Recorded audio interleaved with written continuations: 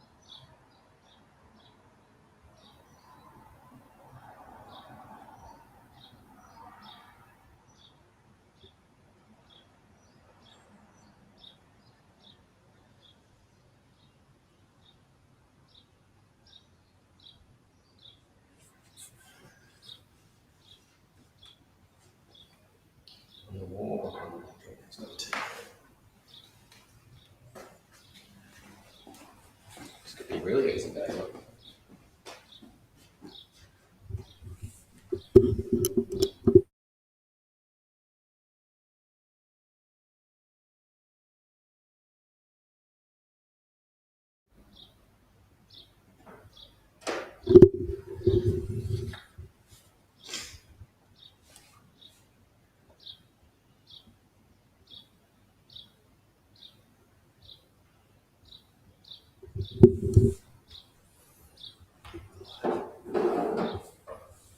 All right, good morning and welcome to the finals day of the Rip Curl GromSearch here at Phillip Island at Smith's Beach. I'm Nathan Rivland here with Finn Murphy. How are you, man? I'm really good, really excited. It's finals day, and looks like we've got some, kind of okay grovelly conditions down at Smith's Beach.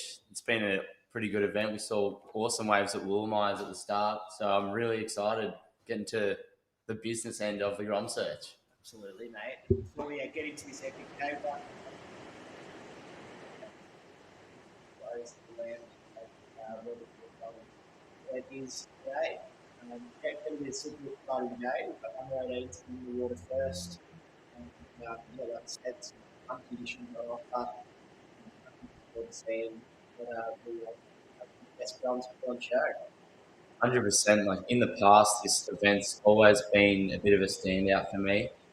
Watching these drums, like you watch them from under 14s now all the way to under 18s, and watching their progression and the level of surfing each year, I feel like just gets better and better and better with these drums. Fantastic to watch. I think we've got Mitchell Peterson in the first heat. We'll just wait to see who the other competitors are in this one.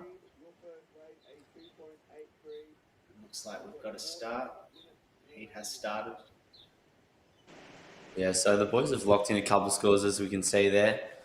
Like you said, we've got Mitch Peterson, Jacob Azan, Darcy Dwyer, and Hunter Anderson.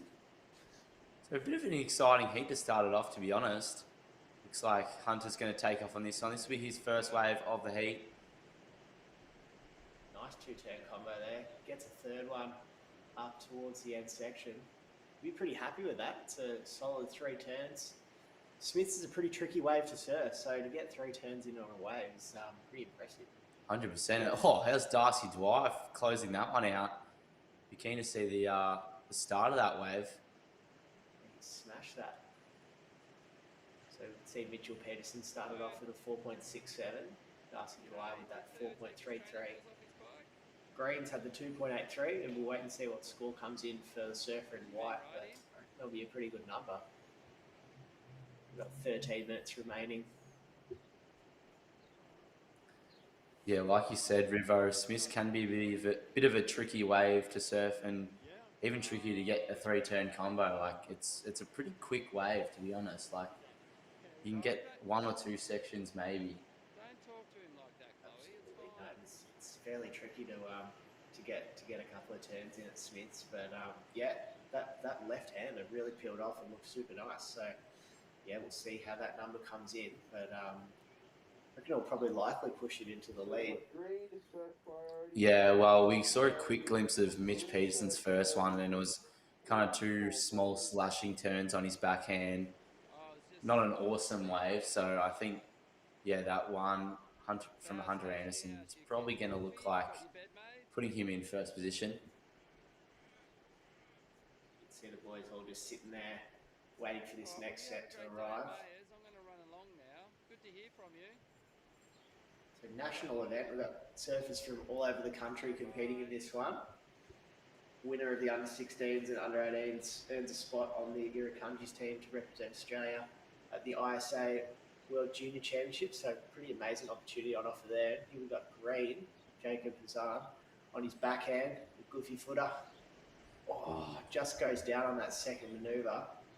It was looking like a good wave for Green. So he'll be spewing that he fell off on that one. Yeah, and looks like he's feeling the cold. Looks like he had gloves on then. I believe he's from central New South Wales, so Phillip Island's definitely a bit of a colder climate. And yeah, these surfers, they'll be definitely feeling it. It's been a cold winter down here in Victoria. It has been, but hopefully we'll get some good weather today and tomorrow. It's starting to warm up a bit, so hopefully we're past the colder months and on the way into some nice warmer weather. Second wave of green, 8207. Green, See the scores coming for White. Wondering if that was his first or if that was his last one. We both anticipated that score was probably going to be a bit higher than the 3.77, so maybe that might have been one we missed during the break. You can see Blue in first place at the moment with a 9.16 heat total. Let's have another look here on the backhand attack. Throws it up vertical and goes down on that one. So pretty small scores getting thrown around here at the moment. Other than Darcy Dwyer's broken through with a couple of mid-range scores. And we're already halfway through this heat. Yeah, we've seen like a little bit of action. The boys looks like they're just trying to get the feet in the wax, get busy. Yeah, plenty of waves being ridden already. We've had probably close to 10 waves already Yeah. ridden in this heat. 10 waves in 10 minutes. It's a pretty good strike rate. I definitely don't get that when I'm surfing. 10 waves in 10 minutes. Yeah. It looks like Mitch Peterson's going to have a look at this one. So he'll find himself on the left there and gets that one thrown down on the backhand.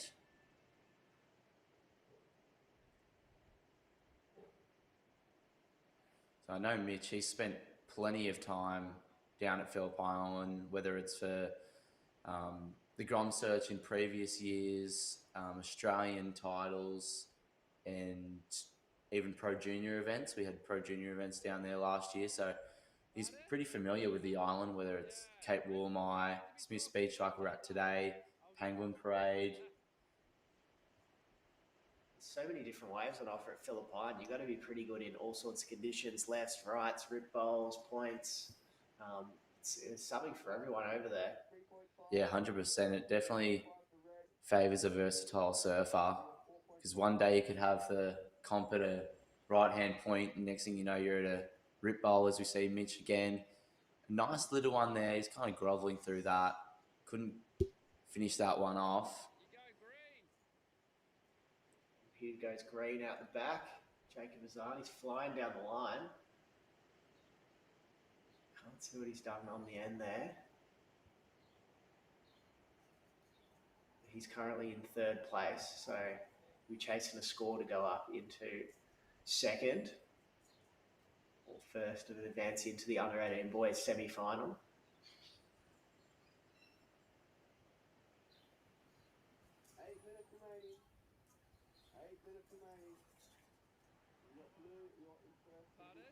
Yeah, just under 8 minutes to go. White's in fourth, Green in third place. Mitchell Peterson in the red is in second, and Darcy Dwyer in the blue currently leading this one with a 9.16 heat total. So you can see a little bit of movement in the water. Looks like white and red and blue all having a bit of a look. Blue and red having a bit of a paddle for this one. Yeah, I'd say blue has priority over red. So see Darcy taking off. Of course, he's our heat leader. Nice little cut back to the section. Finds the lip and a bit of a finner is there to throw it off. Yeah, nice blowtail manoeuvre there from Darcy Dwyer. So wait and see if he can extend his lead in this one. Yeah, good use of priority on that one to keep Mitchell Peterson off it. Mitchell can really throw it into the air and go pretty crazy. So a section like that, there was a couple of good sections on there to throw it into the air. Probably a good call there from Blue to hold red off that one. And he got some work done on it, and we'll see if that goes into his top two scoring waves. Yeah, like you said, Rivo, Mitch Peterson, he's got a very deep bag of tricks, whether it's from rail game to taking it to the air. So you definitely want to stay at his heels. You don't want to let him work over you or get even one score over you, because he can just drive. Like once he gets in the lead, he can just go bang and get through really, really good waves. And next thing you know, you're looking at your score sheet and your combination. Yeah. So Blue did improve his situation. He's gone further into the lead.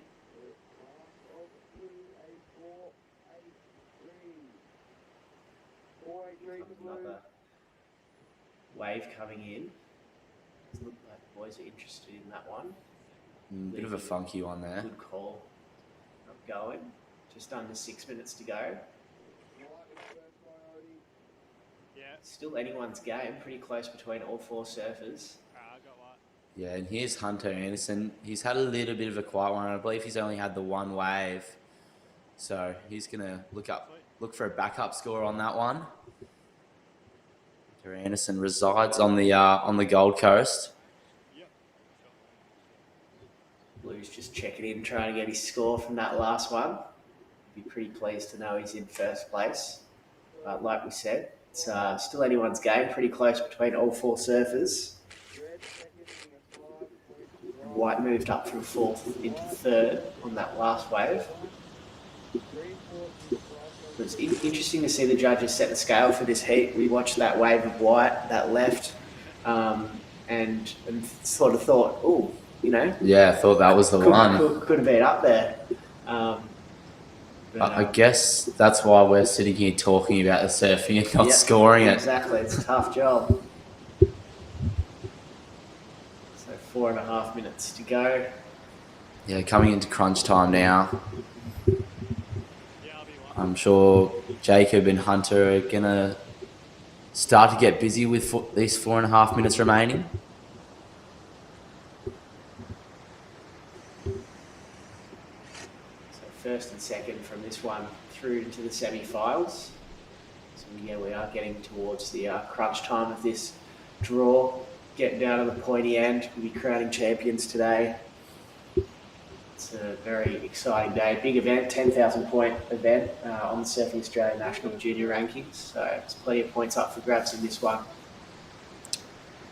Yeah, this is a huge one for these surfers. Like you said, national event, so everyone's coming from every which way, and we can see some movement in the lineup. Mitchell Peterson, he's from Noosa, so he'll make his way out the front of this wave. Nice backhand snap. This one kind of flattens out there, and I think that second turn's going to be incomplete. Just getting a bit hung up on the back of that wave. Chase a mid-range score to go into the lead.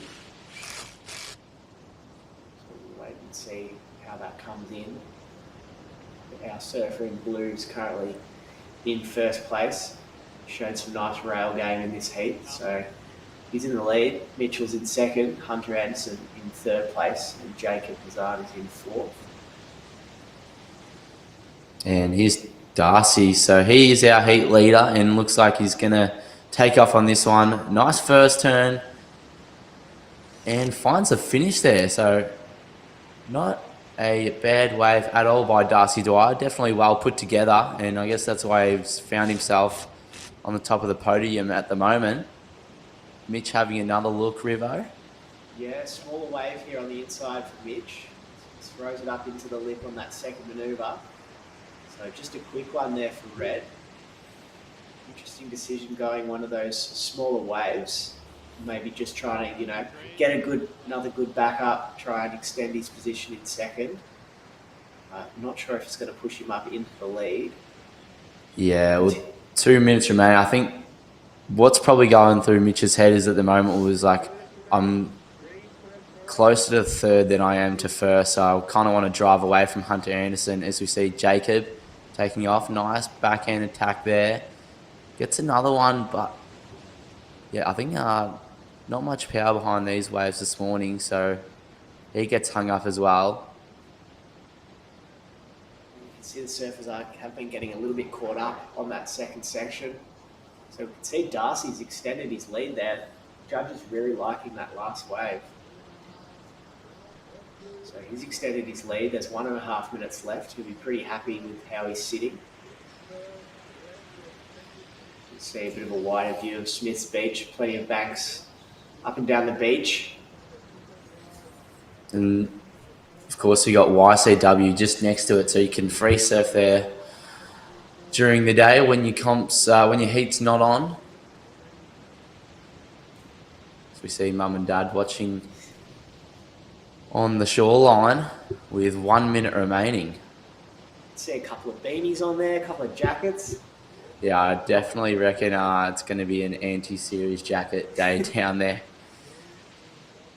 I think that's a bit of a common theme at these Phillip Island events, especially for crew coming down from Noosa, like Mitch and his dad, or even Hunter Anderson coming from the Gold Coast. Those guys will be packing up the jackets and the tracksuit pants for sure. So we see 30 seconds remaining. Hunter Anderson taking off here. I reckon he had priority over Mitch Peterson, so definitely a good use of priority.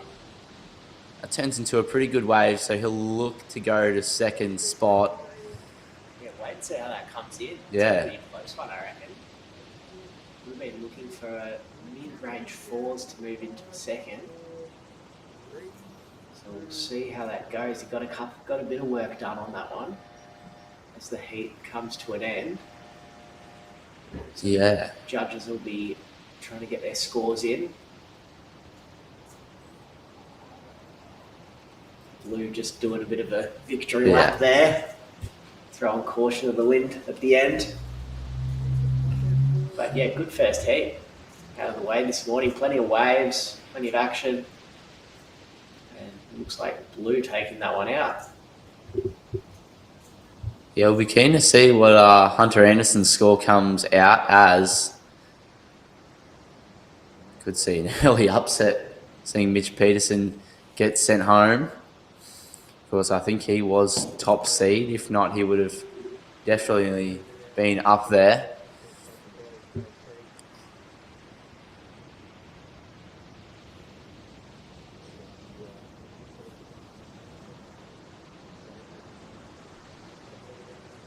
So you can see the support crew getting down to the competitors on the beach.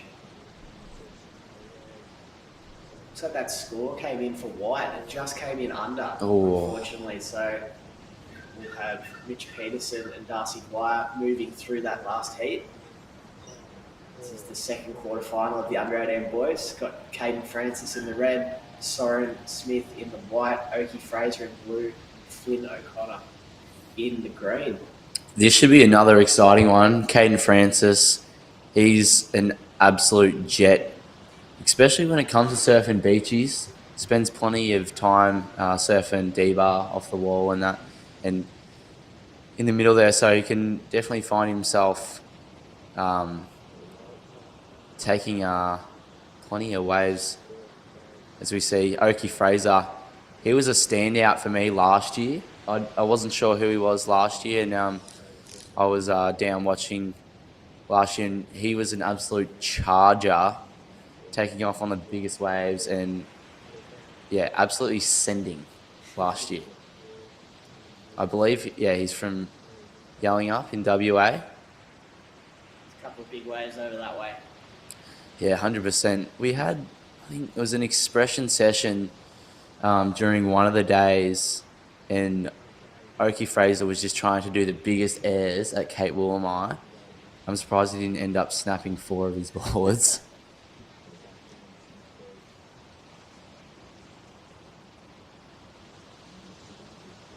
See green having a bit of a look maybe. Opting not to go that one.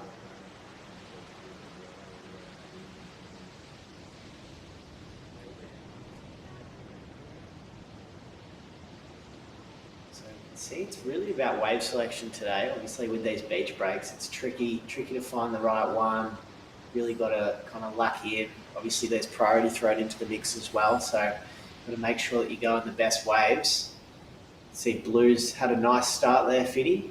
Yeah, just locking in 5-1-7. It's a pretty good way to start the heat, especially with conditions like this. It can be tricky out there, like we were saying early on. It looks like Oki Fraser's going to have another look. So staying busy here. Nice first turn. He's got a really nice backhand here. And yeah, finds a 3-piece combo. 3-piece combo. Look out. Chicken, chips. That was nice from Blue. So probably his second score's probably to sit around where that first one maybe came in. So he's had a really good start to this heat, staying nice and busy. Yeah, that's a really, really good way to start your heat. Getting to I'm going to say that's going to be a mid-range score for his last one, but getting 2 mid-range scores locked and loaded with still 17 and a half minutes remaining. I'm sure he'll make his way out the back, and once he gains priority again, he'll try and hold on to it. Absolutely. So a good start there from our surfer in Blue. See Green started off with just a minor 1.67.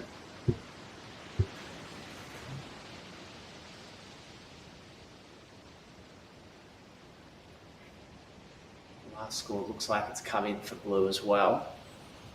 Just around that 4.5 mark. Like you said, yeah, good start for Blue. Oki Fraser, 9.34. Heat total. Only 3 minutes of a lap, so yeah, good start for Blue. It's having another look. Under priority. Maybe he's just trying to stay warm. Yep, could be the water temp over here on Phillip Island. Pretty fresh. What would it be at the moment? 15?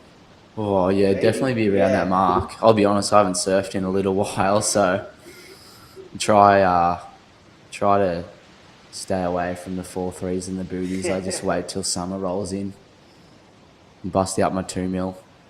Yeah, absolutely.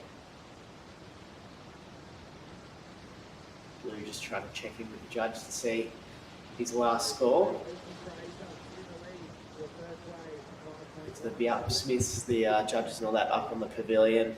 Mm. Bit of a distance away from the water, so might be a little bit tricky for the surfers to hear. Yeah, it's a kind of an awesome setup being a spectator at Smiths Beach. They've got the big boardwalk there. Here's Oki Fraser, just a quick one. But yeah, they got the boardwalk there. Pretty sick setup on the beach. It's kind of a cove almost. So you can set up there. There's rock pools and that you can play out. We are talking about YCW, just the break down the beach that you can surf out all day. And then when you're feeling a bit peckish, you can head up the road. There's shops up the road. Yep. Check out the surf shops in there. Maybe grab yourself a new heat seeker or something like that.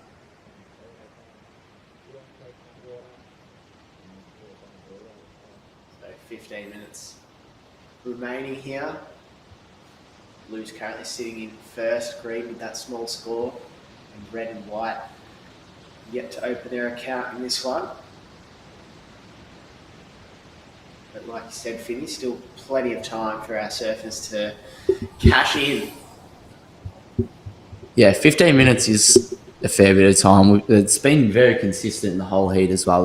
There's been a flurry of waves probably every 3 minutes. So there are definitely plenty of options. Caden Francis and Soren Smith, they just haven't found the one for them just as yet. But knowing Caden Francis and knowing how good he surfs, I'm sure there could be 2 minutes remaining and he'll find 2 tens. Like, it's crazy. Remember, I reckon 2 years ago maybe when we had a pro junior event down here. I think he would have been under 16s or something like that.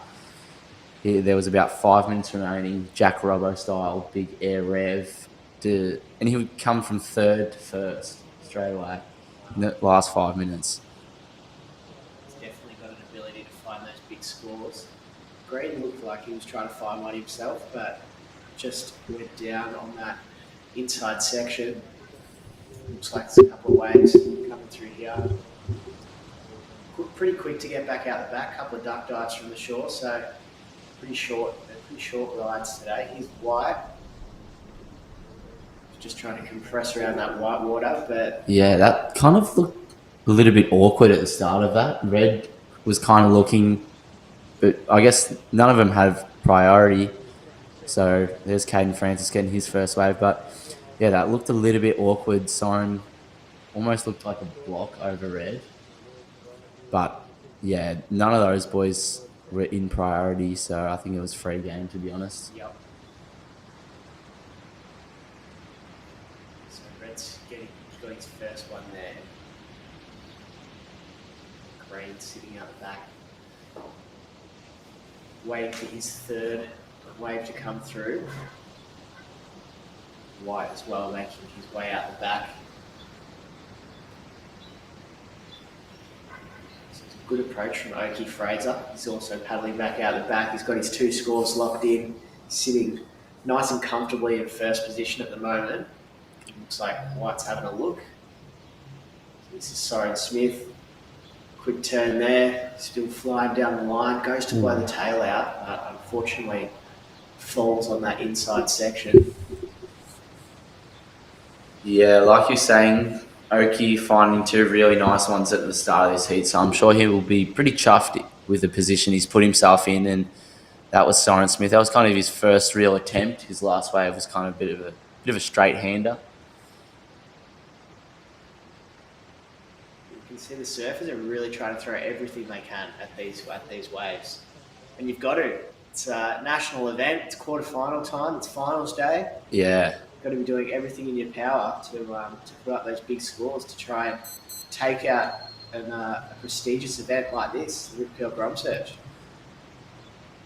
Prestigious event is one of the best ways you could have put it, Rivo. We see GromSearch winners go on to win world titles and go on to land their ways onto the CT, like Joel Parker and Mick Fanning, both won national GromSearch events. They had a pretty insane heat back in 2002. I think it was them in the final. So if you can find yourself in the final, does that mean go on to win 3 world titles or 1 world title. Definitely a good pathway. Absolutely, with GromSearch. It's shaped a lot of our surfing champions here in Australia and abroad as well, with the international GromSearch events overseas. Erin Brooks 2 years ago winning the national GromSearch. Now she's put herself on the CT when she's only 17. Yep. That's definitely a fantastic progression for our surfers. Here's Red, Caden Francis on his backhand, throws it up into the lip with that one turn. So he's had a couple of waves here where he's had the one turn. We'll be hoping to find something a bit more face on it, but he's had a solid start with 10 minutes to go. So we can see Blue still sitting in first. Yeah, it looks like Flynn O'Connor's going to have a dig at this one. So finding himself on a nice left there. Still the first turn was pretty nice, but missed the second.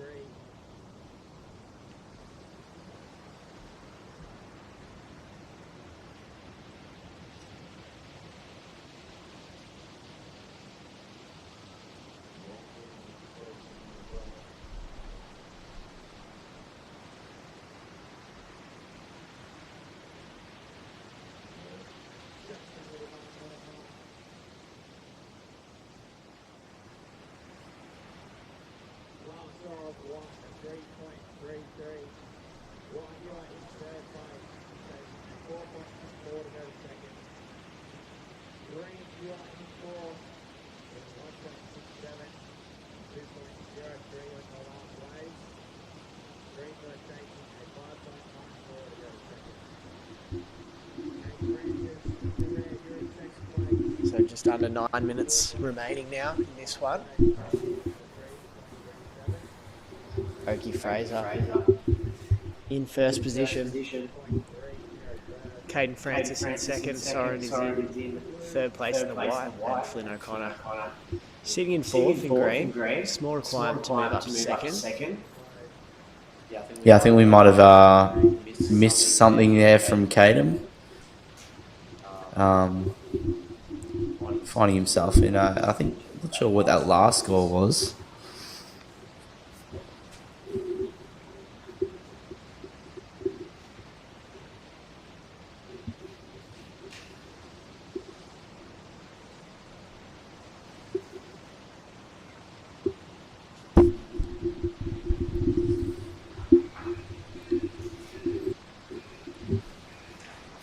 Yeah, so Caden, just two small kind of scores, a 4.6 and a 3.37. But this has been a really quiet heat, as we see the under 18 girls making their way up the beach. You can, when paddling out at Smiths Beach, you can kind of use a little bit of a rip down the beach as your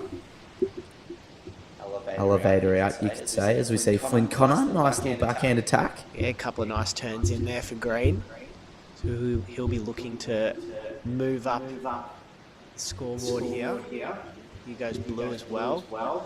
Comes around that whitewater section. Good section in front of him. Lowers the tail. Unfortunately unable to ride out, but that's the kind of manoeuvres we want to see. The judges want to see. Yeah, I'm hoping now that Oki's kind of got himself in a pretty comfortable position. I mean, Caden's starting to merge on into first place as well, but I'm hoping that because Oki's got himself in a pretty good spot, that I'm going to see him start launching a bit. Absolutely. That's what we want to see today, is exciting surfing. And hopefully the conditions pick up a bit during the day. I'll be honest, I haven't had a huge look at the forecast, but yeah, hopefully when we start moving into these semis and the finals later today, we're going to see some really exciting surfing from all age divisions, not just the under 18s. Got 18s through to under 14s through to under 18s, so plenty of surfing on offer today on finals day of the GromSearch. like we were saying, winners of the under 16s and 18s, male and female divisions, earn a spot on Irakanji's team to head to the ISA World Junior Championships and wear the green and gold. Pretty amazing opportunity for them. 100% to represent your country in an international event for such an awesome sport is definitely exciting. And the Irakanjis have such an awesome coaching team as well. So even to get a spot on the team, to even go over to El Salvador, which I'm guessing they're going to have it there again, maybe not. But yeah, to even get yourself on the team and to work with the coaches that they have, with Surfing Australia and the HBC and all of that kind of jazz is an awesome opportunity for these Groms.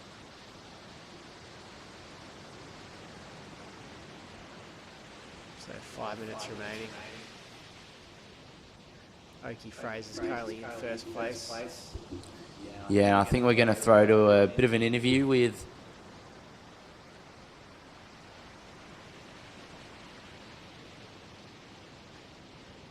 we're going to move to an interview with the team on the beach, interviewing some surfers from the last heat, I believe.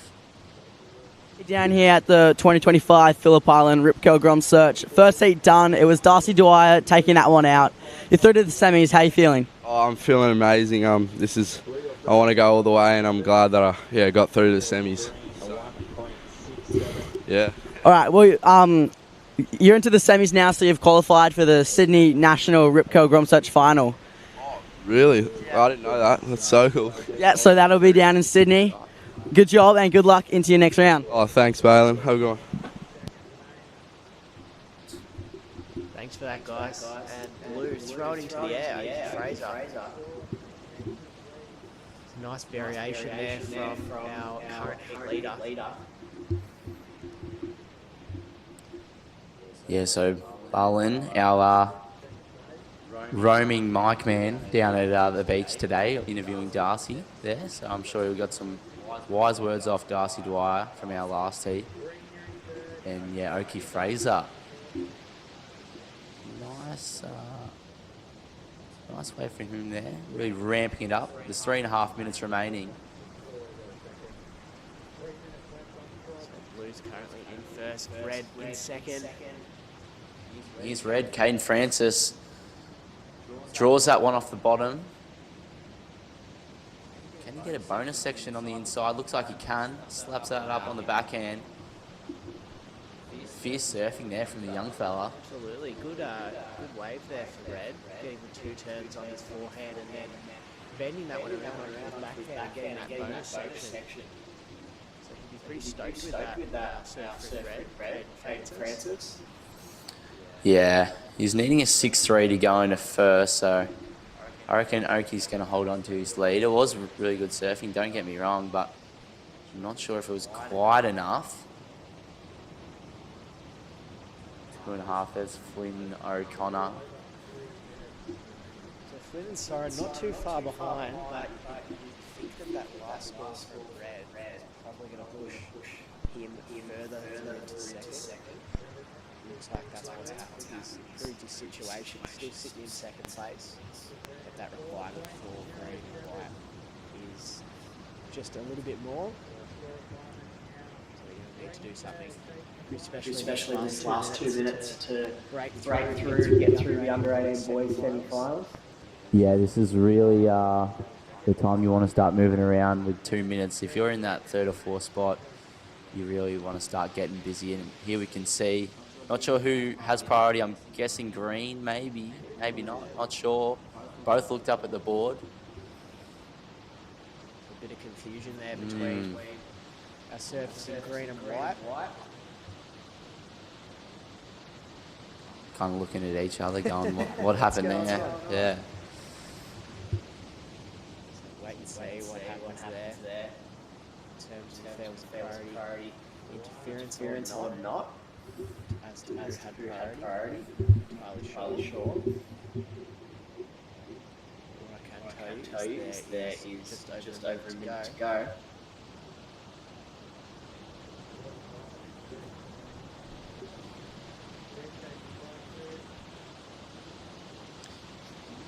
Yeah. White might have got the interference there. Yeah, not sure what's going on. So one of the scores it looks like cut in half. Yeah. He's signalling to someone there, Soren Smith, but yeah, Oki Fraser having a quick look at this one. 40 seconds. This is going to be a bit of a victory lap here for him. Let's go switch. He's pretty happy with his position in this heat, making his way in with 30 seconds to go. Yeah, then we can move over to the under 18 girls quarters. A couple Victorian locals, Lillian Bassett and Sophie Wilkinson.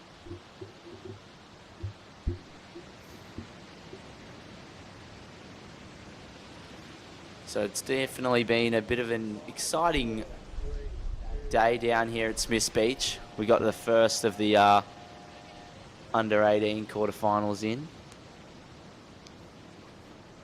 And I'm going to invite James Miles into the booth. How are you, James? Good, mate. James, very formal. Very formal, mate. Girl events, I'm James. 100%. Yeah. Cool, I'll take it. How are you, Finny? I'm really good. That's the way. Really good. Beautiful event here at Smith's Beach. As you guys have sort of said, it's an ideal competitive environment. Everyone's going to get an opportunity through the course of a heat. It's maybe not the most perfect wave in the world for a competition, especially a junior competition with four-person heats. It really is a good competitive venue and hosted a lot of Victorian events over the year. We spent many afternoon in the sand dunes commentating 100%. Great to be back here. And as you say, a couple of local Victorians here in the quarterfinals of the under 18 girls. Yeah, it looks like one of them's going to get to start us off here. This is Sophie Wilkinson. So she's from the Mornington Peninsula, kind of just the other side of the bay, if you will. I think all of the Victorian competitors in this field will have surfed plenty of heats at Smith's Beach. 100%, whether it's from state rounds to open rounds, even GromSearches like last year. There's Lillian Bassett. She lives at the other side of the coast, so she is in the Bass Coast region. So I'm sure she's had hours and hours of surfing at Smith's Beach.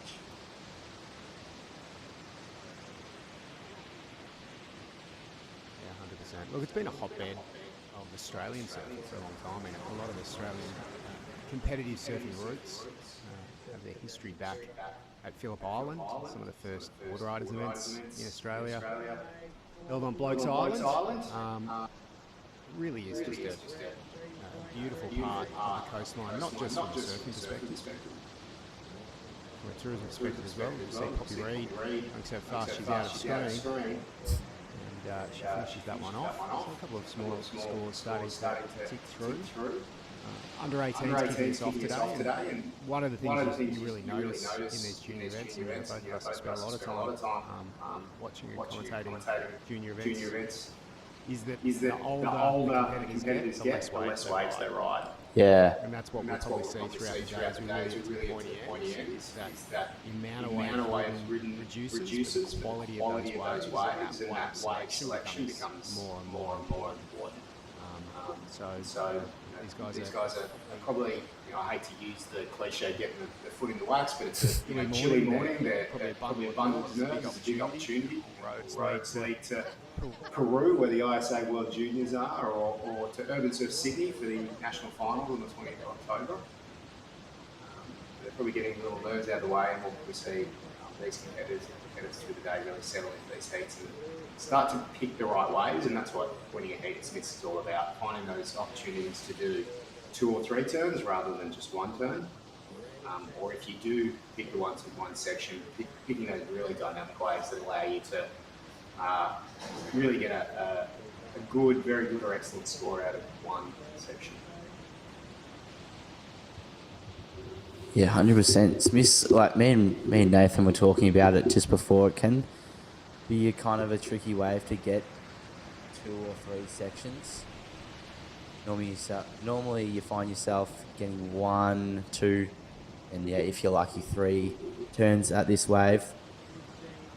But peeling back to what you were saying about Phillip Island not just being awesome for a service perspective, even if I'm sure there's a couple parents down there that don't surf and they've gone to check out the racetrack, the penguins, even a cheeky little chocolate factory down there. There's heaps going on Phillip Island. They're amazing. We probably don't realise it as much here in Victoria, but it's a worldwide tourism attraction. There are thousands of people every night who see surfing in red. Pull the trigger using priority there. Little clip up into the lip, so that's one turn. Looking to finish it, and that's a much finish. Second turn there. My take. Surfer in blue. Two-turn combo, as we said, a little bit about picking those ones that give you a few opportunities, or at least one really dynamic opportunity. That's what she got. Matt has taken her in front. Early doors, 15 minutes to go. Under 18 girls quarterfinal, league number 1.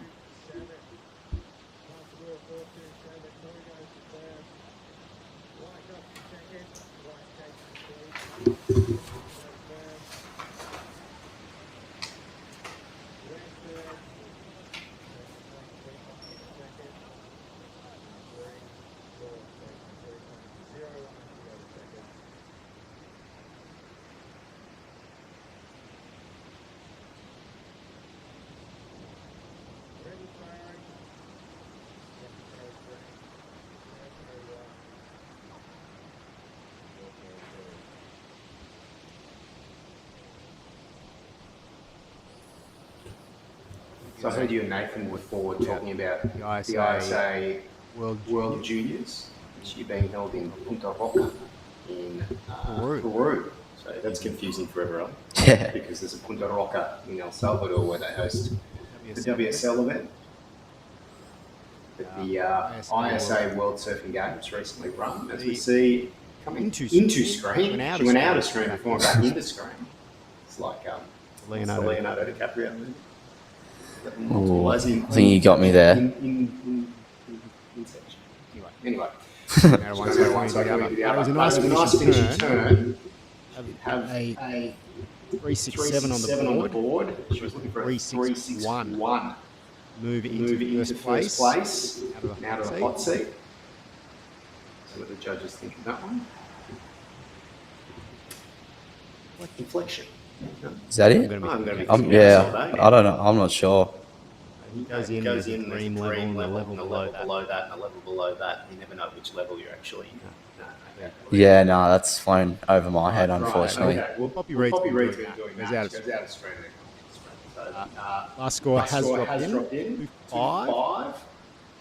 Not enough to lead off the surfer in blue. It is enough to move her into second place, which is an position. Going to increase the requirements for Sophie and Lillian. The Victorian contingent here, so Sophie chasing at 285 and Lillian 5. So Punta Roca in El Salvador is where they hold the WSL event, and then just down the coast at El Tunco or Surf City is where they host the ISA World Surfing Games. And Darren Henry, of course, is a Rip Surfer. I'm sure has won or been part of the Rip GromSearch many times over the years. I think he's down there at the moment. The open men's. Coaching a couple young fellas. Just shows you the pathway that Rip GromSearch can lead to. He's obviously incredibly young to be taking out ISA World Surfing Games, but it's hard work. Seen him at URBNSURF Sydney a lot, working in Surfing Australia High Performance Program there, and I think we'll see it start high next weekend. So it's been a big year for Dan Henry, very talented surfer that's come through this Rip GromSearch program. Yeah, Dane is an unbelievably good surfer, especially for his age. I think he's only like 19 or something, and like you said, winning ISA events and all that at such a young age is unbelievable. Here's Lillian Bassett. Nice backhand attack on that one. Just a quick close out. Yeah, and I believe we're going to throw to another interview with Loki on the beach. Final heat 2, it was Oki getting the jump on that one. How do you feel? Good, stoked. Kind of tricky conditions, but if you can find a wave, it's almost fun. All right, well, you've moved on to the semi-finals. You've qualified for the Ripco GromSearch National Final. Thoughts on that? Sick. I'm stoked. Sick. All right, well, good luck into the next round. And what's your focus in the semis? Just do some big turns and find some good waves. Hopefully get through the final. Sick. All right, well, good luck and see you around. Well, thanks for that, lads. That's Oki Fraser, our winner of our last heat. He got 2 really good ones at the start of that and was kind of just cruising for the rest of it. We're back with the heat number 1 of the under-18 girls quarters. Maya Tate just finding herself in first position. Poppy O'Reilly in second.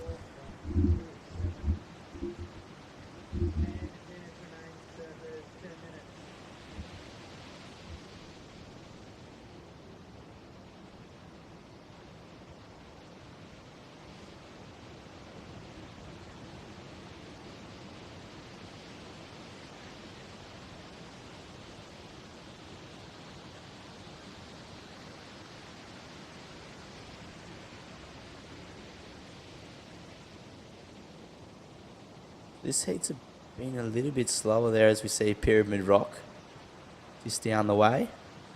But yeah, we haven't seen lots of action in this one.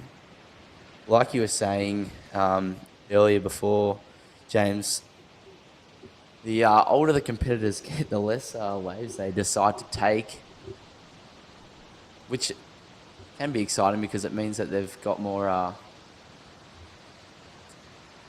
what's the word? It's slipped away from me just now. Movie names. Yeah. No, look, it's interesting. Obviously, probably like a lot of our viewers have been tuning in overnight in watching the Challenger Series and the Australians over there. And at that level of the game, it really becomes a sport of 2 different skill sets. And one is the surfing skill set. Do you have talent and the skills in the water and the technique to be able to execute when the opportunity comes? The second is heat management and how do you make sure that you're on the best 2 scoring rates of the heat. As we see Sophie Wilkinson up and riding, and she has found a nice corner here. Left moving way down the beach and a nice finishing turn. That's quite a lot of spray. Chasing an enormous number to move into advancing position. So the judges think of that, currently holding down a 3-3-3. She was looking for a 2-8-5 to move up into second and take Bronte's Poppy Reid down into third. And as I thought, that spray is exactly what the judges look for at Smith's Beach. And she's been rewarded with the highest single wave score of the heat there. A 4.63, and then has moved her up into first place. Yeah, nice strong surfing from Wilkinson. Just the one turn wave. But like the quality throughout that turn. That's what you want at Smiths, though, right? You want that bit of velocity, a bit of wow, and whether you do it on, one good turn, it's sometimes a bit better than 2 or 3 half turns. So a well surfed wave there by Sophie. She sort of had that opportunity early on in the wave to really attack a steep section, and she chose to use that to generate speed into that finishing turn. And I think that's what the judges really liked about a well managed wave, as we see Poppy Riley from Bronte in Sydney on her forehand here. First turn to get things started. She'll love a section here at the end of this exclamation mark.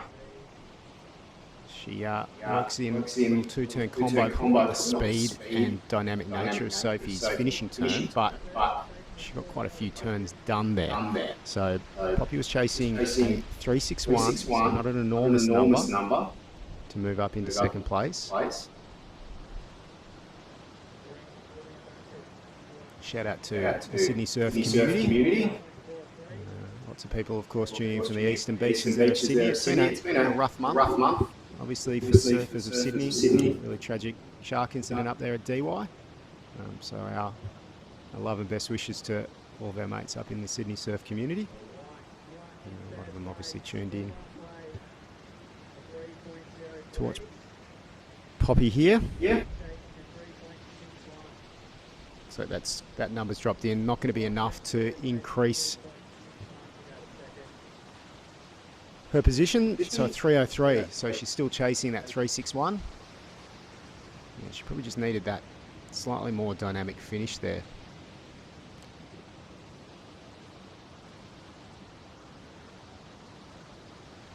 Yeah, it's still a bit of time though. Just on 5.5 minutes. Here's Sophie Wilkinson going again, looking to extend her lead. So kind of navigated through that one. Bit of a funky wave there. You see, yeah, we might see her have a look at this one, and she'll take off. So she's going to cruise past the section, finds herself with an awesome section, and just goes full throttle on that one. I reckon the judges are going to love that. They will eat that up. You'll hear us say many times today, I'm not a judge, but. So I'm going to change that and say I'm not a judge, and that's going to be a really good score for my Tate and get her back out in front. That'll move Sophie Wilkinson into the advancing position and increase the requirements that both Poppy Reid and Lillian Bassett are looking for, because that's how maths works.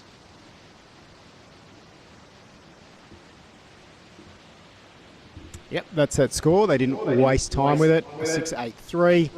The 4.27. She is now well and truly out in front. Sophie Wilkinson now back in the second place. She's number 6.48 to move out of the hot seat into first. And so now Poppy and Lillian both chasing down the surfer in red, Sophie Wilkinson. So that's a 4.3. Poppy O'Reilly, I should say. Her requirements increased to, and Lillian Bassett now looking for a 3.54. An enormous score for either of the girls. Certainly well within their wheelhouse. 4 minutes. Time starts to tick away. Yeah, this is kind of the lure time in heat where you can try and wait for that one wave to come through. Sometimes it never comes, or you can kind of scrap around with what you've got.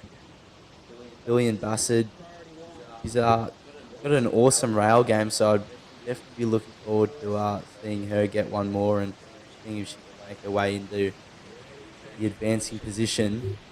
She's really only got one scoring wave here. I mean, she goes 0.67, but then a 4.43. So she's got a solid number, just needs to back it up. And, you know, again, one of the good things about Smiths is, you know, while priority is obviously something that a lot of these athletes are aware of, there are opportunities outside of priority here. So, you know, you can get away from the pack, you can find a little corner, and you can get the number that you need. Which also leads to some fun tactical battles as people sprint up and down beaches, try and follow their competitors as the heat unfolds. Who's your favourite Phillip Island surfer? Favourite Phillip Island surfer's got to be Joe Van Dyke. BD. He's really, yeah, he's unbelievable. I'm a big fan of him. He can charge the slabs and do some pretty insane airs, and of course on tour for a long time there. Yeah, she's just involved in a new venture, Cinca Tequila, with a couple of her friends. So good to see Nikki settling well into life after tour, as we see Poppy O'Reilly not needing a huge score there. She's stuck underneath Sophie Wilkinson. On her forehand. And I'm going to say I think that was a little bit better than her previous 3.03. I'll be watching my live heats very closely here to watch this score come in. Just under 2 minutes remaining. I'll drop the cliche, mate. I'm not a judge, but I think that's going to be very close. Yeah, I reckon this is going to be make this heat a little bit awkward. I think Lillian Bassett was scratching into one there.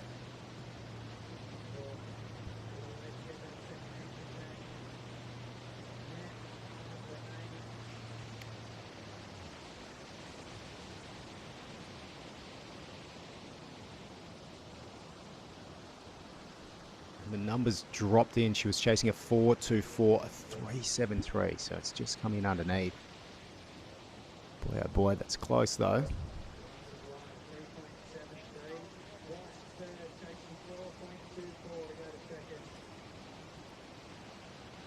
counting down a minute to go. You see Mai Tate and Sophie Wilkinson, our current heat leaders. Of course, first two surfers will advance through to the semi-finals. There's a score pending for Lillian Bassett. She was looking for a 3.54. She got a 2.9. So both Poppy and Lillian just coming up short. Just trying to look across our camera angles here. There you can see Poppy is in the water. Can't see the surfer in green. Well, there's two greens. So one of them will be Lillian Bassett. Not sure what the priority situation is.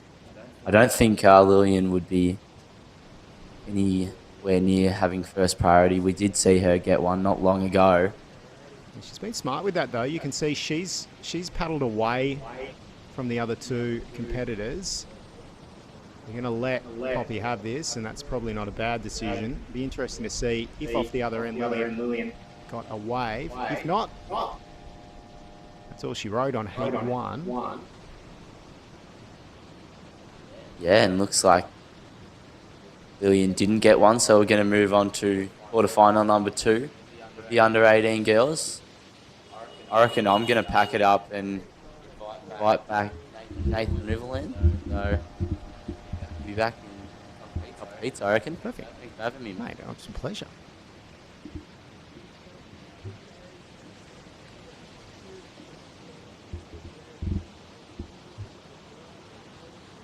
All right, looks like we are underway. Heat number 2 of the under 18 girls. You're watching the Rip Curl GromSearch from the beautiful Phillip Island. We're at Smith's Beach today. Been all over the island this week. It's a beautiful sunny day down here in Victoria. We're supported by the Bass Coast Shire Council. They do an amazing job for tourism in Victoria and in Australia. As we mentioned the Penguin Parade before, but there is so much going on at Phillip Island. Really is a beautiful, natural place that you want to spend time. So disappointed, Poppy O'Reilly there from Bronte, but final in Curl GromSearch. Not a bad result. And welcoming back to the booth, Nathan Riverland. River. Thanks, Jimmy. Good to be back in. To have someone calling me Jimmy again. It was freaking me out, Finn calling me James. Very formal. Jimmy. Just rolls up. Yeah, a bit better than James. I don't know. I'd feel weird calling you James. I looked over and wondered whether my mum was in the commentary booth with me. We see Osha Curtis getting us underway. Really nice. I was going to say first and last turn there, but we saw in the last heat, one turn, well executed, can certainly be a number of consequence here at Smith's today, and I suspect that will be one. So a really good start for the surfer from Lennox Head. Should feel comfortable going right. Absolutely stacked heat. Got some great surfers in this heat. Osha Curtis, red, Gracie Kennedy in white, Ava Holland, Florian in blue, Alice Hodgson in green. So, yeah, absolutely stacked heat. They all are when you get to this pointy end of the event. Yeah, absolutely. Finals. Trivia for you.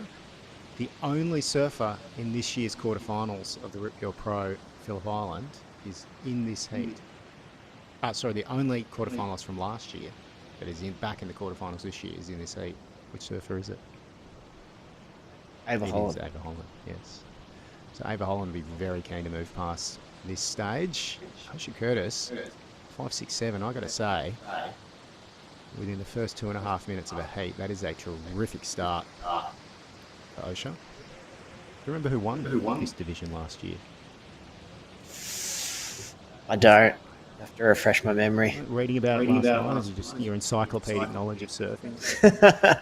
Might have missed that one. It was Ruby Berry. She beat a Victorian Queenslander in the final. That should be enough of a hint to know who that was. Yeah. Was it Mia Huppert? It wasn't Mia Huppert. I think Mia Huppert's moved out of the junior division about 17 years ago. Anna Huppert? It wasn't Anna Huppert either. Oh, Isla Huppert. Oh my gosh. Too many Huppertses. There's 3 of them. Too many Huppertses. It was Isla Hupperts, and she's obviously currently sitting number 2 on the regional QS ratings on the WSL. Had a great quarterfinal over in Over in Japan, as we see, last year's quarterfinalist, Ava Holland, two-turn combination. Ava Holland would have surfed 1 billion heats at Smith's Beach, so she knows exactly what the name of the game is, and that is find waves that you do 2 good turns on, and you'll be rewarded, and she has been with a 4.33.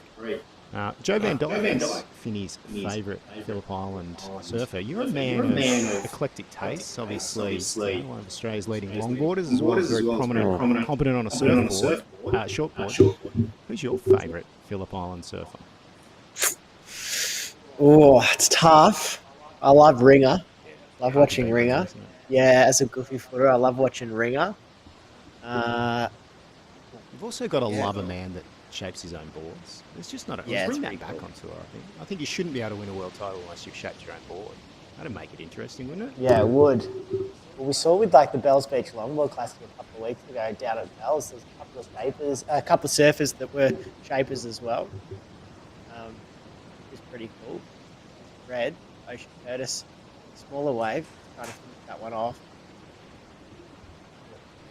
Falling. She's currently in first. Plenty of action. Green as well. That one. Yeah, Red is in first place. Blue in second. Green just opening her account on that one, so we'll have to see how that score comes in. Gracie Kennedy white. 15 minutes to go. Like I was saying, yeah, it is pretty cool if you get a surfer shaping his or her own boards. Rare, but it's pretty cool. I'm trying to think the last sort of CT competitor that shaped their own boards and actually surfed on them was probably Jake Patterson, isn't it? Snake used to shape some of his own boards. Yeah, obviously, a huge heritage in that here in Victoria. Simon Anderson obviously shaping his own board to win Bells in 81. Wow, that was like under the lip. That was sick. I don't think the judges will reward that, but she's got a good score on the board, as you see, Alison Hodgson. And again, just one really well executed turn. That's from kind of Downs, the Jones Beach Water Riders, New South Wales.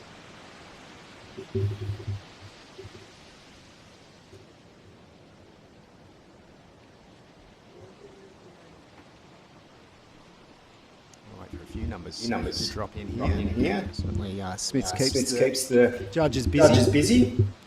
You've never seen a busier judging panel than an under 10 comp at Smiths Beach. Non-stop action. Yep, there's plenty going on, plenty of waves. So actually, the first heat, the Finney and I called, there was waves of plenty. There was so many. Surfers were taking off left, right, and centre. There's plenty of opportunity out there at Smith. There always is. There's always plenty of waves coming through. And you don't need too much of a wave to get a good score. Like we saw, one really good turn, or you throw it into the air and get something like that. This is Gracie Kennedy. Wave is closing out, unfortunately, for her. Score drop.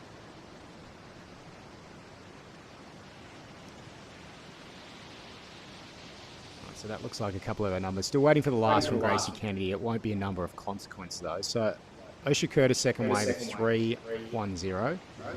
That's going to keep her out in front. Alice Hodgson is our surfer in green. Her last 4.83.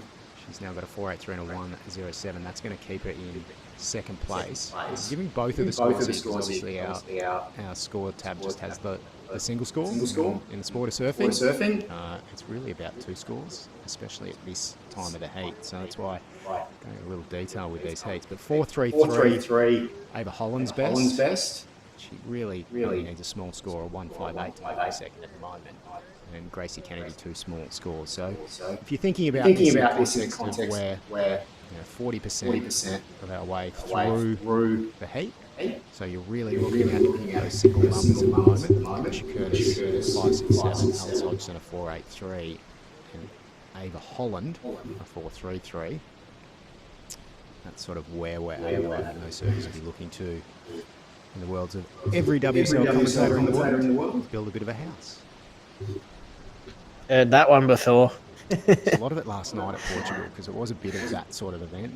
4-person heats, build a house. Nice turn from Osha Curtis there.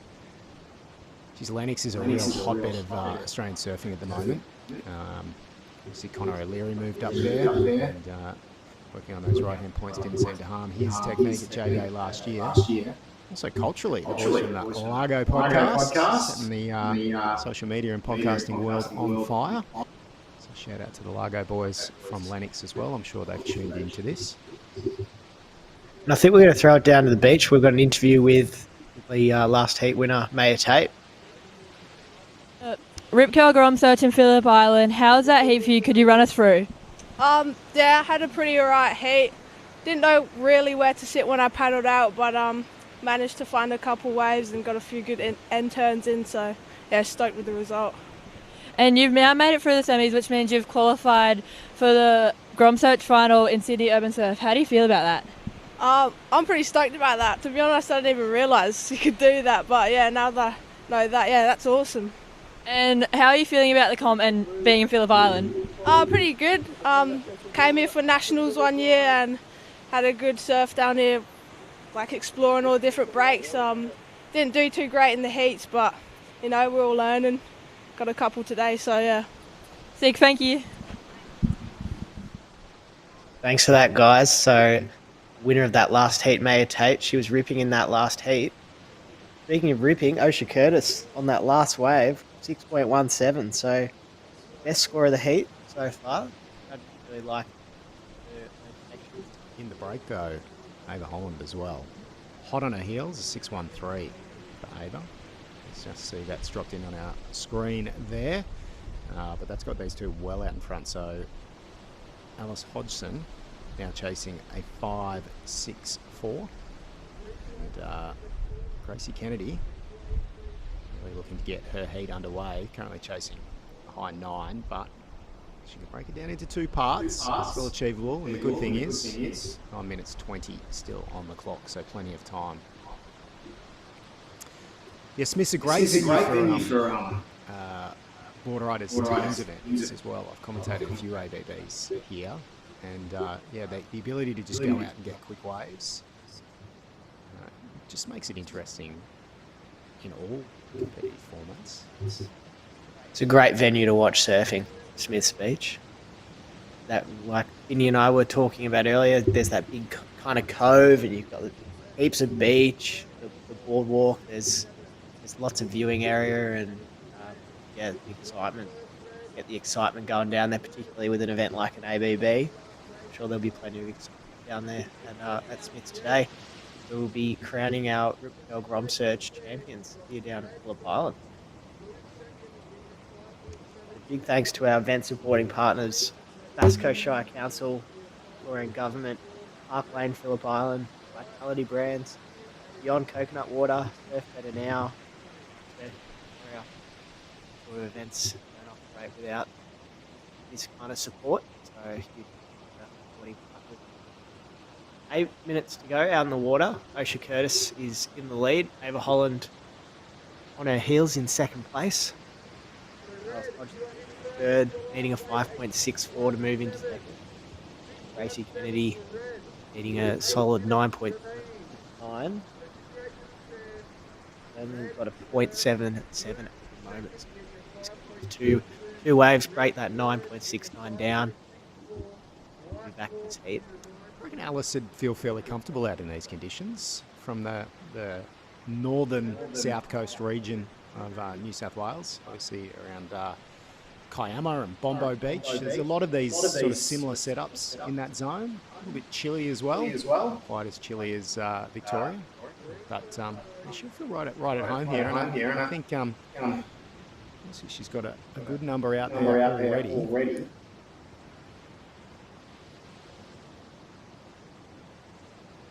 She'll feel like she's definitely in this heat. She's not far off the mark at the moment. She's already got that 4.83, and her backup's a 1, so she'll be looking to drop the 1. But her first score, 4.83, she's only looking for a 5.64, so marginally better than her first one. She'll be back in this, and Would be a tight heat. Stunning part of the world as well, South Coast, New South Wales. It's beautiful. Fantastic waves and just incredible quality of surfers. If you turn up at a heavy slab-like location anywhere in the world and you see a random Aussie charging, chances are they're probably from the South Coast. What's your favourite part of the South Coast? It's a long coast, right? Like if you think of Eden all the way up to Wollongong, there's a lot of coast and a lot of different flavours to it. I love the sort of Ulladulla, Mollymook, Wally area. Great place to go with the family. And then obviously there's some pretty incredible waves around the Bully Point area. That little stretch in there is pretty good. But look, I've had waves on that coast from Maringula to Coaldale. So, it has a lot, as we see. The South Coast surfer up and riding. Almost beautiful commentary from us, but the wave didn't cooperate there. Smiths Beach letting us down. Heard you and Finny before talking about obviously all roads leading to Ganges and the Surfing Australia team heading over to Punta Roca in Peru. Have you been to Peru? I haven't. I'd love to go there. It's a goofy. I'd love to go to Chicama. Great first hit here from Alice. Wow, she was on her way there. She really just needed that second turn. It'd be interesting what the judges make of that. High five. We did need a second turn there. I think Peru would be an incredible location. We're seeing in surf travel at the moment. Switch to the colder wave locations. It's pretty easy to get to the Mentawais in a pair of board shorts, and so a lot of people are there. It takes a little more commitment to get down into the wilds of Peru in a 4-3 hood and booties. But some incredible waves down there, especially for a surfing footer like you. Absolutely. Yeah, I would love to go over there. Yeah, absolutely. That would be awesome. And the winners from this event also will go into the national final, the GromSearch. Yes, that's up at URBNSURF Sydney. Very exciting, and I hear a certain Rip Curl world champ will be in attendance on the day. Look out. Also, a wild card into Stab High next week, so Ollie Picklum in Stab High. Interesting. That's very exciting. Getting towards the twilight of this heat. Just under 4 minutes to go. Osha's still holding down first place. Ava in second.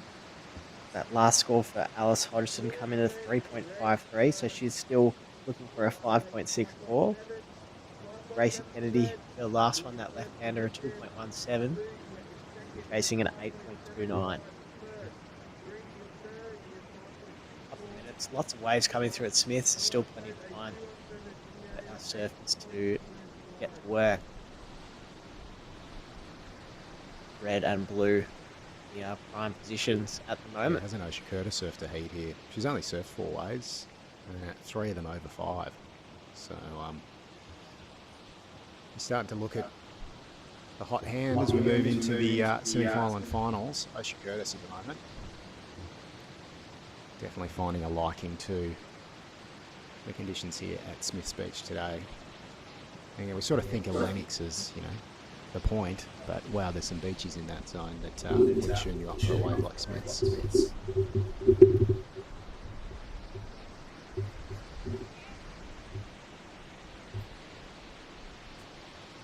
So yeah, Osha's got the 6.17 and the 5.70. Ava Holland with a 6.13 and a 4.33.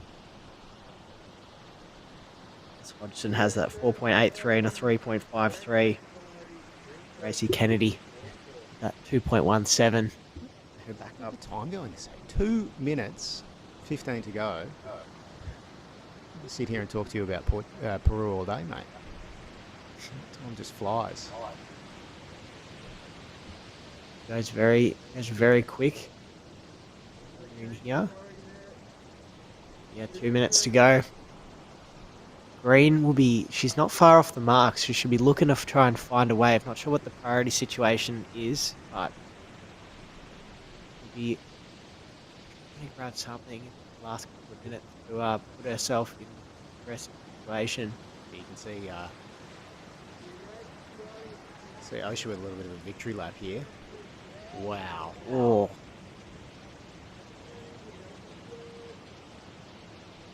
She didn't need score at all. You can look at your watch all you want, Osha.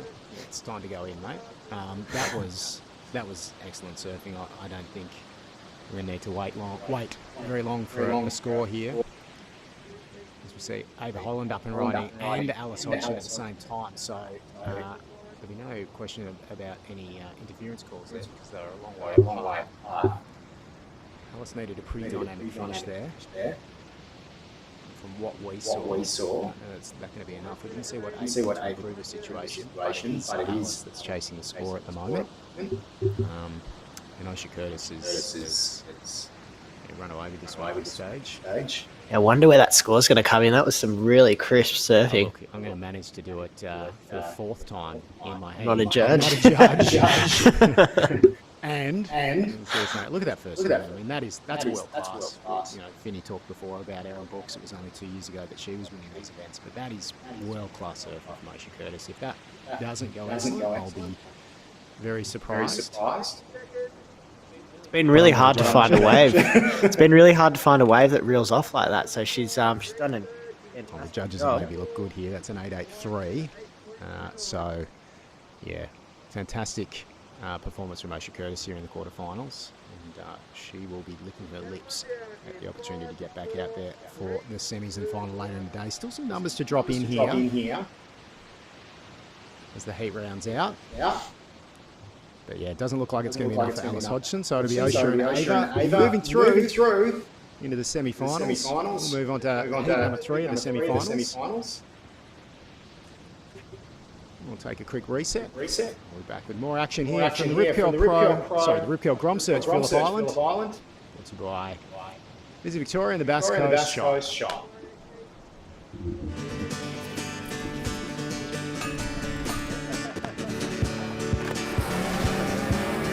On Victoria's Phillip Island, there's 101 square kilometres of amazing to discover.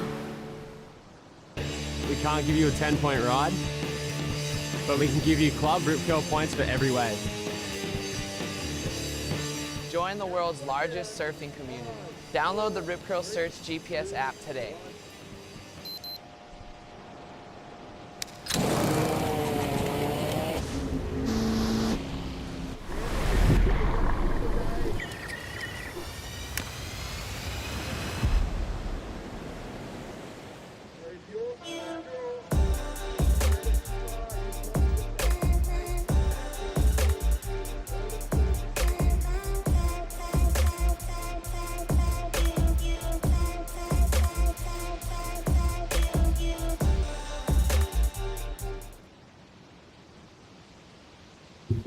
Welcome back to finals day here at the Rip Curl GromSearch. We're at Smith's Beach on Phillip Island. Beautiful Phillip Island. For the first semi-final of the under-16 boys. Nathan Glenn in the booth here with Finny Murphy. How's things going, mate? Really good. Yeah, things are going well. We're moving on to the semi-finals, which is exciting. Man-on-man heats, which I think is an awesome opportunity for these grommets to surf man-on-man. They probably don't get to do it as much as they'd like. It's a bit of a rarity in grom comps, so it's definitely good opportunities. We see Cade Kelly from Newcastle starting off this one. We've also got Luther Bar. Here's Cade. Oh, awesome start. Well, I should say awesome finish to that wave. But Rare Luther Bar in the red. He's spent plenty of time down here in Victoria doing the saltwater program last year. And he's a really good surfer. Knows his way around a heat and really exciting to watch. He's a quick little surfer. And that was Cade Kelly.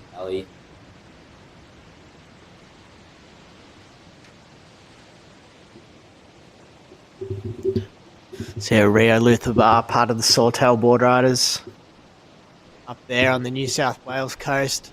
Beautiful part of the world. Got so many beautiful really, don't we? We're very lucky to live where we do, as we see Rio Luther Bar opening up his account. This is an awesome wave here. And bang, locks that one in. There's Cade Kelly's first wave of 617. So already like 5 minutes in, and this is starting to be a really exciting semi-final for the under-16 boys. Yeah, loved Rio's approach on that wave. Real fast, dynamic, just getting to work. Yeah, excellent surf. Rio Luther Bar. Like you said, Cade started off with a 617, so that's a really strong start for White. And we're off to a good start in this first semi-final of the under-16 boys.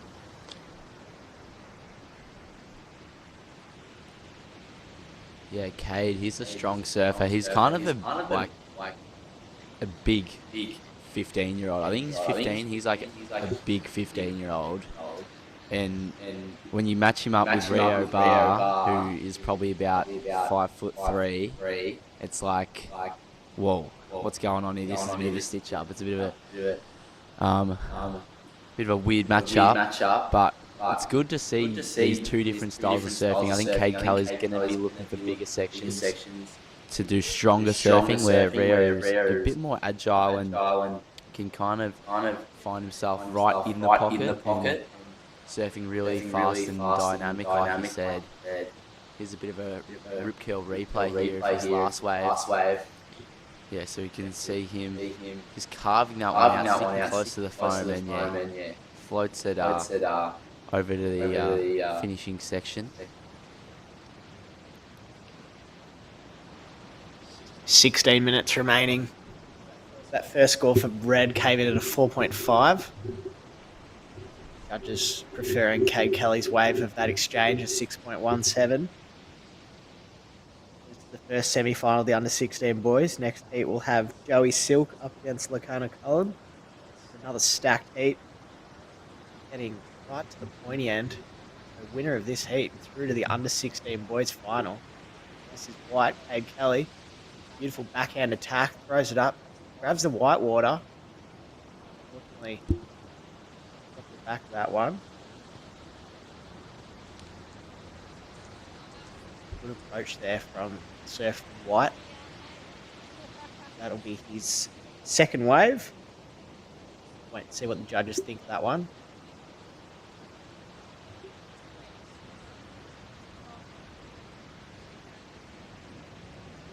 Winner of this division gets a spot in Irakunji's team, World Juniors. Pretty amazing opportunity. 100%. It's very exciting for a young grommet to go all the way to the other side of the world, to Peru, the land of the lefts.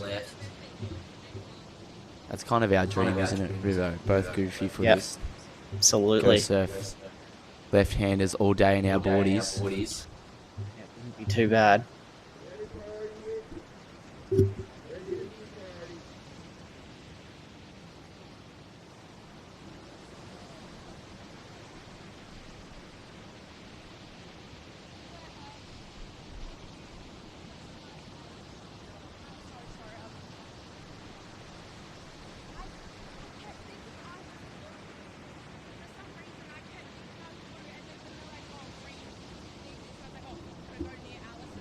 Yeah, definitely be an exciting opportunity for the Groms to make their way over for the Irakunji's team, as we see Rio Bar having another look at this one. Oh, how's that finish, Rivo?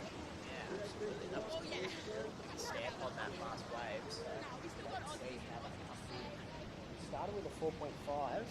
Cade Kelly's last score has dropped in as well. It was 3.83.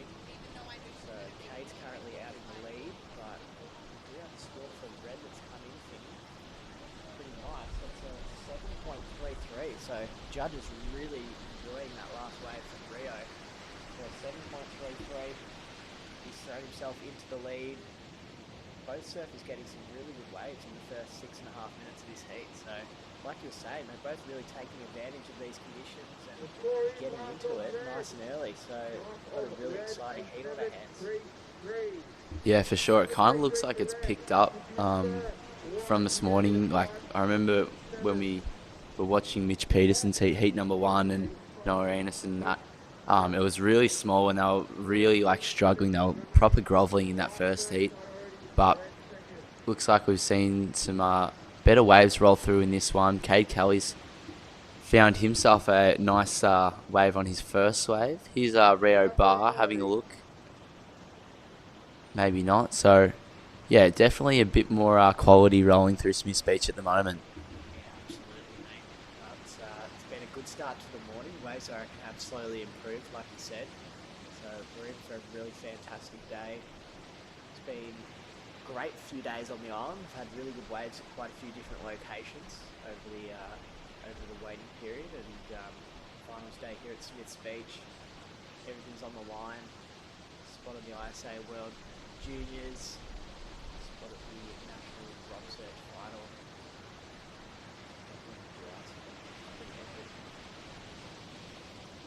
Yeah, like you were saying, River, they've had awesome waves at heaps of different spots on the island, and I'm sure not just on the island. Like if you jump in the car and go for a 20-minute drive off the island, you can find some really, really good waves.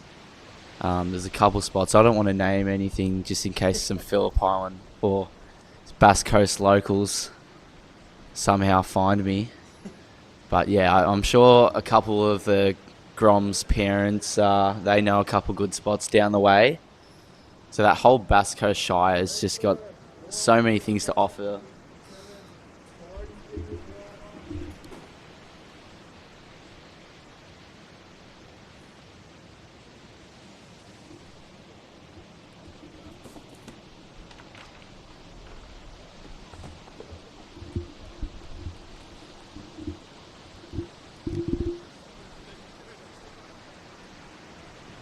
Oh, here's Cade Kelly. This is a sick wave. Oh, I couldn't get the finish, but that is like picturesque Newcastle beachy, that last wave. He'd be absolutely frothing these conditions, I reckon. A lot of good beach breaks up that way, so he'd be used to getting out in conditions like this. Same with Rare Loop Bar, being from Sawtell Board Riders. A lot of beaches up that way as well. Similar to Smith's. Halfway through this heat, 10 minutes, 30 seconds to go. Yeah, I reckon we're going to go over to an interview with Osha Curtis. She had an absolute amazing heat last heat, so let's swing that one over to Bailin with Osha. Here with the last heat winner, Osha Curtis, dropping a big 8.83 on that out there in that heat. Talk us through it. Yeah, it was fun. I was just trying to get 2 waves. It looked really tricky before, and then I just saw some lefts over there, so thought I'd try to get one. All right, now what's your favourite thing about competing down here at Phillip Island? The cold, I love it. No, there's always good waves, and I don't know, I love it down here. There's so much to do with the go-karts and everything, so yeah. All right, well, good luck into the next round and good job. Thanks, Barlin. See ya. Alrighty, back to the action. Thanks for that, guys. So there's 9.5 minutes remaining in this one. Rio holding on to his lead.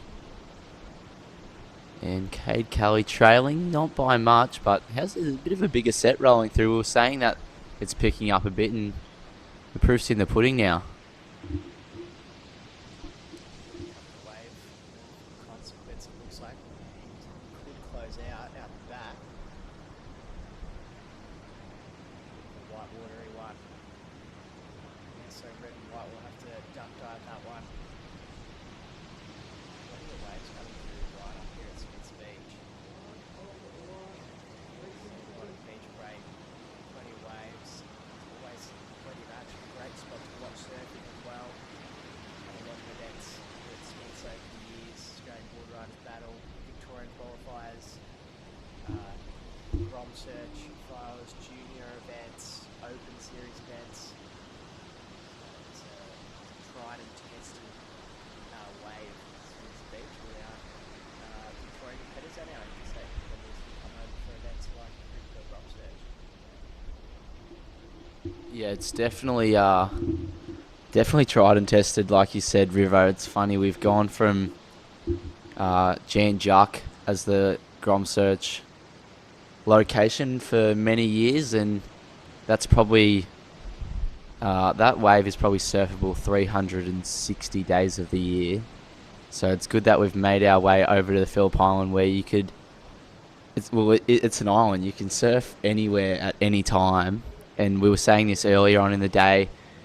It's favors a versatile surfer where you can be surfing point breaks to rip bowls in like literally half an hour. You can go surf right point and have amazing waves there. Go to the other side of the island, surf Cape Woolamai, and have a rip bowl where you can just get tubed the whole way down the beach. Or jump in the car and get off the island and visit more of the Bass Coast Shire and find even more waves. You can find really, really quiet waves once you kind of go down towards more Kilcunda way and that. About 7 minutes remaining. Cade Kelly, he's chasing a 5.67, so I reckon he's going to wait for a bigger wave to roll through. Like I was saying earlier on this, he's a big 16-year-old or a big 15-year-old compared to Rio Luther, so I reckon he will be wanting those bigger sections to really open up his surfing. Yeah, both surfers, a bit of a different approach. Like I said, Cade, bigger guy. Rio, smaller, maybe a bit more whippy, versatile. More agile. Both have got fantastic styles. So we've got 6.5 minutes to go. Rio's in the lead. His best score was 7.33, so he's got the best score of the heat. Back up with a 4.5. Cade Kelly was 6.17, down to 3.83.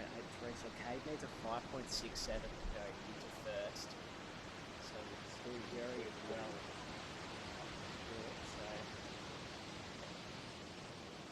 Cade Kelly's still very much in his heat. Yeah, 100%. Looks like it might have slowed up a little bit.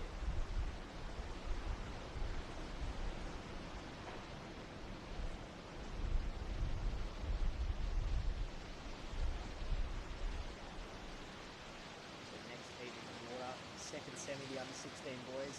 Joey Silk in the red, and Locana Cullen will be in the white. That will be a fantastic heat.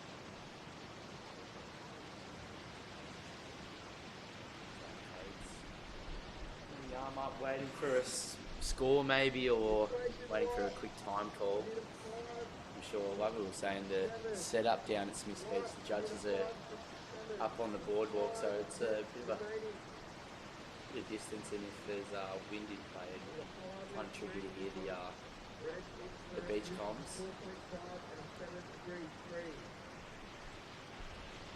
Yeah, 5 minutes to go, getting towards the pointy end of this heat.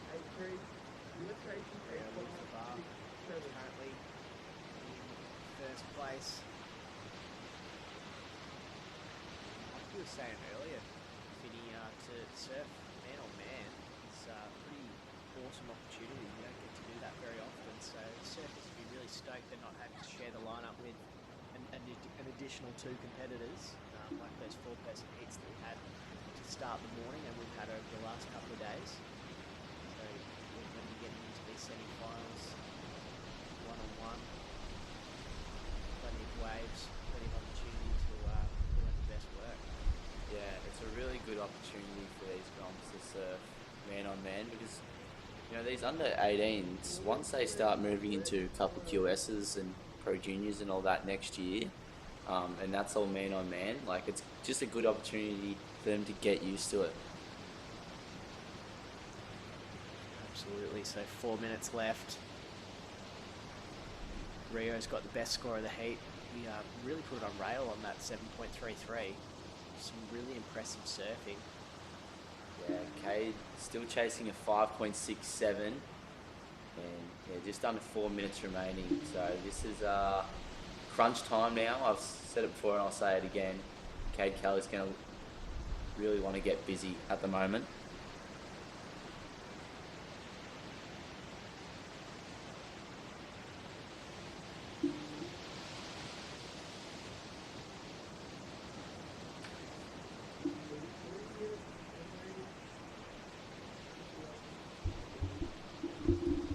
And it's like the boys are just finding themselves in a bit of a lull. I'm sure Cade Kelly's going to have his eyes on the horizon, just waiting for something. Oh, here we go. We got a bit of movement here. I think Rio has priority and very smart using it. Oh, awesome first turn to open up this wave. This is a smaller wave, but it's providing really good opportunity for Rio Luther Bar. Not sure if he's going to extend the lead on that one. He's got a 4-5 and a 7-3-3. And Cade Kelly, he's looking out the back. It's 2.5 minutes remaining. He's really going to want to get something now.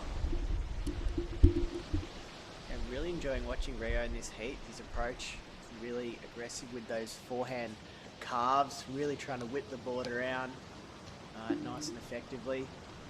Cade doing much of the same, really out-muscling sections, and it's been a really great heat to watch. So we have a score to come in for Surfing Red. Wait and see if it's improved the situation. It looks like it has. So it's 4.63. It's not goes into Rio's top two waves. He's got a 7.33 and a 4.63. White on this one. Cade Kelly on his backhand. Nice first turn. Just looking to this second section. Just got a bit bogged up on that one. Yeah. So that'll be incomplete. It'll be a bit of an opportunity miss there for our surfer in white. Minute and a half to go. He's probably got just enough time maybe to peel out the back and try and get one more. It is the advantage of being at a location like Smith's Beach. It's a pretty quick wave, so a couple of duck dives and you're back out the back. You can see, yeah, white almost back in line again with Rio Luther Bar. So just over 1 minute to go. Cade Kelly needing a 5.8 to go into first. There we can see the next heat out there. Joey Silk and Lokana Cullen. Lokana Cullen, he's a very good surfer. So Loki, he can definitely take it to the air. Last year he was doing heaps and heaps of airs. We see Cade Kelly on the backhand, ramps that one up and finds the finish, claiming it, absolutely loving it. Wow. Well, let's hope that that's enough for Cade Kelly. Try to add a couple of points on there with the judges with the claim, maybe. Should have looked up at the 10. The no claim. So 30 seconds to go. Is that going to be enough for White? He needed a 5.8. Wait and see. He certainly enjoyed it. And Red also on his forehand, our current heat leader. Jams that first section, got a bit caught up in the top. That wind causing maybe a little bit of havoc there. So we'll have a couple of scores to drop. White's on his way in. He needs a score, he needs a 5.8. Interesting to see how that comes in.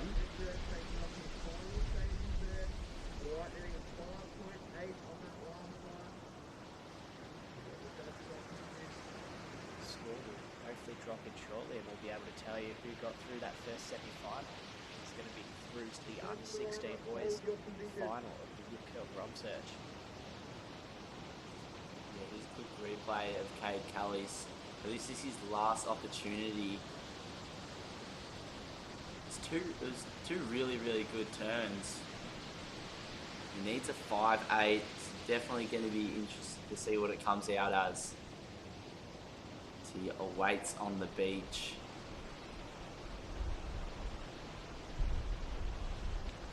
He's got the vintage quickie sticker on the nose.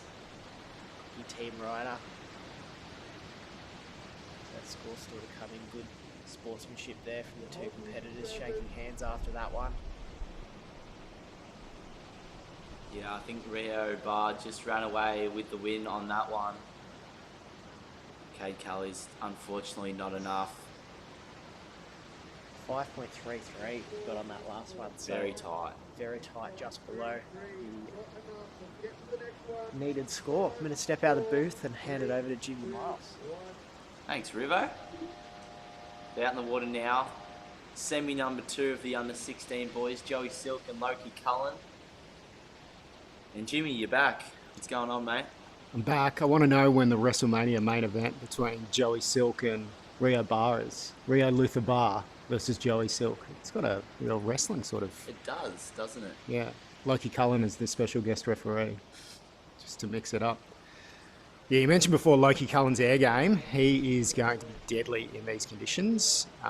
He has been working closely with us at URBNSURF Sydney on developing the stab high air ramp, and he is world class in the air. You know, we've had Noah, Chipper, all those sort of guys helping with the development as well, and yeah, Loki doesn't lose a step to those guys. So it'll be interesting to see if he sticks to the more traditional style, which is what we've sort of seen the majority of today, certainly in that last heat, or does he go hunting ramps? Yeah, we haven't seen too many opportunities for airs today, but Smith's Beach can definitely provide it. I remember a couple of years ago, Dane Henry, he was a Phillip Island Pro Junior, Dane Henry doing a massive full rotation to flat dead water. I don't know how he landed it and how he didn't snap both of his ankles when landing it. But that's just Dane Henry for you. That man can do a lot of impressive things. He doesn't have ankles, does he? I don't think so. He got this like surgically removed so he doesn't need them. Or maybe he's just got like little strainers on him 24/7. It's just, mate, these kids just have elastic joints which quickly disappear for the rest of us.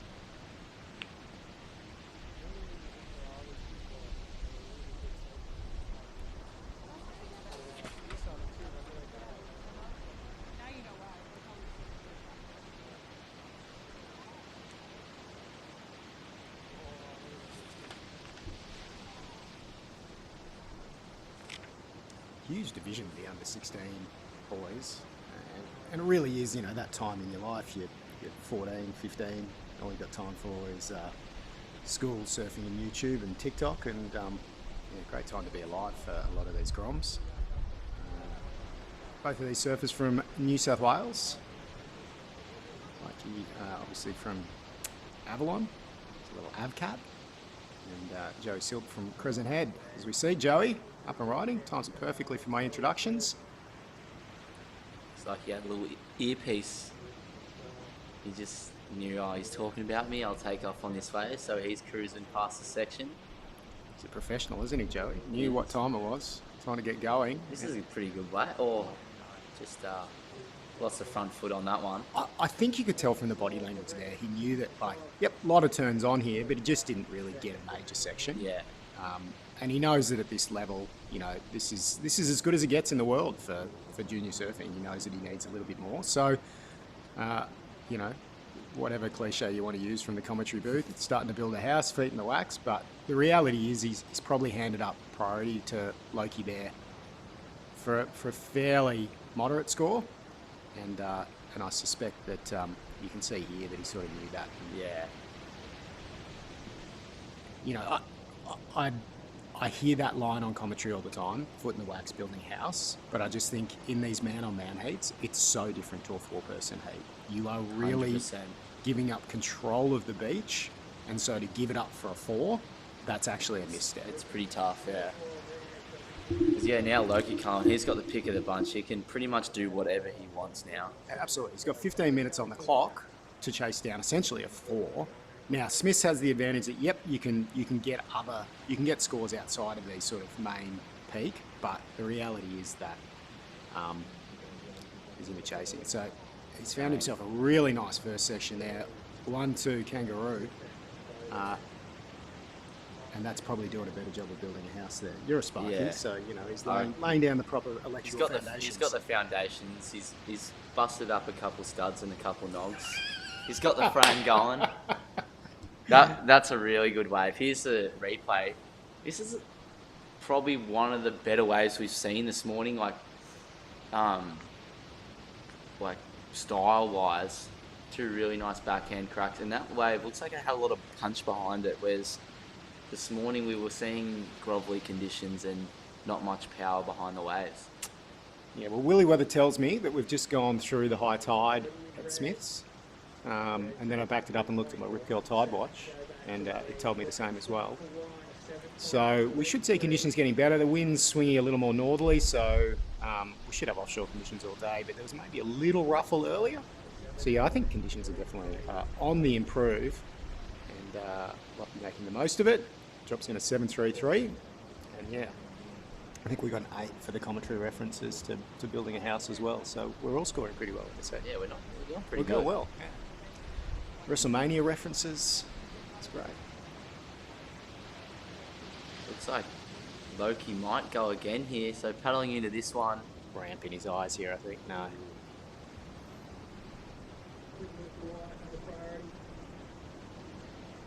So 7.33, that's a pretty good way to start his heat. Of course, we've got his older brother, Barwin, on the commentary team as well, doing our post-heat interviews.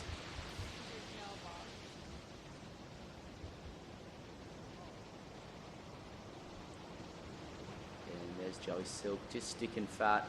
Looks like these boys are kind of separated themselves from each other, almost sitting on different peaks maybe.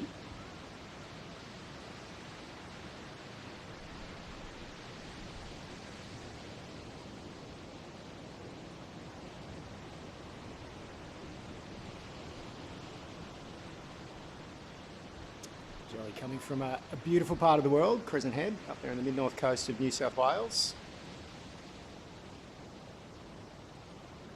Joey smooth as silk.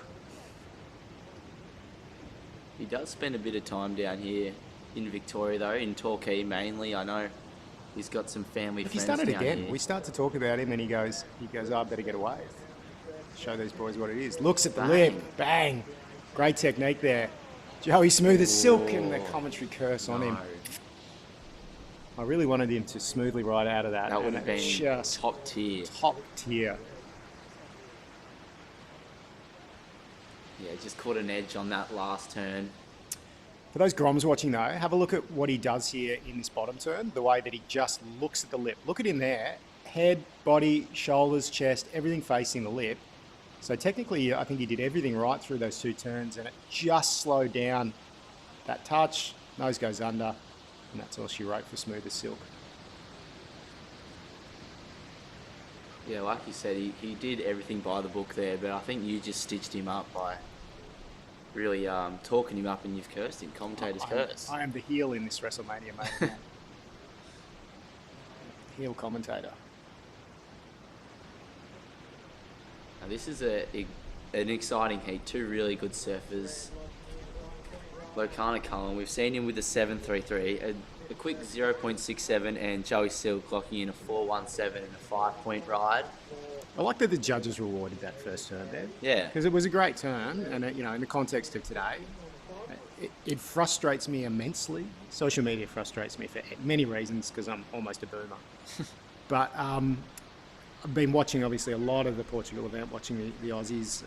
We saw Tully Wiley with a last-minute heroics, and they posted the wave on the WSL, and you see the commentary, like, how is that a 7? How is that a 7?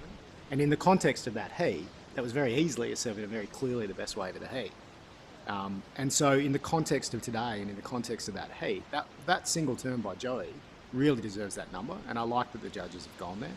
And I hate that if you posted that on social media, people go, how is that a 5 or how is that a 4? Anyway, boomerant out of the way. It's a dangerous place, the old Instagram comment section. Yeah. Yeah, I would love to be an under 16-year-old boy for, you know, the ability to absorb aerial manoeuvres, but I would hate to be growing up today with social media.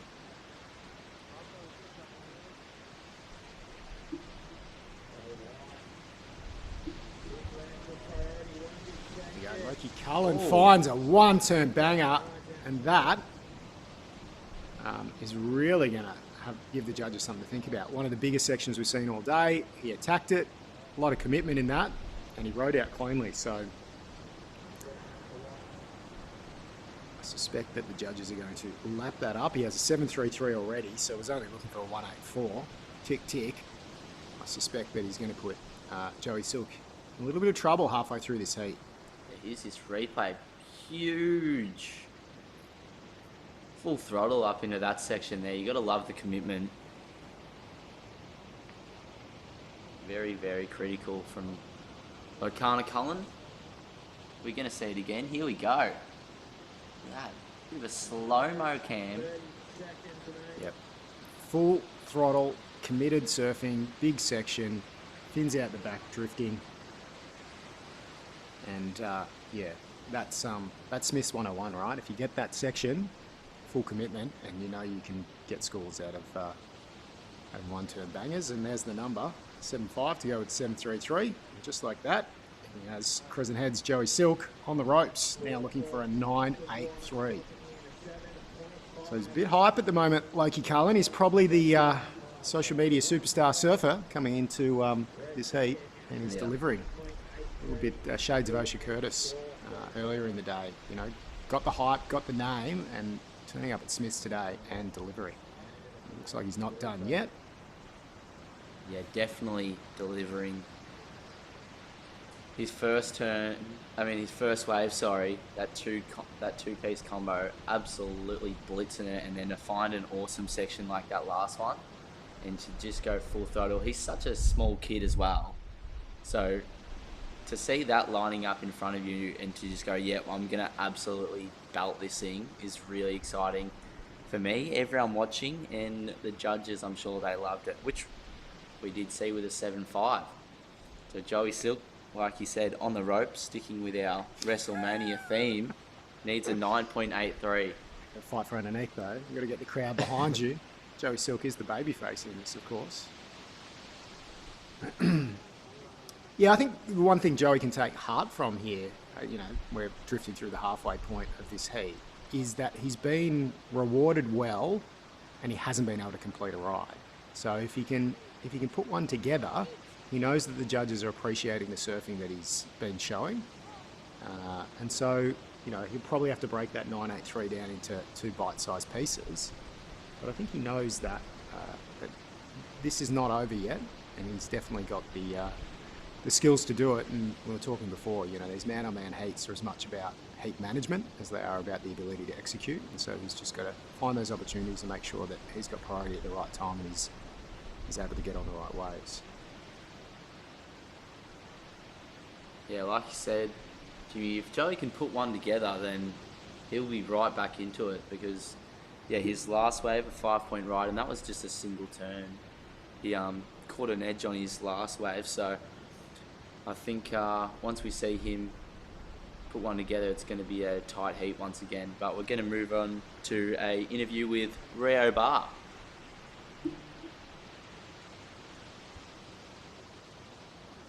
Down here at the Ripco GromSearch Phillip Island, I've got the previous heat winner, Rio Luther Barr.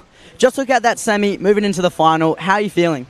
I'm feeling really stoked. I've wanted to make a final in this 10,000 for like a couple months that we've had off, and yeah, stoked to do it. Well, one step closer to 10,000 points and another step closer to ISA Worlds. Is that the goal for you? Yeah, that's definitely my goal, to make ISA Worlds this year, so that'd be pretty sick. Sick. And what's your favourite thing about Phillip Island? I don't know. I love this place. There's so much to do on off days, and the waves are always fun, and there's like always something to surf. So yeah, love that. And how are you dealing with the cold? So you got some booties on? Yeah, I love my booties. They're actually so grippy. That's amazing. Well, good job and good luck into the finals. Thank you.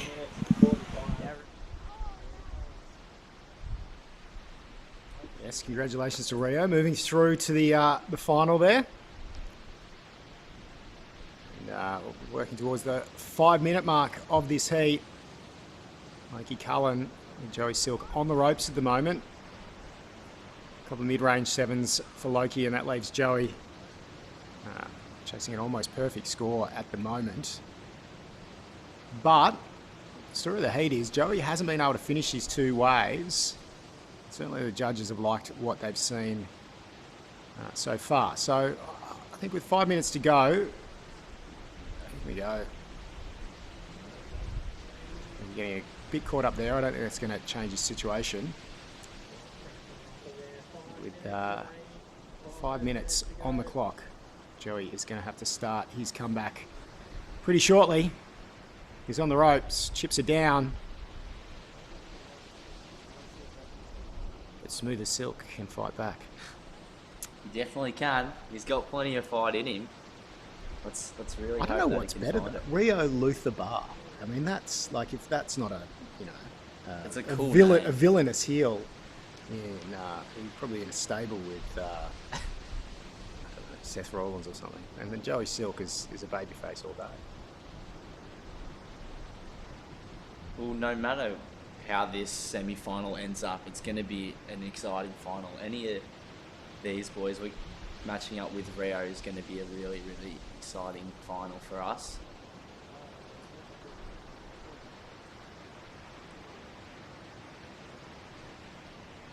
He's staying very active, Loki Cullen. I sort of like this. He's not, I Yeah. mean, he hasn't played any games yet. He's sort of left Joey over to his own. It's a great section. He's seen the formula though, right? And he goes, if I can hit these bigger left sections, one big impactful turn can get me up towards excellent. And he's been able to find lots of opportunities to have a crack at it. But yeah, he's not playing games. He's under priority at the moment. He's off doing his own thing, and I really sort of like that. Yeah. Rather than trying to sit on your competitor and breathe heavily or whatever. He's given some room to Joey Silk, which is nice. Yep. Yeah, I like it that he's gone, well, I've got a 7-3-3 and a 7-5. I'm in a comfortable spot. May as well and try and better my score. Yeah. And potentially even put Joey Silk in combination. Yeah, these kids have surfed a million heats. They know what they're doing. They don't surf man on man much, though. I heard you mention that before. I think it's a really smart observation. A lot of these guys are very good at four-man heats, guys and girls. As we see Loki up and riding again. 1-2 tag.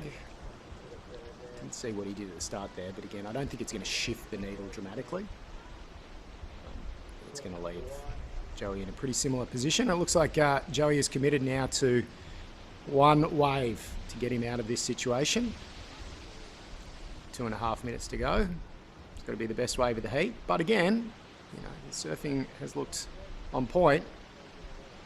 There's nothing to say that opportunity doesn't present itself, and he won't be able to capitalise on it. Yeah, I definitely think there's been opportunity. Like we've seen Lokana Cullen, he's been staying busy and finding plenty of waves, but I think Joey Silk is not sitting on the main peak. He's kind of doing his own thing towards the left of the main peak. So let's hope he can find something to show the judges a 9.83. Here's a quick replay of Lokana's last wave. Nice first turn. Quick little check turn there, and can hang on for a finish. I think he'll stick with his 7.33 and a 7.5. 1.5 minutes remaining. Joey Silk, he's going to be waiting for something to roll through, something big, I reckon.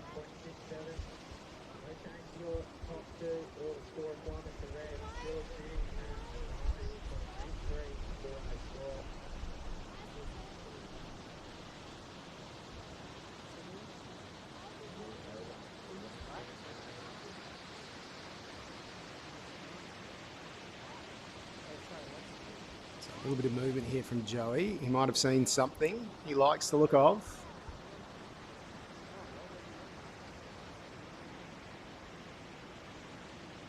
Yeah, under a minute remaining. Could potentially see one. Oh, there's a set on the horizon. Let's hope that it makes it there in time for Joey Silk.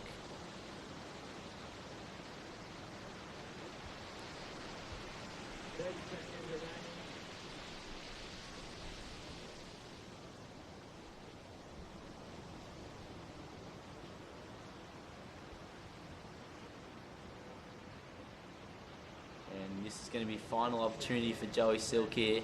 So on the backhand, goes for the rev. Oh, just can't make it out of that one. He knew what he needed. He definitely did. I like the commitment. I like the commitment to purpose, but Splash of the Water tells the story for Joey Silk. He'll be heading back up the road to Crescent Head, but semi-final in the GromSearch. That's certainly not a bad result. And Loki Cullen, well, the Avalon train will keep on heading down the track, and he'll move on to the finals against Rio Luther Bar. We'll take a quick break, and we'll be back with women's action. It'll be the semi-final number 1 of the under-16 girls. You're watching the Rip Curl GromSearch from Phillip Island.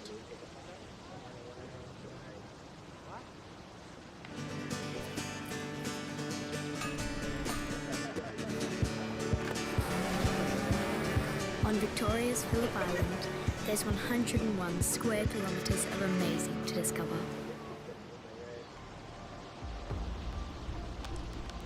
Plan, Track. Relive. Compare. And share. join the world's largest surfing community. Download the Rip Curl Search GPS app today.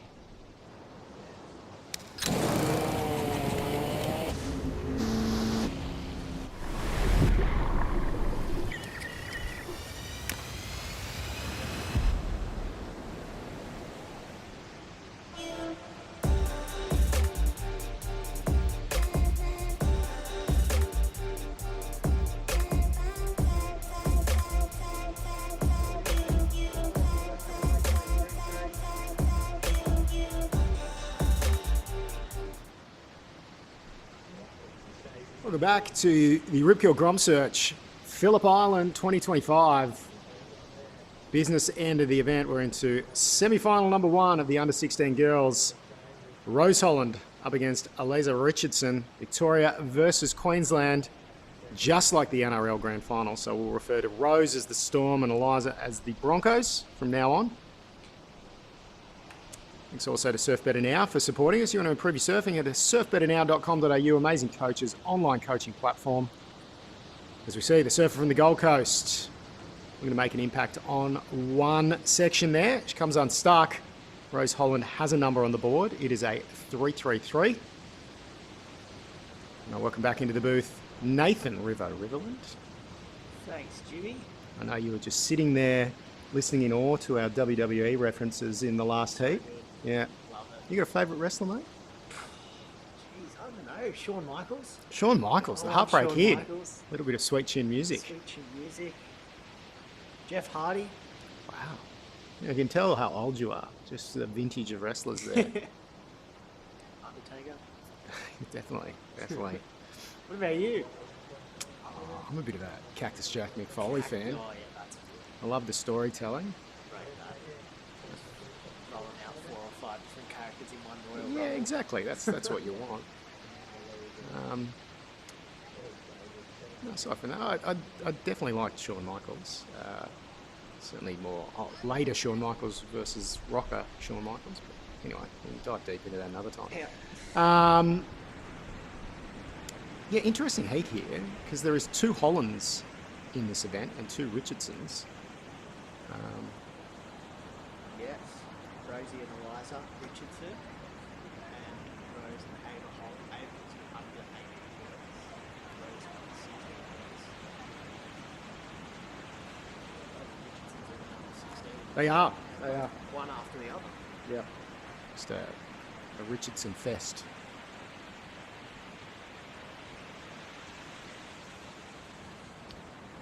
Anyway, it's coming through here at Smith. We've seen all morning it's been pretty consistent in terms of waves coming through. So there'll be plenty of opportunities for our surfers to get to work throughout this first semi-final. Then we'll head into the under-16 girls final, which a little bit closer to a potential spot in the countries of the ISA World Junior Championships in Peru. So here we go with white. This is Rose Holland from the Peninsula. Hits that first section nicely. The back end, just like another jabbing hammer. Unfortunately, it goes down on that section. Better place. So third wave, first opening 4.5 minutes. So a good curl replay from that one. So goes past that first section, hits it off the top. Unfortunately falls on that backhand maneuver there. Rose Holland will be happy with this result, though. She was a quarterfinalist in the under-14 girls last year. So first year up into the under-16s and already improving on her performance out of last year's event. So I think she'll be really pleased with this so far. But she'll want to do a bit more damage in the event. You know, we've mentioned a few times the Victorian surfers will all be pretty familiar with surfing a comp at Smiths. And yeah, so far so good for the young surfer from Victoria. Plenty of waves like Smith's Beach on the Mornington Peninsula where Rose is from. A lot of beach breaks. A lot of these quick sort of waves where you've got to get a couple of quick turns in. Looks like she's leading on this one. Going left, nice turn, time to start. Nicely. Second hit and third. Yes. Nice surfing there from Rose Holland. Yeah, I think the judges will really appreciate how quickly she got up to the lip for that last turn. Two really nice technical turns and then a little bit of pizzazz on the finish. The judges are really going to like that. She's already got, you see the replay here. So this first turn's really nice technique. Really committed to the lip. Again, another really nice tight one, and then that little bit of pizzazz on the finish as we see. Liza Richardson, quick up and out for her.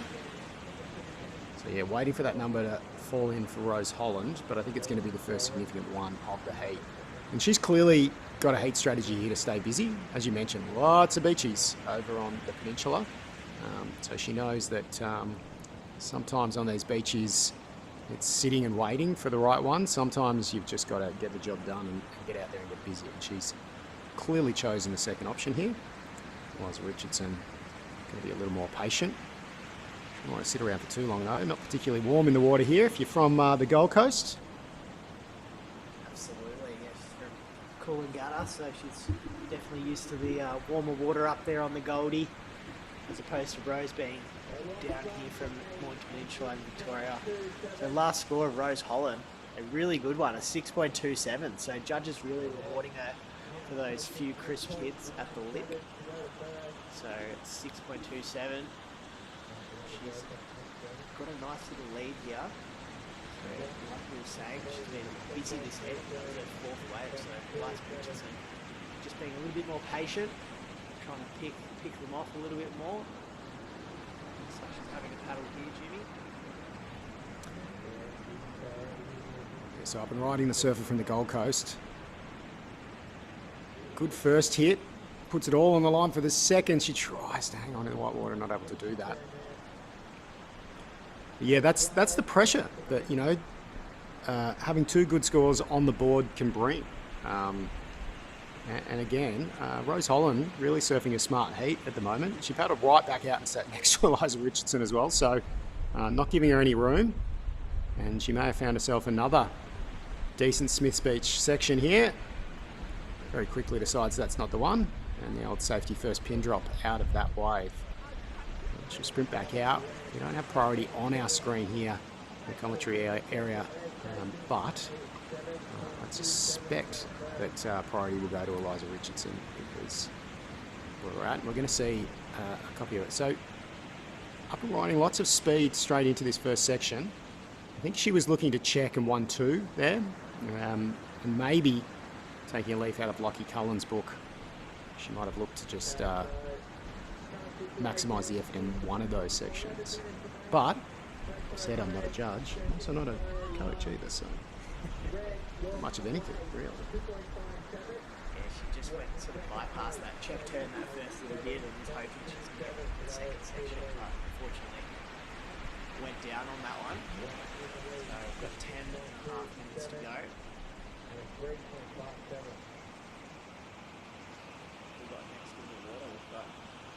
Second semi-final of the under-16 girls. Rosie Richardson will be in red and Talia Tebb in the white. And we'll meet these two ladies in the final of the under-16 girls. I'm loving the Victoria-Queensland sporting theme at the moment.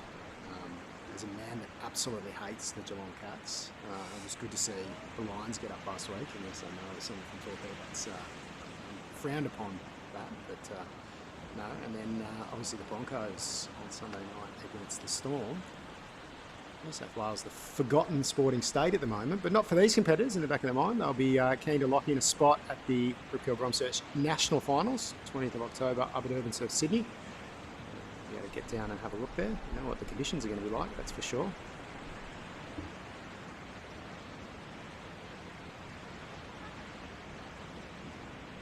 How long has it been since the Sydney pool's been up and going?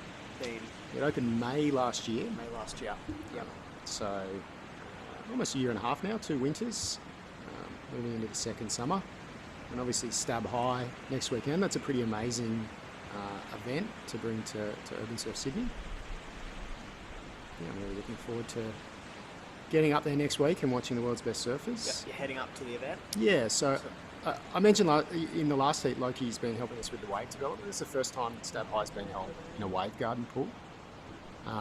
Wave garden is an electromechanical machine as opposed to sequential pneumatic, which is American wave machines, which is what Japan has and what Waco has, where they've previously run Stab High.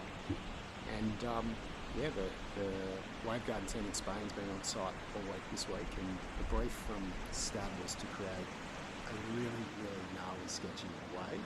They didn't want to make a perfect wave or everyone can land theirs. They wanted something that challenges competitors. And so, yeah, you're going to see a fairly imperfect, but fairly high velocity wave next week. Challenging. And yeah, it's going to be super exciting. The Rip Curl store will be open there on site. So you can, yeah, should be super exciting. 8 minutes here, remaining in the heat. Time goes fast when you're having fun, and Rose Holland out in front. She's certainly having a good time here at Smiths Beach. She's got Eliza Richardson a little bit on the ropes here, chasing a 7.27. She might want to bite that down into 2 chunks. Her best wave at the moment, 2.57. Definitely got the ability, but so far, Smith's just not playing nice with her. It's been a little bit of the story of the day so far. One competitor finding the opportunities, while the second just not getting the love from the island. Sometimes with those rip bowls, it is a little bit hard to get into the rhythm of things. I reckon you can kind of get swept around a little bit in the water, off the peak. Obviously, with the waves are all sort of a bit all over the place here. There's plenty of good opportunities out there, but you can kind of get swept off the peak a little bit easy, and maybe Eliza sort of having a bit of trouble with that. She hasn't really been able to lock in anything of substance yet. Obviously Rose had that one really nice ride, so she'll be hoping to add to that. It looks like Red is going to go. Nice first section. Oh, wow. Wow. Yeah. And that's probably what she needed to do on that first wave. You know, identify that there's one significant opportunity here and just put all the afterburners on that. And she's done that there, and that is going to definitely break down the requirements for the surfer from the Gold Coast. As we see Rose Holland landing, again, a significant turn out the back. We didn't see all of that, so we'll no doubt wait for the Rip Curl replays here and see what it was. But yeah, moving time here in this heat with 6.25 to go. 2 numbers to come in, but certainly the surfer from the Gold Coast right back in the heat. And you know what? I was just about to say, these beach breaks very different to the Duran bars of the Gold Coast, where you know the waves sort of move around you, but the rip currents aren't as strong. Whereas the Mornington Peninsula is all rip currents and getting moved up and down a beach and constantly moving and evolving peaks. So Rose Holland using some of her hometown ability here on the island, but yeah, waiting for some numbers here, and I think we'll find that this heat's well and truly back on. Whilst we wait for that number to come in, we're going to go throw it down to the beach for an interview with Lakana Cullen, the winner of the last heat. 25 at Rip Curl GromSearch, Phillip Island. I'm here with my little brother, Loki Cullen. Just took out that semi-final, moving into the final. How are you feeling? Yeah, I'm stoked. It was tricky, but found the waves, got scores. It was fun. You got 2 sevens. Do you want to talk me through your best wave?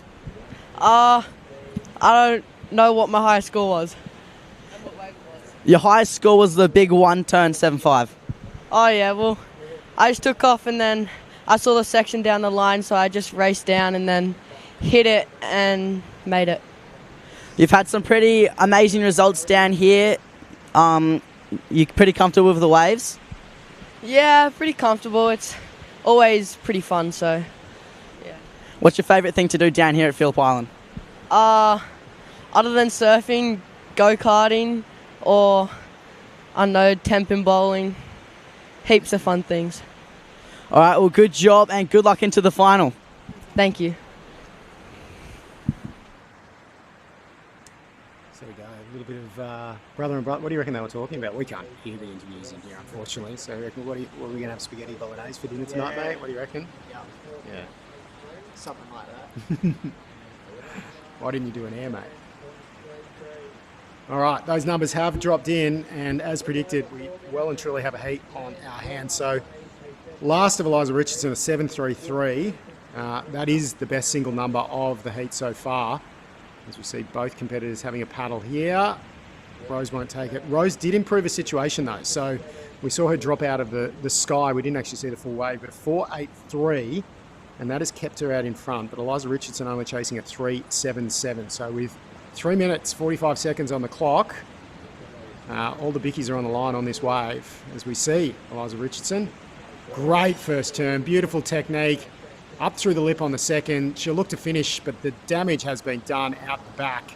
Wow. It doesn't even matter that she doesn't complete that, because that first turn was technique, style, commitment, big turn. Yeah, I could keep on going. Yeah, that was incredible surfing there from Surfer in Red.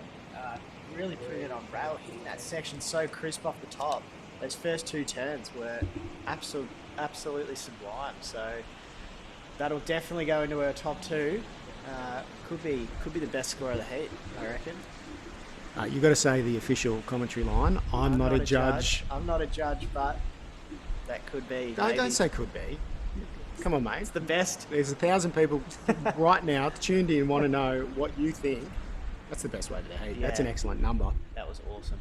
Great surfing from Eliza Richardson. So she'll most likely go into the lead here. Here's a replay of that last one. So what's the technique of that? Was a 7.33. 7.33. But hopefully we get to see. This is Ava's 4.83. Yeah, we saw her land here. You'll see her ride past the surfer in red, and then another replay of one of White's. And this is the one where I'm keen to see. This first turn, just for the Groms watching, the technique, especially with her upper body, the way that she got both hands above the head, through the pizza, everything that you want to do. And yeah, that number has dropped in. And as predicted, an 8.67. So one of the best numbers of the day. And that has got her well and truly out in front. And oh, how the tide has turned, because Rose Holland is now chasing a 9.73.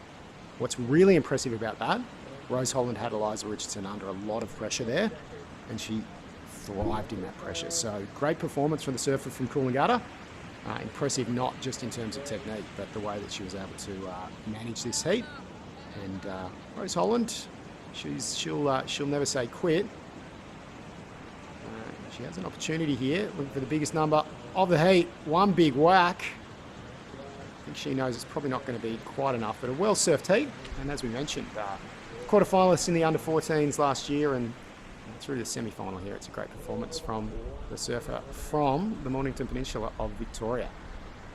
Absolutely. Now that halo of spray from Eliza's first turn was absolutely incredible. That was such great technique, and really rewarded with that excellent score at 8.67. So we're into the last minute. Eliza has a stranglehold on first place. Like you said, good result for Rose, coming up from the under-14s into the under-16s, and to get through the semi-finals, a great achievement. Obviously, Rosie Richardson coming up in the next heat. Do you reckon it's a positive or a negative when your sibling puts in a performance like this? You'd be happy for your sister. I'd like to hope that they'd obviously be competitive with each other, but they'd be stoked to see each other thriving. So I'm sure they'd both be hopeful they can get through to the final and have a chance at locking in that spot in Irakunji's team. Interesting dinner table if both of them make the final. But that is it. Eliza Richardson will move on to the finals of the Rip Curl GromSearch Phillip Island. And great show of respect from both competitors. Great performance from Rose Holland. We'll move on to Rosie Richardson. Obviously, she also is from Coolangatta. Up against Avoca Border Riders, Talia Tebb. So New South Wales, Queensland. We'll get our quick commercial break and we'll be back with the under-16 girls semi-final. Number 2, you're watching the Rip Curl GromSearch from Phillip Island.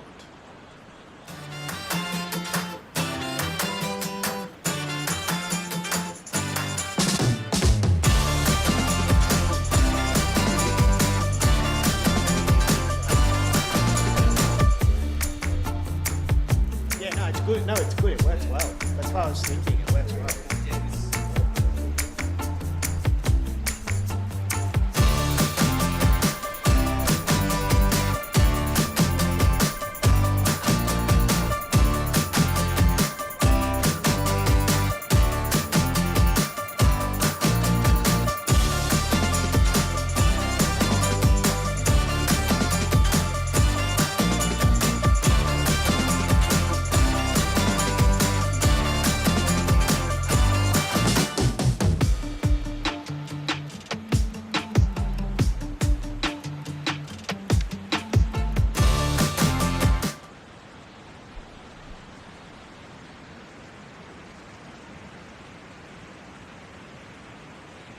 Phillip Island, absolutely cracking day down there on the beach and in the water. You can see some good sportsmanship from the two competitors in that last heat.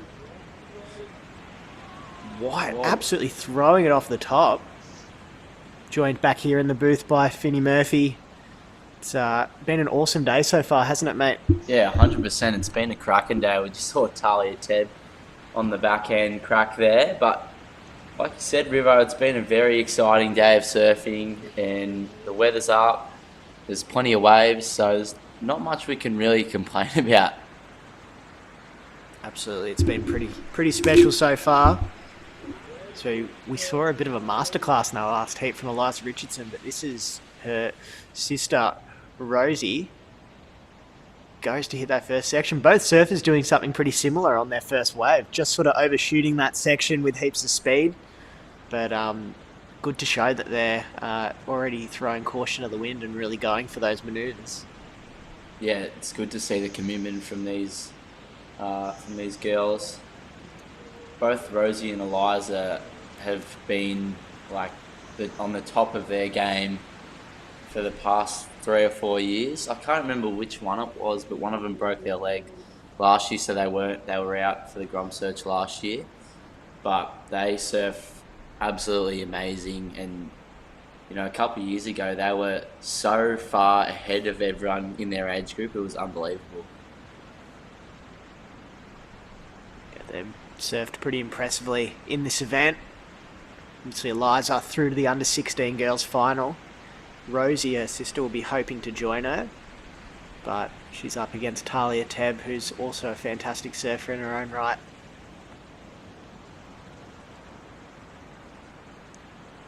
White was having a bit of a look, but opting not to go that one.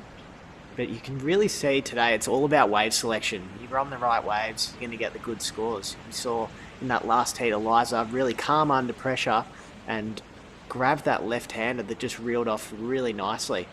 Looks like red's got priority, so Rosie Richardson on backhand attack. Nice two-turn combo, throws it up to the white water on the third occasion. And a fourth, so good surfing there from the surfer in red. Really cashing in on those sections and that wave reeling off nicely for her. Yeah, read that wave perfectly and just navigated that thing so well. It was a really well put together wave. Absolutely, so it'll be interesting to see what scores come in for those first few waves. We'll hopefully start to drop. We know that both surfers have both got about a 1 point ride in. This is red, so nice initial first carve. Comes back around the white water, jags that section. Little float there, and this section, a nice finish there for Rosie Richardson. So thanks to Rip Curl for that replay.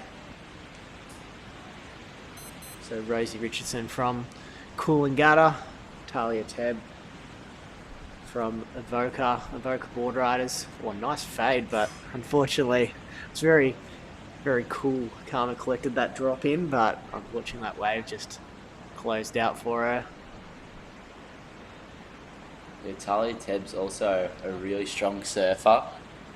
And since a couple of years ago, like the progression, I was saying this really early on, the progression of surfing, especially young girls surfing, like in Victoria, it's been amazing seeing all the Holland sisters just absolutely tear everyone to shreds, whether it's in the open or in junior events. Those girls surf so strong, and yeah, just seeing the level of women surfing these days is so exciting. I mean, we watch Molly Pickham. She is a national GromSearch winner and just gone on to win a world title. So it's definitely exciting surfing. You know, some heats you look at the draw and go, wow, this under 18 girls final is going to be insane. Seeing some of the names coming through the draw, definitely exciting as we see a bit of movement. Australian surfing is in a very, very good place with these surfers coming through in the under 16s and the 18s who we've seen so far this morning. We'll see the under 14s also hitting the water shortly. There's 13.5 minutes remaining, so score for Rosie Richardson was a 4.83. So nice number there to kick off for the surfer in red. Talia Tebb has just got 2 small scores. Should be looking to find something of consequence in the next 13 minutes. And you need 2 good scores. And we'd see they've been pretty easy to find when with not much time in the heats. So there's plenty of opportunities on offer for our surfers out in the water. Yeah, it's been fairly consistent this morning at Smiths Beach. And like you were saying before, Rivo, it's a tried and tested beach where we can have events all year round and we know we're going to rock up and get pretty good waves. It looks like Rosie might have a look at this one. So she's taking off on the back end. This wave looking pretty similar to her last wave. Nice first turn. Oh, just couldn't hang on to that one. Drifted the fins a bit. Yeah, just incomplete on that last turn. Yeah, she really tried to throw absolutely everything at that one, but just coming off the back, unfortunately. So I think we're going to throw it down to the beach for an interview with the winner of the last heat, Eliza Richardson. Back down here at the 2025 Rip Curl GromSearch Phillip Island, presented by Bass Coast Shire, with the previous heat winner, Eliza Richardson. 5 minutes ago, you turned that heat around with a 7 and an 8.67. How's that feel? Yeah, I thought it was a bit scary. I didn't really have a score, and then I got 2 pretty good ones, so happy with that. Amazing. And your twin sisters in the next heat, hoping to go up against her in the final? Yeah, definitely. We've had a few finals together. Should be good if she makes it. A little bit of rivalry. Yeah. If you had one word to describe the waves out there today, what would that word be? I don't know. Pumping. It's pumping, but it's also tricky. So. All right. Well, good job and good luck into the next round. Thank you.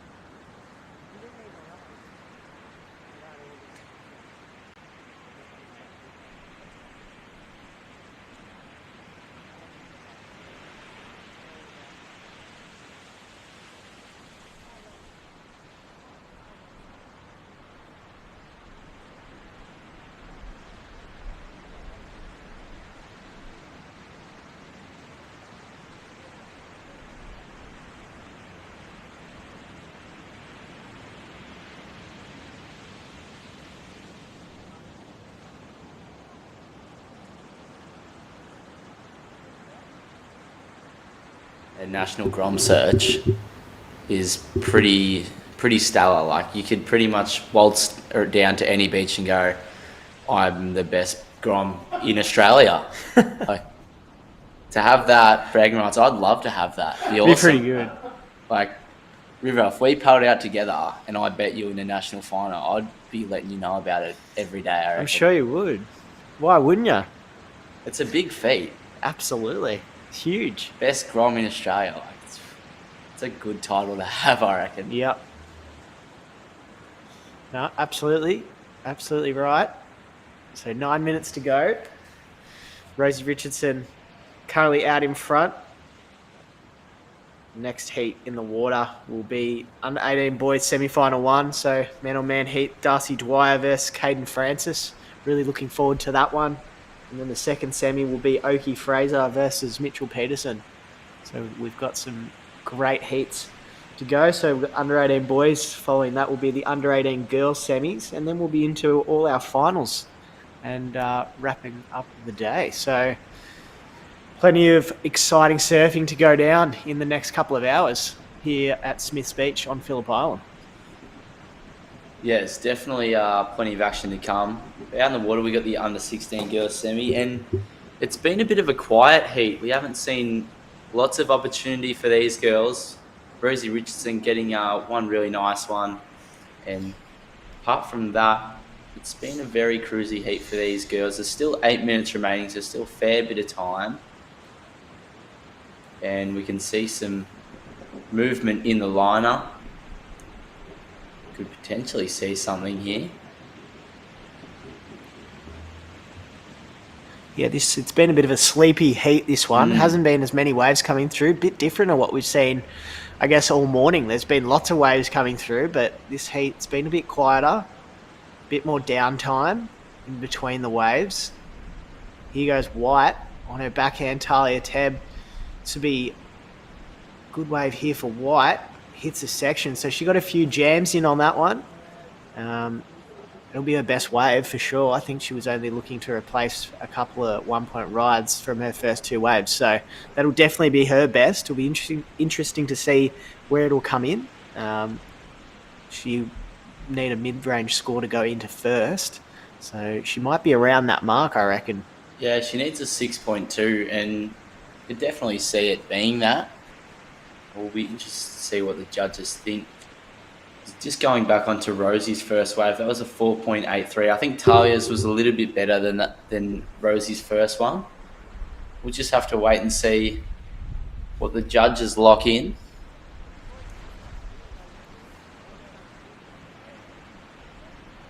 We've got 6.5 minutes left.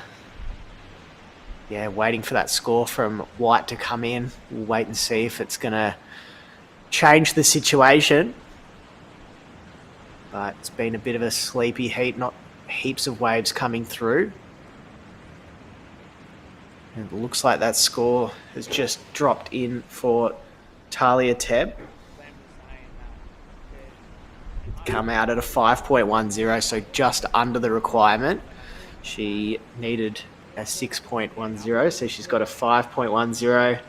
She's now needing a 2.3 to go into first, so only needs something small. She'll be pretty happy with that position that she's in, knowing she's only had the 3 waves. Both surfers have only had the 3 waves for this heat.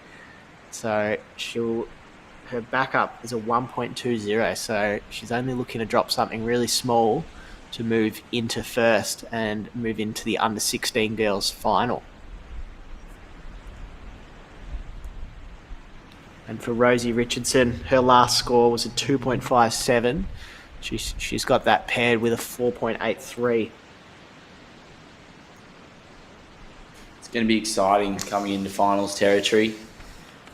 Keep saying this, we're right at the business end of the event now, into the semis, and finals are going to be underway in couple of heats. Yeah, a couple of heats time. We'll be into the division finals. Here goes Talia Tebb. Oh, huge there. Oh, I just couldn't hold on to it though. That definitely would have been the score to go into first had she 100%. landed that. That was really solid surfing, but unfortunately unable to ride out of it. Yeah, that was right up there. Really like that commitment, though. That's what she's going to need to do to move into first. Yeah, well, we saw Loki Cullen a couple of heats ago. He got one huge section lining up in front of him, and he just went full throttle. Here's the replay. The judges seem to be loving the commitment. Oh, and just couldn't hang on, but that was so critical. Finn's just got a little bit disengaged as she came down from the lip, so unfortunate, but she's still got plenty of time to get out the back and get one more. She might even get two more, 4.5 minutes left.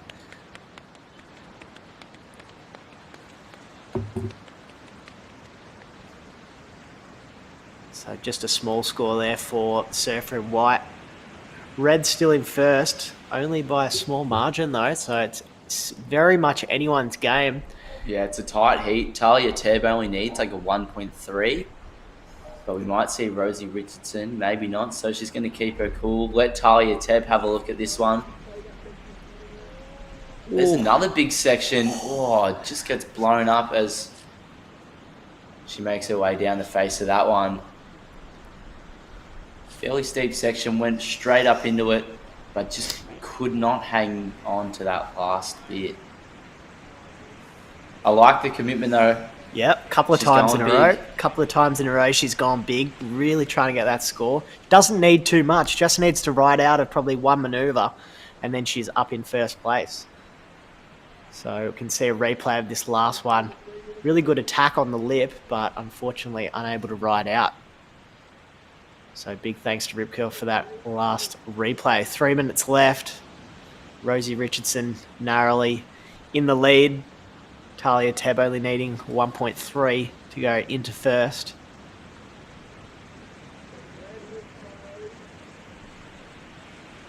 So I guess what approach do you reckon you have, Finny, with 2.5 minutes left? You only need a 1.3.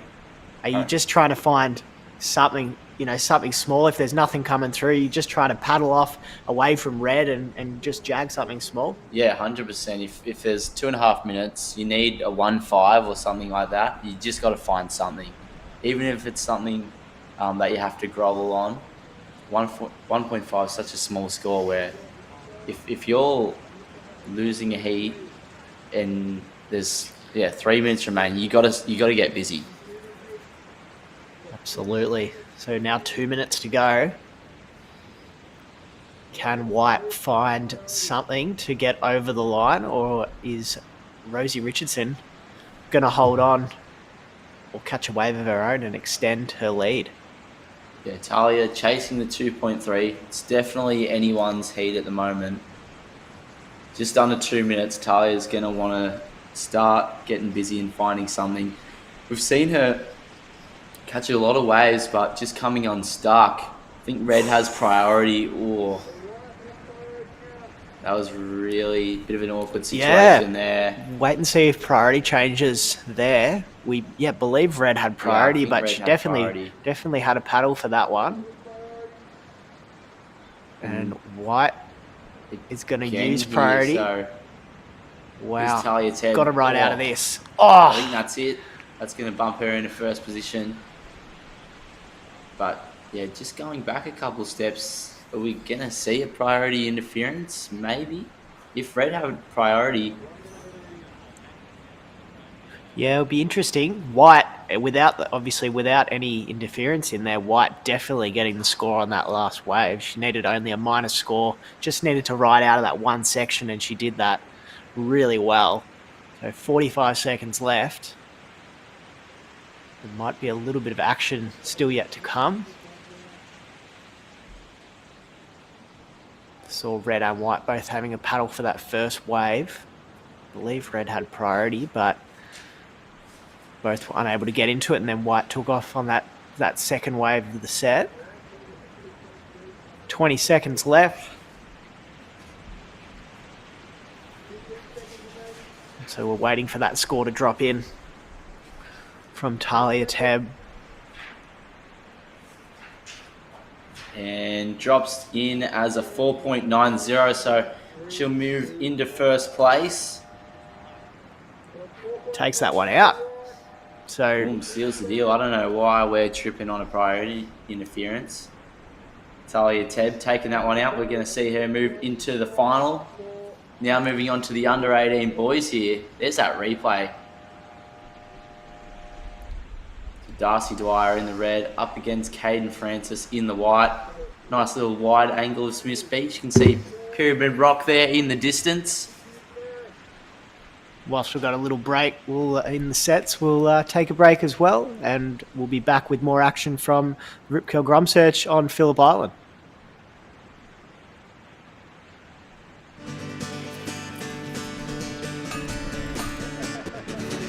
Where that was, I reckon that was. On Victoria's Phillip Island, Yeah. there's Like it looked 101 like square white kind of kilometres of blocked it. amazing to discover. We can't give you a 10-point ride, but we can give you club Rip Curl points for every wave. Join the world's largest surfing community. Download the Rip Curl Search GPS app today.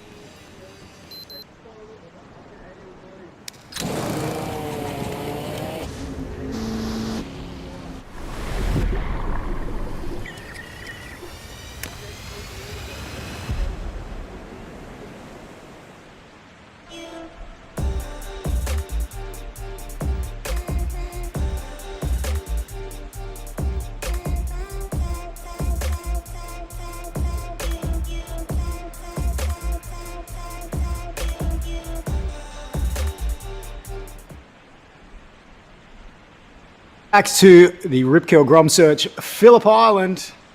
It was a 10,000 ranked event in the Serving Australia National Junior Rankings. All the bickies on the line here in the under 18 men's semi-final number 1. Of course, this event supported by the Victorian Government, Park Lane, Phillip Island, Vitality Brands, Beyond Coconut Water, surfbetternow.com. Of course, the mighty Surfing Victoria. No Victorians in this heat. It's an all-Queensland affair. Noosa's Darcy Dwyer taking on Snapper Rocks Board Riders Club's Caden Francis. And Finny, this is definitely the pointy end. And I heard you and Rivo before talking about bragging rights. This will be a bit of Queensland on Queensland bragging rights here for getting through to a GromSearch final. Heading on to the national finals at Urban Surf, and of course, booking your ticket to Peru to represent the Irukandjis in the ISA World Juniors. So a lot on the line here. What do you expect to see out of these two surfers? How does their approach differ?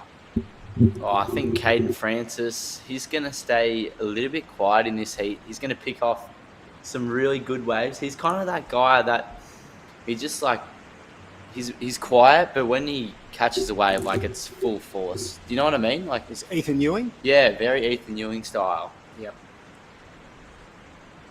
It's an interesting approach. I mean, that's sort of the challenge of surfing a venue like Smith's, is that there's a lot of opportunities, but only a certain percentage of them are good. We've seen a couple of competitors do really well today with the I'm just going to keep really busy, and a few that have done well with the I'm going to drop anchor. So if Caden's the I'm going to drop anchor guy, it'll be interesting to see. And interesting to keep an eye on these guys as well, because they will be relishing the man-on-man opportunity here. And of course, early doors in the heat, no priority. And you can see it's like Gurr and Potts in Japan out there paddling over the top of each other. Darcy starting us off. Nice backhand attack on that one. So there's Darcy Dwyer from Noosa starting it.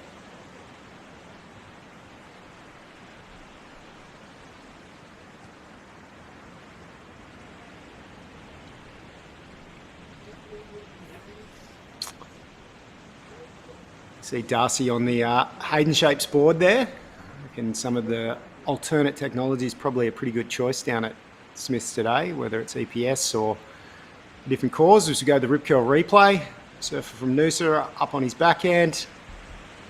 Little hit there. A 1-2 combination. Obviously, early in the heat. He'll be, I'm sure there's a cliche I can use there, foot in the wax, building a house, but he does give up priority with that, and we spoke about this before. It's a bit of a misnomer. You know, you often hear that, building a house, getting your feet in the wax, but reality is you've given up priority for a 5 early in the heat against a dangerous competitor, and that competitor's got 15 minutes as big a issue here because you can certainly get busy under priority. But yeah, I think Darcy would have liked to have got a little more out of handing over priority there. Yeah, Caden Francis kind of owning the beach right now with priority. That's the thing with these man-on-man heats. Like you said, once you give up priority, you're kind of like under the collar of whoever has priority.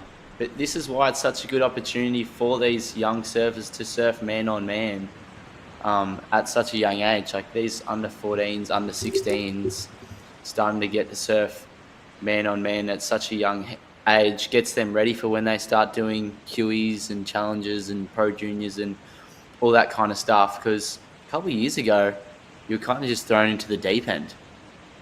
And it can be really tough. Like, you got to strategize so different to then surfing a 4-man. Yeah, it's been good to see the resurgence of pro junior surfing in Australia. There was obviously an epic era of pro juniors when the pro junior ranks went up to 21.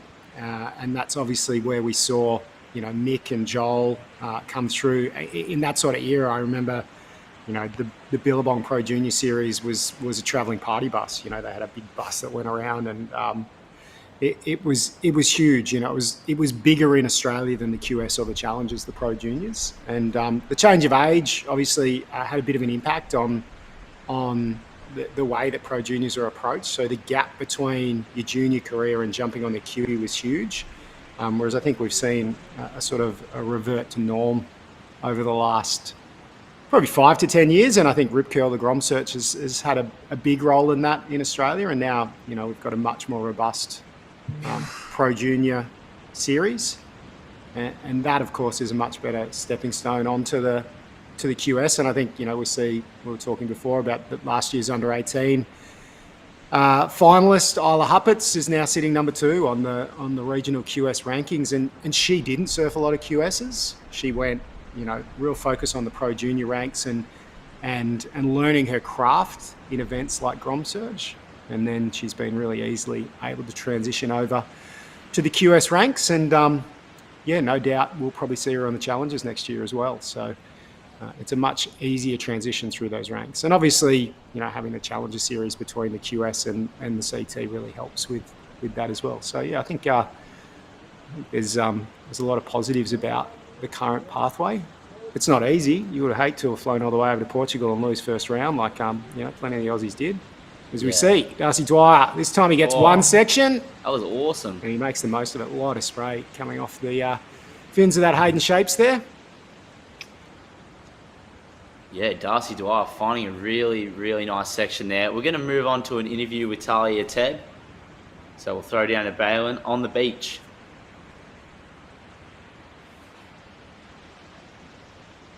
Rip Curl GromSearch. We're here with the past heat winner, Talia Teb. You got that score right down to the end of that heat. What was going through your mind? Yeah, I was pretty nervous. It got pretty slow out there, I felt like, in our heat. But when she lost priority, I was pretty lucky, and then I just scraped into it and just did a nice little completion just to scrape it. All right, and you're heading into the final a bit later today. How are you feeling? Yeah, it's going to be super fun against Eliza. She's such a good surfer, and we got pretty good waves down here, so yeah, super stoked. Perfect. Well, good job and good luck into the final. Thank you. Wow, thanks for that, guys. Now we're back into the live action. Darcy Dwyer with a 5.17. Caden Francis has been quiet. He hasn't got any waves just as yet. There's 11 minutes on the clock. And Darcy Dwyer's last wave coming out as a 7-point ride. So in a pretty good spot. Caden Francis now needing the combination of 12.18. But like I said just before, he hasn't ridden anything just as yet.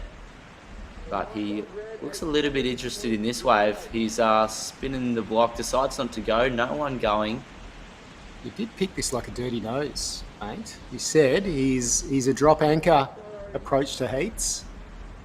And he's certainly given Darcy Dwyer a loose rein here. And Darcy, so far, making a good show of it. He's got another section here. Will he go to the air? No. Whoa, huge Drifts crack. the fins.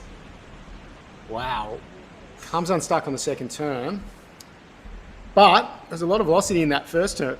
A lot of spray. And you can see the fins out the back. And no doubt, Caden Francis will have seen that as well. And that is the challenge when you're going to drop anchor. You can't let your competitor get too far in front. And currently, Darcy Dwyer is making the most of it as we go to the rip curl replay. This is his previous one-turn banger. Yeah, that single turn wave was huge, and then here's that second wave, beautiful bottom turn, drives right into the lip and then blows the fins out the back. Couldn't hold on to the second turn, but nonetheless, still really, really good surfing from Darcy Dwyer. I think they'll reward that. I think that'll go higher than his 417. That was a really dynamic turn, and if that had just been one section, we would have been comparing that to the 7. So, you know, you've got to take away. Yes, came unstuck on that second turn, but wow, the damage would have been done on that first. And you noticed something really important. I heard you talk about the bottom turn there. He's getting really deep in those bottom turns, and that's giving him the opportunity to go straight up into the lip rather than having to carve through it. And that's really impressive surfing, rewarded with a 6.5. And yeah, Caden Francis, probably one of the favourites in this event, has found himself, well, certainly in a combo because he hasn't got a score on the board at the moment. But yeah, currently well and truly behind Darcy Dwyer. So big challenge in front of him here, Caden Francis, and big opportunity. And Darcy Dwyer is just on fire. Hey, look at that. That rhymed. He's going to go to the air here. Can he? Hey, maybe no, maybe not. Darcy Dwyer though, just on a very, very long lead right now. And Caden Francis did say he was going to be a bit quiet in this heat, and he's been a bit more quiet than I would have thought, to be honest. I thought he might have had one or two by now. Look, he knows the game. Interesting, you know, the way that you spoke about him at the front has got a flurry of messages into my phone as we see the rip curl replay here of this air reverse attempt. And yeah, not Ethan Ewing. I've got quite a few comparisons here to Ace Buchan. Just a really thinking man surfer. Doesn't miss a thing on how to put a heat together. And you can see him here though. We'll have to go back and look at the start of the wave, but he just sat on priority for almost 13 minutes, and he won't be happy if that is the outcome. So, current chairman of the board at Surfing Australia, Ace Buchan. And yeah, if you're going to be compared to someone, it's probably not bad. Three-time CT winner. I know he's got 2. One of them at Chopu over Slater.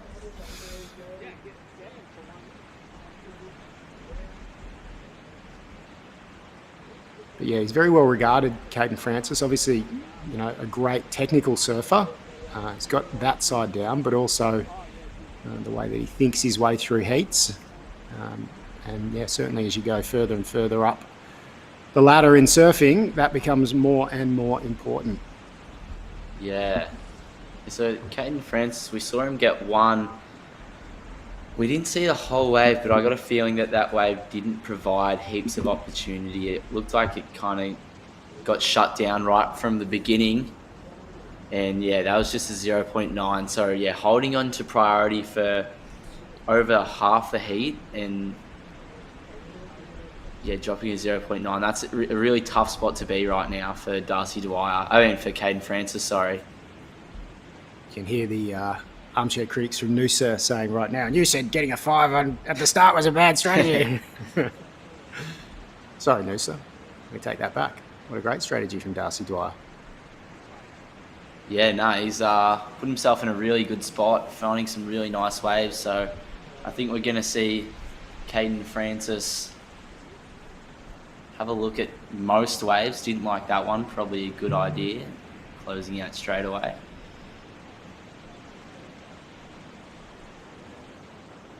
And Darcy deciding to use his priority on this one. Huge first turn. Finds a second. That first one was sick. Throwing plenty of buckets out the back. Smaller wave though. I think Caden might have sold him a little bit of candy on that one.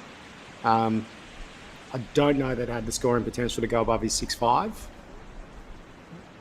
For the 77th time today. I'm not a judge, but I think we'll find that the requirement remains the same for Caden Francis, and he's got himself priority, which is what he needed to do.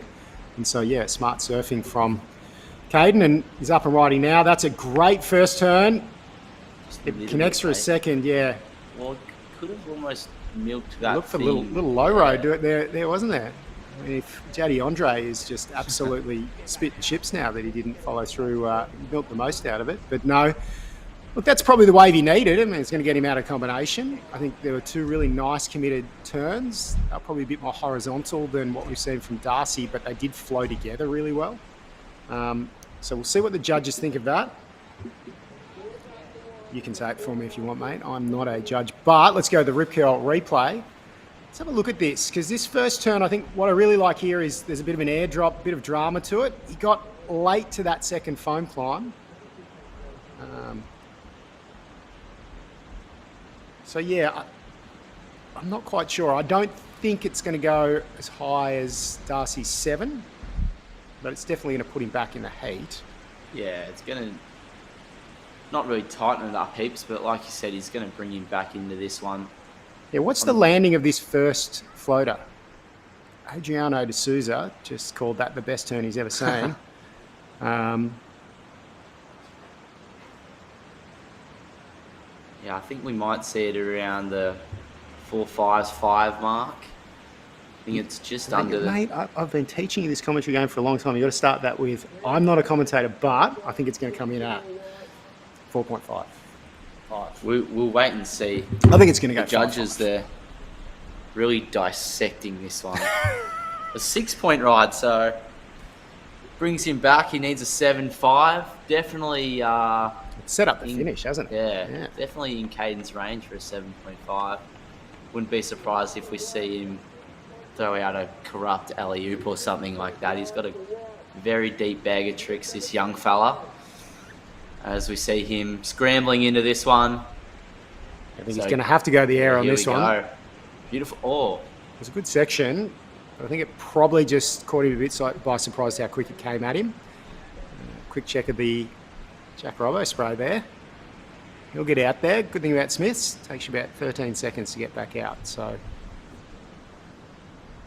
Caden Francis, he's going to be under priority. He's going to have 2.5 minutes on the clock, and he's going to be chasing the biggest number of the heat. So a few things stacked against him here, but young man from the Gold Coast, we've heard all about what a good head he's got on his shoulders.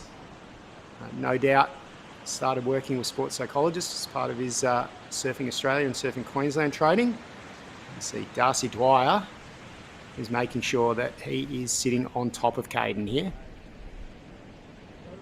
Yeah, I think the Goldie is such an awesome place to grow up as a young surfer. It's kind of like a bit of a mecca because you got Surfing Australia right there. You got the HPC at Cabarita, which is just down the road. Awesome waves, world-class waves at your front door. The only downside is having to deal with the crowd. That I see clips of Caden Francis most weeks on my Instagram getting a million waves, and here we go, just a quick one. It's been quite the opposite today though, just been quiet in this heat. Those Groms at Snapper Rocks have got the place on lock though. Like, it is impossible to get waves underneath them. They seem to have figured out the rock jump at the age of 3 and somehow always appear on my inside. So I'm sure Caden Francis gets plenty of waves up there on the Gold Coast, but for us slower, more mature gentlemen, it can sometimes be a little bit difficult. Yeah, I think we just call it quits behind the rock and go sit at Greenmount maybe. Yeah, I'll just float with the tide these days, mate. Plenty of other waves on the Gold Coast though. 100%. There's a lot of good waves there. Just like Phillip Island. I mean, we've talked a lot about it as we come down through 45 seconds. It is looking pretty grim for Caden Francis at the moment, and Noosa's Darcy Dwyer might just find himself in the final. A little bit of kicking and scrambling here. Caden Francis making it interesting. There is a little double up lump here. Darcy's making sure that he gets there. I don't think he's going to be able to block Caden, but equally, I don't think Caden's going to be able to get into it, and I don't think there was a lot there if he could. Yeah, it was a fairly small wave. Not much opportunity at all. Gave us a bit of excitement though, wasn't Yeah, it? no, it was a good watch. It would have been exciting if we saw an opportunity there for Caden. Yeah, Darcy Dwyer not letting him outside of a leg rope length here, and that'll be all. And we'll see the young man from Noosa move through the final.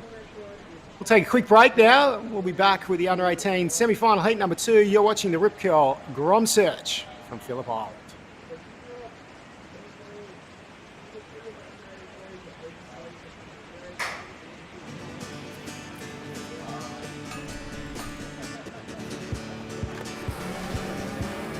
On Victoria's Phillip Island, there's 101 square kilometres of amazing to discover.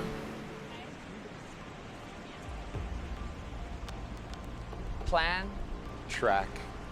Relive. Compare. And share. join the world's largest surfing community.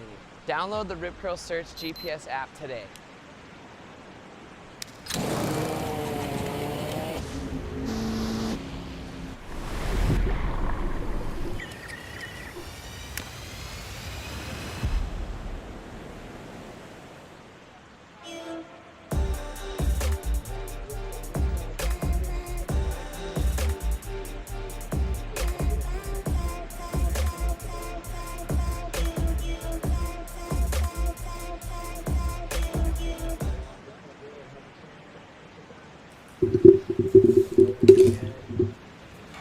Welcome back to Rip Curl GromSearch from Phillip Island.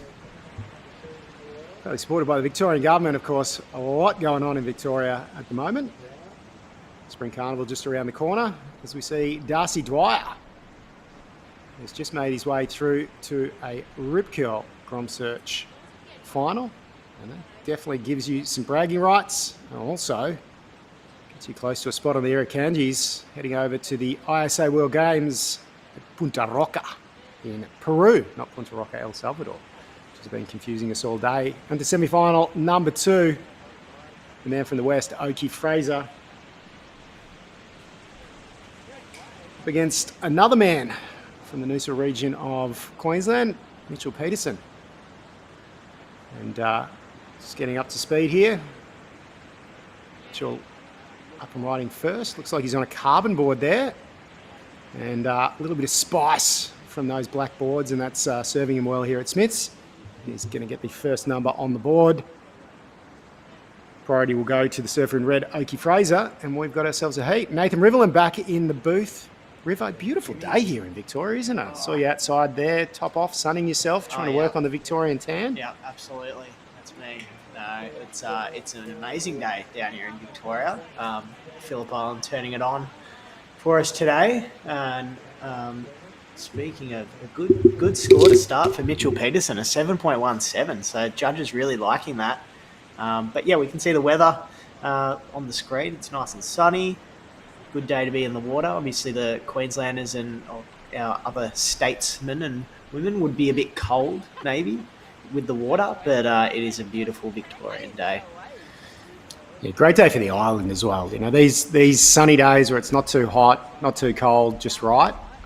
There's so much natural beauty on Phillip Island, and it's much. You know, people think it's an island. It's quite small. It's it's pretty big. It takes a while to drive around, and you can get to so many different places and see so many different reflections of Phillip Island's natural beauty. And this is sort of the perfect day to do it. And obviously on the beach here today at Smith, there's a lot of people fishing, trying to catch themselves a good old Australian salmon. I don't know what for. They taste like garbage, but maybe they're using them as fertiliser. I'll get some abuse in the comments for that one. They're great as fish cakes, mate. It's good fishing over on the island, not just Australian salmon. You can fish both sides as well, so in the bay and also the ocean side as well. And everything. Western Port, isn't it? Yeah, over there, Western Port. Western Port's phenomenal snapper fishery. Great whiting. Obviously the King George whiting this way. A little bit off topic though. So Mitchell Peterson, 717, 2 turns on his backhand. Have you tried one of the carbon boards yet? I haven't tried one. You? No, I've seen plenty of people in the at Urban Surf Melbourne and Sydney on the the carbons. Seems to go really well in that environment. Really anywhere where you need to be generating your speed. Wow, Oki Fraser. Wow. Yeah, not even 5 minutes into the heat. He's already throwing Hail Marys up there. That was incredible. Wow, so 1.17, obviously incomplete, but good to see him throwing caution to the wind and really going for it to, get into the excellent range, which he's going to want to do with Mitch starting off so well with that 7.17. Yeah, I'm not sure who Oki's coach is, but I'm wondering whether that's a strategy for him. They've just said, hey, your air game's your asset here. There's ramps out there.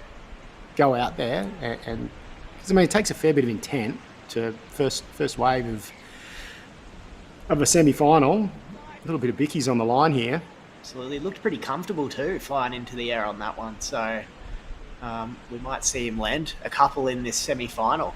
Yeah. You're not really, pro juniors these days. It's not like, oh, he's got an air game, he hasn't got an air game. Everyone's got an air game, and then there's a few that are just absolutely elite. So, yeah, interesting to see which side of that coin Oki Fraser falls on. But judging by the fact that he had the intention of going above the lip from the start there, and B, how close he came to executing it. Lots of ramps in the west to practice on, so be interesting to see whether he continues with that strategy. Mitchell Peterson, no need to go the air though. 1-2 Kangaroo, and there's a 717 to start your heat, so... Yeah, very good start from White, getting to work nice and quickly. It looks like Red's having a look here. Oki Fraser on the backhand. Gets around the whitewater. Goes to the air again. Yeah, he's clearly going for the air because he had sections along the way there that he could have looked at, and he just went, no, I'm going the air. So, interesting strategies. I've seen a lot of rail game this morning, but not too much air, not in the heats anyway that I've been in the booth for. So it's good to see some of the surfers trying to do something a bit different, fly into the air, a couple of reverses. It's always makes it exciting. Well, wake the judges up. They're probably just fallen into their fourth or fifth coffee for the morning, and just getting them up, getting them excited.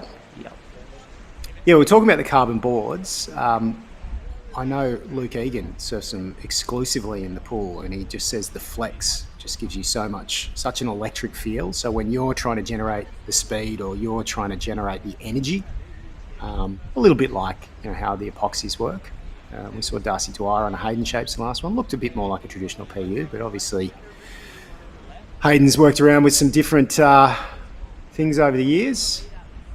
Mitchell Peterson found himself another nice section there. He knew it was one turn, but he made the most of it. And that's going to back up that 717. And he's going to put a significant lead on the board as we get close to the halfway mark of this semi-final. I think we're going to throw it down to the beach after this replay. This is Mitchell Peterson, his last wave. Nice crack off the top, so that'll be a good backup for Mitchell. But we're going to throw it down to the booth for an interview with Darcy Dwyer. Final Heat 1 done and dusted down here at the Phillip Island Rip Curl GromSearch. Darcy Dwyer taking that one out. How are you feeling going into the final? Oh, I'm feeling great, just one step closer, and hopefully, one of these boys get in the final with me, which obviously they will, but it'll be a good final. Ricky and Mitchell are both through, so I'm looking forward to that. No. And what's your strategy going into the final? Just kind of keep busy, maybe those ones under priority, those one turners, I get you through, so that's the strategy. Yeah, you got good scores as well. Good job and good luck into the final. Thank you. Thanks for that, guys. So with that winner from the last heat, straight through to the under-18 boys final, Darcy Dwyer. Numbers just dropped in for Mitchell Peterson. It was a 6-point ride, so pretty impressive score there as a backup just for that one big crack at the lip. He goes wide again, so he stayed nice and busy, Mitchell Peterson. Good-looking wave here. Nice first whack off the top. Ooh, just looked like he got a bit bogged down as he was on that bottom turn.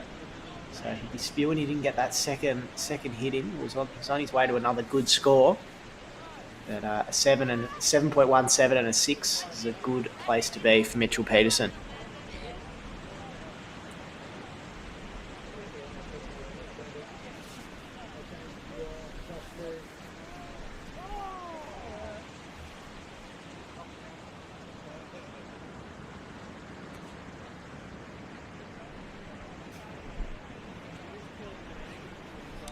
So this is the second semi-final, the under-18 boys. We'll then head into the under-18 girls semi-finals, and then we'll be into 25-minute finals across all 6 divisions. So this is a replay of Mitch Peterson's last one. Really good first turn.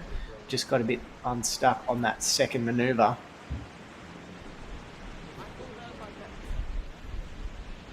You can see the consistency really coming through. Plenty of waves out here at Smith's Beach today. Had a bit of a quiet heat, probably 2 or 3 heats ago. It went a bit quiet, the ocean, but it's sort of ramped up again, and there's some good scores and good waves on offer for our competitors to show off their best surfing. Yeah, 100% Rivo. Interesting, Mitchell Peterson, just having a look on the Surfing Australia website, looks like he's already banked his ticket to Peru. So a little bit of pressure off the shoulders, and he does seem to be surfing very relaxed. He's clearly taken a liking to those lefts. He's got a plan, and he's executing it really, really well. We know Oki Fraser's plan. He wants to get in the air. Hasn't quite been able to execute yet, but you know, he's certainly found 2 opportunities, and if he finds another 2, he can execute. He's certainly got the potential for those waves. He's seen something he likes here. He's going to leave that one under priority. Mitch Peterson has a look, lets it go as well. See, the waves have just got this little wobble to them when they're coming in. Whether that's a good, if people are approaching it with heaps of speed, it's a good little air section, but it's also throwing a bit of a spanner in the works when the surfers are paddling into the wave. Makes it look a little bit tricky.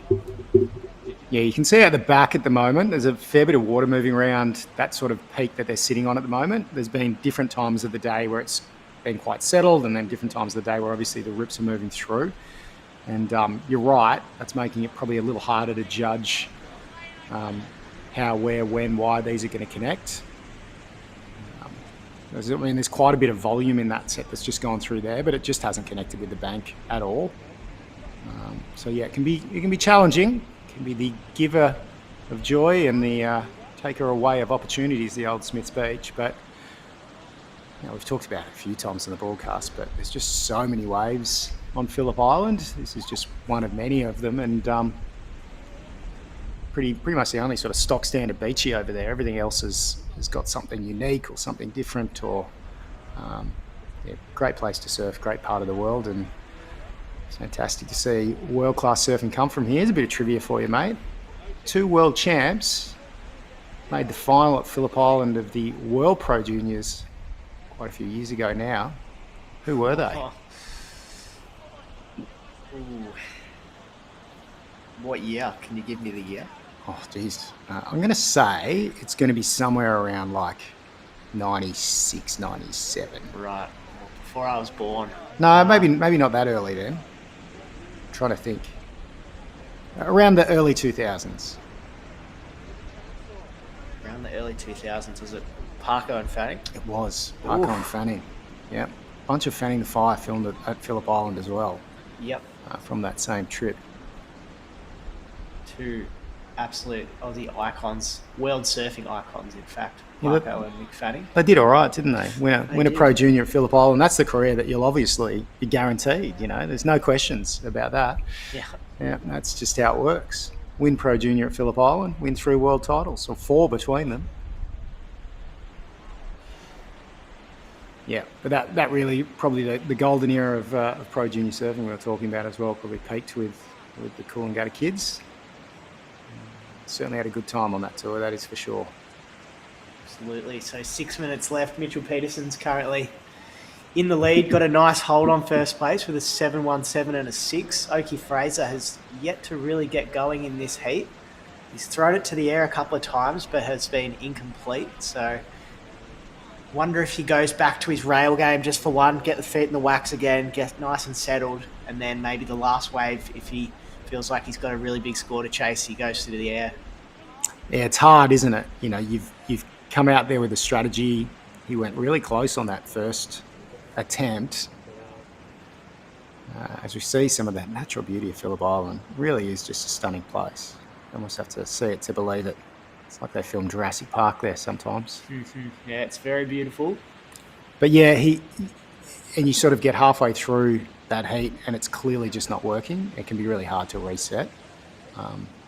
Interesting, Mitchell Peterson has quite a bit of experience surfing down here in Victoria. I saw him this year at the Rip Curl Pro surfing a lot at Winky Pop. I think he stayed with the Robos, so I'm going to get some advice on how to surf these Victorian beaches, spending a bit of time with Adam Robertson and Teddy Robertson. It's not a bad way to do it. So he's clearly dedicated, spent some time down here in the wetsuit. And it looks like at this stage that's paying off for Mitchell Peterson because he has got an absolute stranglehold on this heat. 4 minutes to go. Oki Fraser in combination. As we see Oki now really starting to pedal that bike because he needs to get moving. This one looks like it's shaping up to give him an opportunity though. Shift to the second camera angle, goes up into the lip. He'll ride out of that, so that's important. He's going to get himself a score there. I don't think it's going to match either of Mitch's waves, but it's going to get him out of combination. And with 4 minutes to go, he's going to have at least an opportunity in this heat, and maybe now's the time to re-engage the air game. So, Captain, Coach Rivo there, you've given him the playbook, and he's clearly heard it. As we go to the Rip Curl replay, talk us through it, Rivo. Yeah, flies past this whitewater section. Just the one hit on this one, but it was a good one. It was very aggressive and great turn. So we'll wait and see how that number comes in. But yes, he's got a score in there. He's out of the combo, and now he can attack the end of this heat. Yeah, 5.33, the number coming in pretty quick. So good work from the judges there, because obviously that's important in terms of Oki trying to figure out what he's got to do. He's now left with 7.84. And if we think back to sort of Mitchell Peterson's first 7.17, 2 good hits on the back end, it's definitely an achievable number. And he's definitely going to need a set, but whether he needs the set to do that, no idea why they switched to those two roosters on the screen, mate. Look out. It's a bit rough, isn't it? Told me I was going to be on camera, I would have done the hair this morning. But we apologise to viewers. Need to put a mature audience warning on before they send back. Rivo's only just put his top back on, actually. Yep, so we're getting towards the twilight of this heat. 2.5 minutes to go. So we saw a 5.33 for that last one from Oki Fraser. He's very much back in this heat. You're saying he needs a mid-range 7, was that right? Yep, that is right, 7.84. So I'm still rattled by seeing us on the screen, mate. 7.84, Oki Fraser. And then in red, trying to book his ticket over to Rocker in El Salvador. No doubt we'll see him at the national finals at URBNSURF Sydney. Time ticking away. Looks like the boys having a little bit of a chat out in the lineup. What'd you do for that 7.17? Yeah, I need myself one I of need those. myself one of those. A couple of wrestling in the sand. chicken crumplets down on the board. Just rolling around in sand, getting absolutely covered. And that is what Victorian junior surfing is all about. All day wetsuit wearing. Absolutely. So I wonder what's going through Oki Fraser's head here. You know, minute and a half left, needs a score. Does he throw it to the air? Does he approach it with a bit of rail game like he did on that last one and try and get 2 of those sort of turns that he did? So he's very capable of getting a score. Yeah, it's interesting. You know, if he does get the opportunity, these are the moments that really matter in these surfers' career, and their ability to either find the right head noise or at least get rid of the bad head noise. It's a great opportunity for them to practice that right now, because this is a big moment in a junior career. A final of a under 18 Rip Curl GromSearch is a real feather in your cap. A mid-range 7, as you say, it's a very achievable score. Every surfer in this field has got an excellent score in them, and Oki Fraser's got to get the opportunity now, quieten the head noise, and be able to execute. But 30 seconds under priority, it's running out of time. It's running out of time. Good to see him fight back in this heat, though. It would have been pretty rattling to to have Mitch get off to such a great start and, your plan not quite working as we see 15 seconds to go. So He put up those scores pretty quick. he did. Yeah. And he's one of the favourites in the field. He's got a bit of a name out there and he's put Oki under pressure straight away and you can see the frustration from Oki, but a good performance. Semi-final in Rip Curl GromSearch, and that one will wind down. Good sportsmanship there, shaking hands, getting around each other. Yeah, that's it. So the under-18 final is set. And we're into the first semi-final of the under-18 girls. Maya Tate in red and Ava Holland in white. We're going to throw it to a quick break. You're here with Nathan and Jimmy at the Rip Curl GromSearch. We'll be back shortly.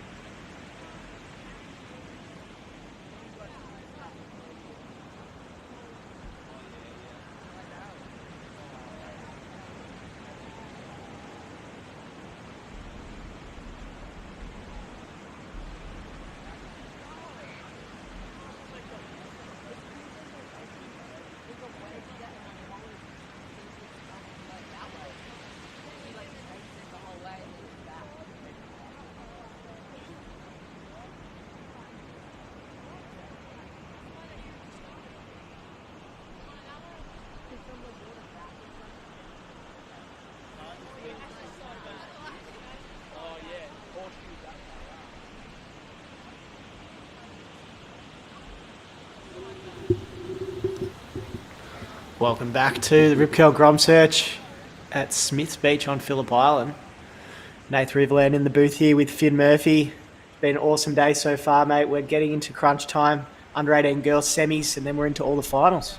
Yeah, it's getting to a really exciting part of the day where we're seeing the semis starting to finish and move on to the finals. That's very exciting. So Maya Tate in the red and Ava Holland in the white. Reds just kicked off the heat with a .67, so small score. And Ava Holland, surfer from the Mornington Peninsula, yet to open her account in this one. It's been a fantastic day. Surfing on show has been incredible. Waves have been pretty consistent all morning. Been a couple of peaks and troughs in the morning, but we've had great waves on offer for these surfers to show off their best surfing. Yeah, there's been plenty of opportunity. Smith's Beach has kind of been cooking as of recently. It was a bit heady going in the morning, but now it's really ramped up and we're seeing some really good conditions. Absolutely.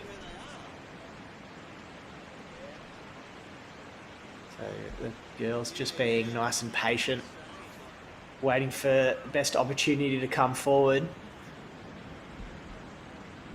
We've seen all morning wave selection's been very much key to the success. Needing one of those waves to just reel off nicely. There's quite a few closeouts and smaller ones coming through that, really about picking the best waves and getting the best scores.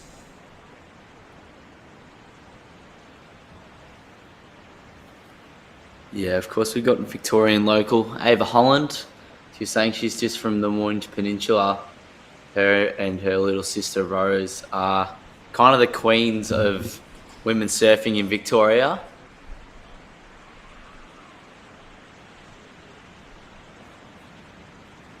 Ava Holland is not only a junior state title holder, but a open state title holder as well. I think she won the open when she was 15.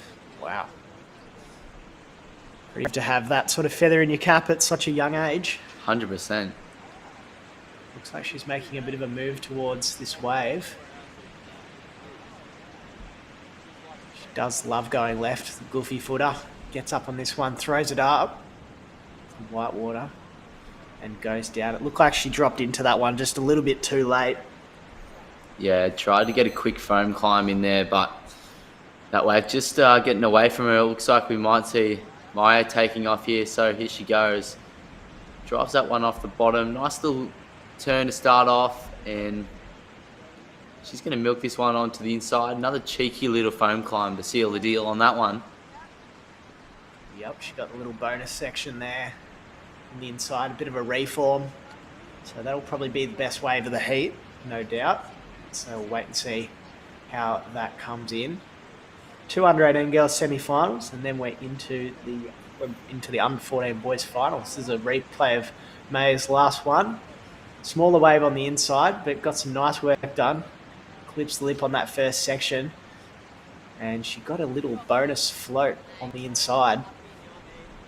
So good start from Maya. Get her feet in the wax, get a bit of confidence going, and she's well on her way with just under 15 minutes remaining. Yeah, she did well with what she had there. That wave not providing heaps of opportunity, but definitely navigated that thing really, really well. So plenty of time left in this one. All the finals are going to be 25 minutes, so that's exciting for our surfers to have Smith's Beach for 25 minutes with themselves and one other. We keep yapping on about how good it is for these junior surfers to start surfing man-on-man heats at such a young age. Absolutely, very good experience for the surfers. Yeah, once you get to the older age divisions, and meaning the open, you're in man-on-man heats quite often. So these surfers will be stoked to just have these sort of great conditions with only themselves and one other person in the water. That first score has just come in the second score for red, a 4-point ride for Maya Tate. So a 4 for that smaller wave.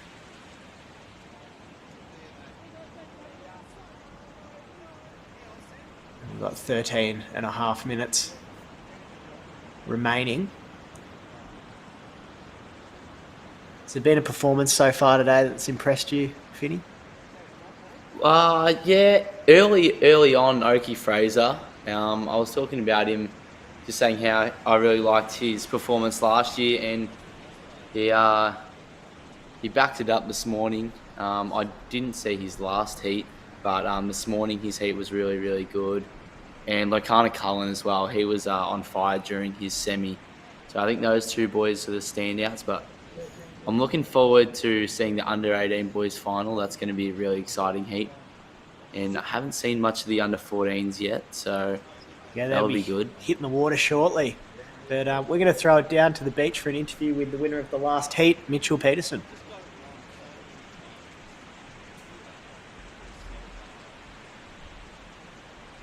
Team boys semi-final, heat 2 done down here at the Rip Curl GromSearch Phillip Island.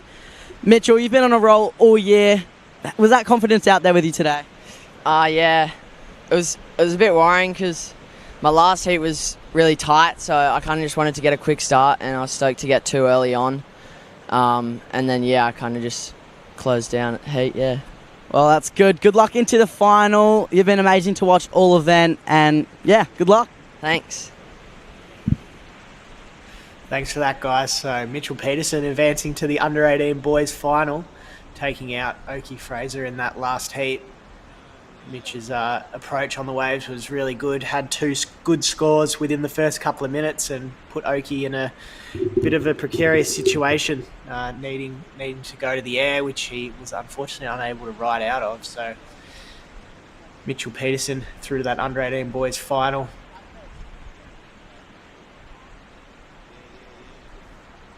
This is the first semi-final of the under-18 girls.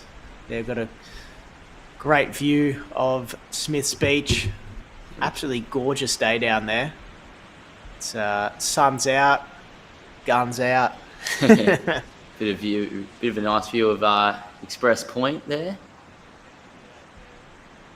Bit of a gnarlier wave on the island, the old Express Point, as we see. By having a quick look at that one. Yeah, opting not to persevere there.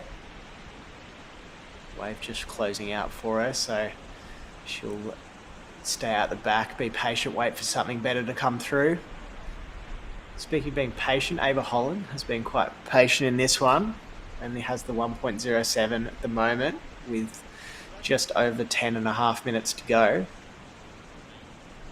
So she'll be looking to add to the scoreboard soon to get a little bit of pressure off. Yeah, this is it's kind of a common theme for Ava Holland to be quiet in her heats, and then we might see after the 7 minute mark she'll start to get busy. And there's been many a times where she'll be maybe 8 points down and then catch one and bang straight back up into the lead with 2 minutes to go, and then it puts whoever she's up against in a really, really tight spot. So Maya, another one there, opting not to go.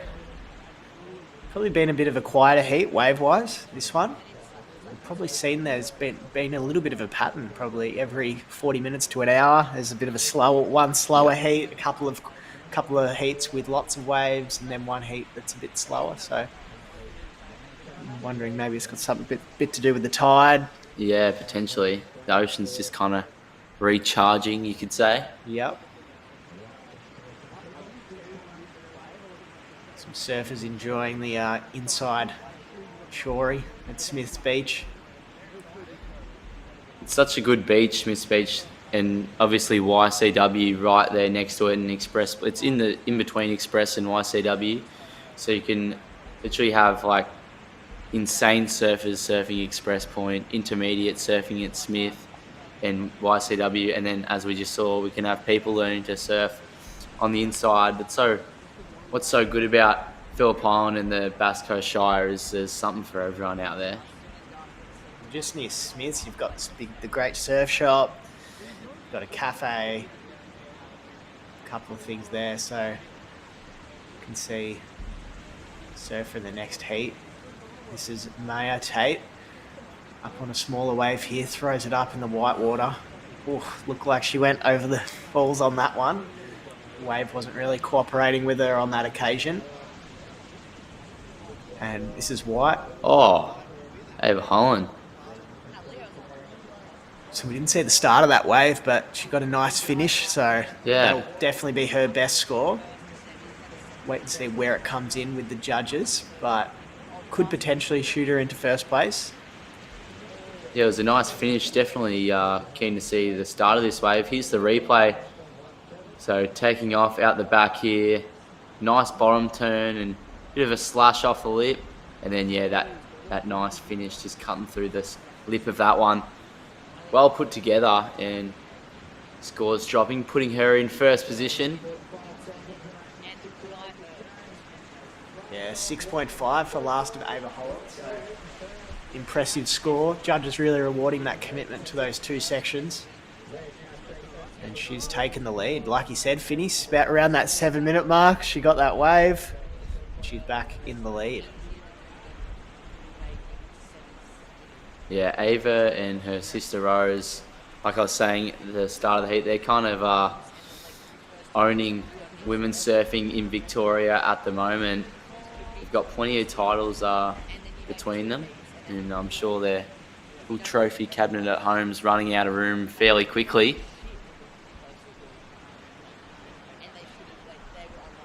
Absolutely, got some amazing Victorian female surfers to look up to. More like Ellie Harrison, who's doing a great job on the World Qualifying Series at the moment over in Portugal at the Challenger Series. There's plenty of amazing surfing talent coming through Victoria. Ava Holland just pulling off the back of that one.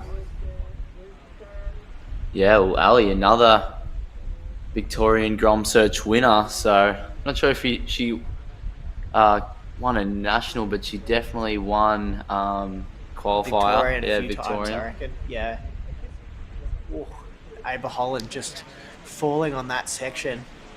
Good to see her throwing some caution to the wind with that manoeuvre. So Ava's in first place with a 7.60 as a heat total. Maya Tate is in second with a 5.17. Still a fairly tight heat. Yeah, absolutely. She only needs a 3.61 Maya to go into first. So very doable. And just having a look at the schedule, this next heat's going to be pretty good. Osha Curtis with Sophie Wilkinson. So no matter who ends up in the final, it's going to be exciting surfing regardless. And the under 14 boys is going to be up in a couple of heats. Fionn Clifford and Lennox Lindsay. That's going to be a pretty good one. I remember Lennox last year. I think it was his first year surfing in the GromSearch, and he was pretty impressive for such a young fellow surfing at that level. You get kind of blown away every once in a while. You see a name come through the draw who you're not familiar with.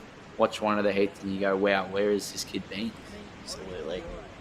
There's always uncover a couple of gems in this Rip Curl GromSearch series. It's been going since 1999. Started at Jernjuk down on the surf coast of Victoria, and moved over to Phillip Island this year. And some great waves on offer today, and there's been some great waves all week at multiple locations. I think they started at Cape Woolamai early on, and we're now at Smith's Beach. Yeah, we were saying this earlier. Phillip Island's such a great venue to have surfing events at because there's so many waves on offer to surf at. Whether it's a point break or a rip bowl, there's just something for everyone. You got to love Phillip Island.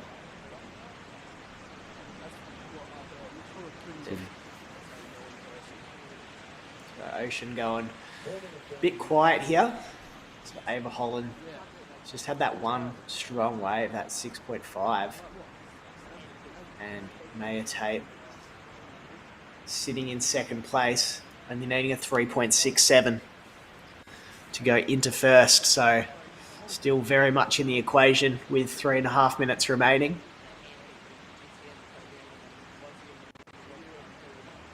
Now we can see a view of the rock pools in YCW just over the rocks there. A couple groms playing in the sand. It's a cracking day down at Smith's Beach today as we see another shot of the lineup. Not sure who has priority at the moment, but as you were saying, Rivo, it's still anyone's heat. 3 minutes to go. I think Ava Holland, she might start to get busy now and try and extend her lead.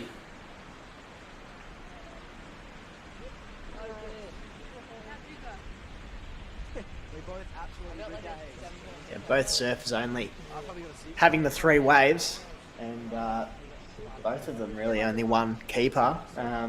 Ava with the 6.5 and Maya with the 4-point ride. So we'll both be hoping to find something in this last 2.5 minutes. Like we're saying, a bit of a quieter heat wave-wise, but hopefully we get a bit of a flurry in the remainder of this heat. Looks like White's having a bit of a look here. Yeah, here's Ava Holland. Not sure if she went left or right there, just coming out of frame a little bit, but that wave didn't look like it had heaps to offer either way. Hopefully we can get a replay over another angle. We'll wait and see. With 2 minutes remaining, you can just see the next heat paddling out. That's Osha Curtis out there. She'll be up against Sophie Pickles-Wilkinson. Pickles. Where's That's that come from? That's what they call her, down on the ninch. Right. Sophie Pickles-Wilkinson. Not sure where it originated from, but that's the name she's rolling around town with. Okay. Fair enough. So 1.5 minutes to go. This one's almost over. Hopefully we'll see one last flurry of waves before the buzzer sounds. Ava Holland just with a 1.2 on that last one, so it did go into her top 2. It's been a bit of a wave-starved heat, this one. This first semi-final of the under-18 girls.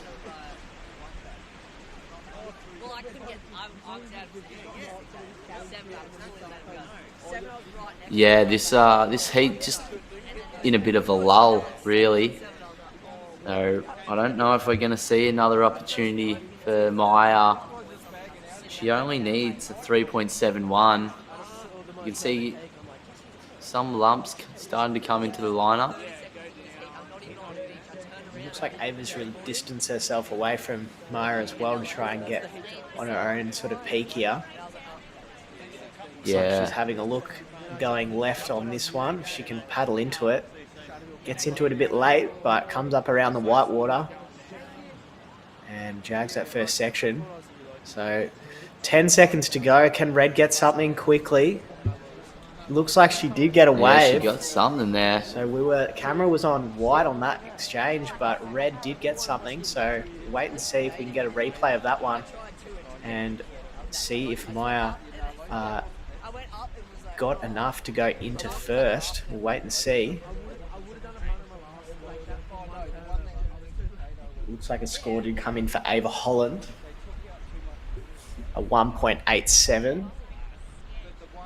And I think that's it. So Maya Tate with a 2.4 on that last one. So here's a replay of that.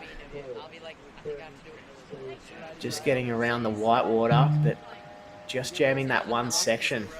Yeah, just not enough, unfortunately. So we'll throw to a quick ad break and we'll be back for semi-final number 2 very shortly.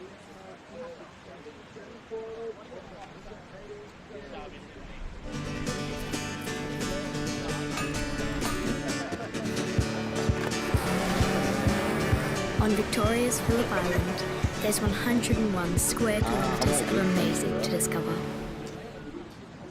We can't give you a 10-point ride, but we can give you club Rip Curl points for every wave. Join the world's largest surfing community. Download the Rip Curl Search GPS app today.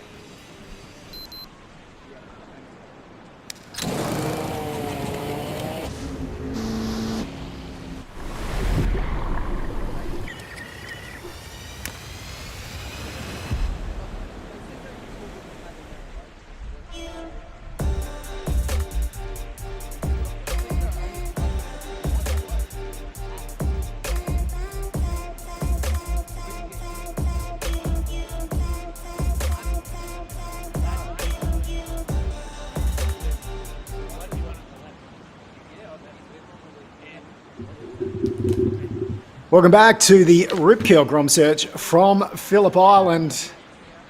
We'll see competitors in semi-final number 1 heading back up the beach, and it will be Ava Holland moving through to the final as we see fellow Victorian Sophie Wilkinson, like an inch.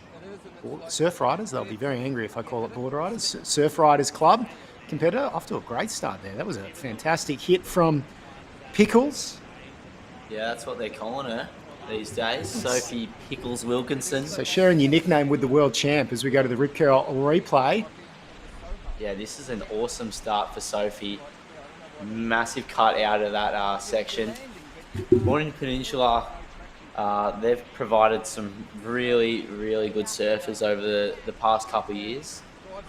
A couple that stick to mind for me is Will Watson and Ava Holland and Rose Holland, her little sister. Those 3 are really big standouts.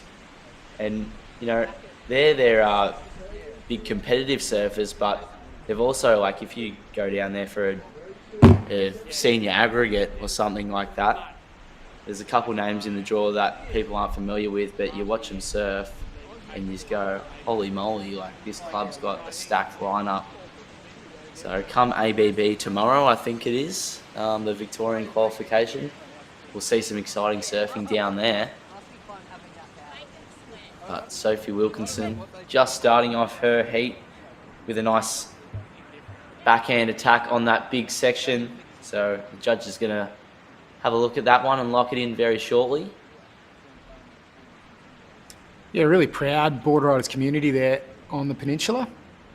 And of course their club president's the current National Masters champ as well. So doing it at both ends of the spectrum. And yeah, Sophie Wilkinson, she's got the start she wanted here because look, Osha Curtis is probably, would probably be the favourite coming into this just based on her form through the event so far. So to win the first exchange, Sophie Wilkinson, that is a big confidence booster for her. And I'll tell you what, a PSC final in the under-18s of Rip Curl GromSearch. Be pretty exciting. Wow, they'd be going off at the Shore and Pub tonight. Probably not for a junior event, actually, Yeah, but nah. I'd have a good barbecue and some fizzy water. But yeah, really great start for Sophie, and great to see Ava, quarterfinalist last year and making the final this year. And yeah, looking for an opportunity to represent the Irukandjis over in Punta Roca in Peru. So a lot of stakes in these heats, and so far so good for the local Victorians.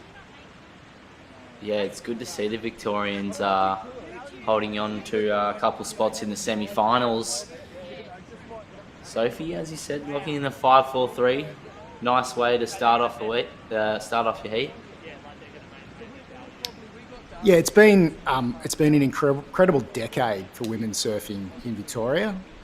We've obviously had a really strong heritage of amazing female surfers over the years, but sort of going back to Nikki Van Dyke and her long career on the CT and multiple wins at sort of the elite level, now through to Ellie Harrison doing so well a couple of years running in the Rip Curl Pro and also doing so well on the Challenger Series. And while I know she resides up in Queensland these days, India Robertson through to the quarterfinals in Portugal in the Challenger Series as well, and also having some time on the CT. So that's some great mentors for these young women to look up to and see that it is possible to get those elite results coming out of Victoria.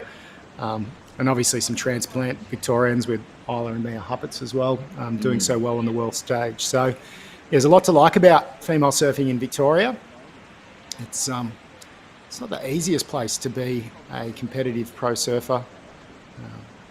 But yeah, there's maybe that resilience and hardiness of those winter mornings. Definitely got to be disciplined to roll out of bed at 6:30 in the morning and go surf absolutely freezing cold winky with 60 people. Did you say there was out there this morning? I wouldn't know, mate. We're on the island, aren't we? I was looking at the cam. On the cams, checking yeah. the surf cam. Yeah, no, definitely crowded. And look, the Peninsula has incredible waves, but it's very tidal, very wind dependent, very bank dependent. They certainly keep the location of those banks under wraps. Never let a Surf Coast person like myself know where they are. But yeah, really, those winter months, it takes a level of commitment. So great to see that commitment's paying off with some competitive results here for Sophie, Ava, and Rose as well in the event, doing well as well. On the other side of the coin, though, Osha Curtis has really, really been surfing well. She's got a small score to get herself back in front there as well. I know she's spent a lot of this Australian winter over in Indonesia. So slightly different water temperature at Phillip Island today compared to Uluwatu, but both places with a lot of natural beauty. Phillip Island with some obviously great protections around that beauty as well. Really well protected ecosystem on the island, as it should be. One of the most beautiful natural places in Australia. Yeah, 100%. And if you're not into surfing, you can go and check out the penguins or go and check out the racetrack. There's so much to do on Phillip Island. Yep. Yeah. Some amazing coastal walks you can do there as well. So it's pretty hard to get bored once you cross the bridge.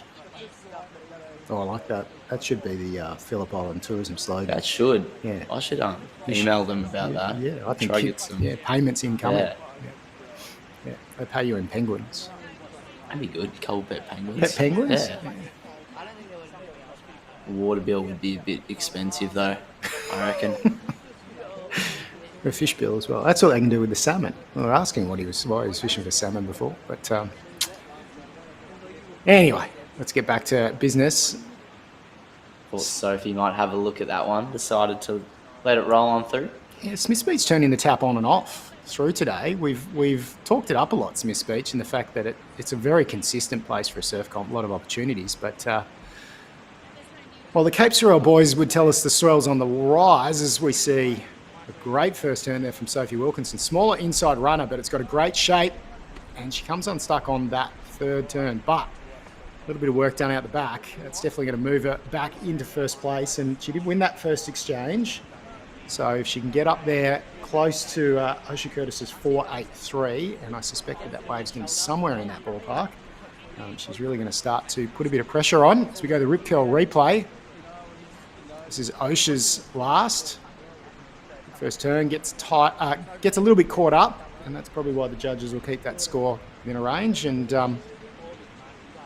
yeah, really keen to see a replay of Sophie's. It was a smaller wave, but good committed surfing, and the way that she was able to flow those two turns together. I think that's what the judges are going to really like. Just waiting for that to update at this stage. Obviously, we're keen to keep you up to date on both scores. So here it is, smaller wave, good first turn, throws a lot of spray. A little bit smaller on the second. She would have loved to have finished this, but that section just came at her a little bit quick. Wasn't able to time it. And just watching that wave, that just gave me lots of memories of small Gunnamatta. Like that had a lot of shade of Gunnamatta through it on a nice and warm summer's day. So I'm sure Sophie Wilkinson and Ava Holland are absolutely loving these conditions, because it's similar to Gunnamatta or even Rye Beachy. Nothing similar to Rye Beachy. It's got a feeling all of itself. Certainly the ability to pick off waves and squeeze a lot into a little bit of space is a talent that you must develop on the peninsula. And also reading these sort of weird moving rip bank conditions. I mean, it's a skill that certainly has eluded me over the years on the peninsula, but she's done really well. A couple of scores have dropped. Osha Curtis's last, that one hit on the back end, 4-5. Sophie a 3-5. So obviously the judges want to see her performing on slightly bigger waves, and we do see a bigger set out the back. So that's got Osha out in front. Sophie Wilkinson just chasing a 3-9, and the first was a 5-4-3. So definitely got that in her repertoire. She's going to swing and have a look at this. It says no, but it's a great observation you make, mate. These conditions are, if you're a Peninsula Surf Riders Club member and you're looking to find some waves that really suited the skill set that gets developed in your local area, this is probably it. Yeah, like you were saying before, Peninsula can be a very tricky spot to surf. You paddle out Gunnamatta and next thing you know, you could be on your way to Tasmania from that rip. Yeah, absolutely. Well, 1 minute you're sitting in beautiful calm water, the next thing you know, it's a crazy rip and you're struggling to stay alive.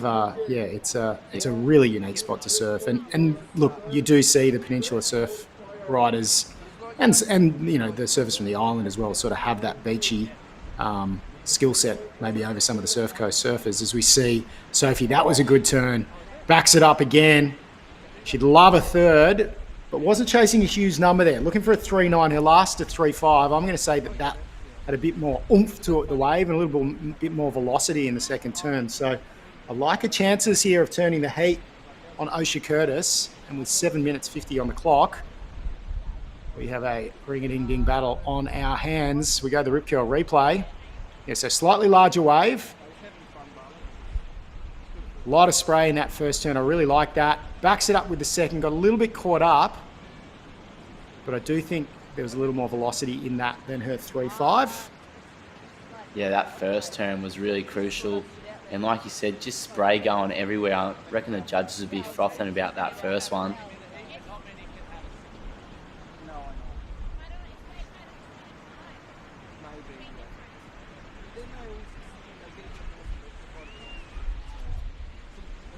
Judges having a real think about this. They've been pretty quick with a lot of the scores today.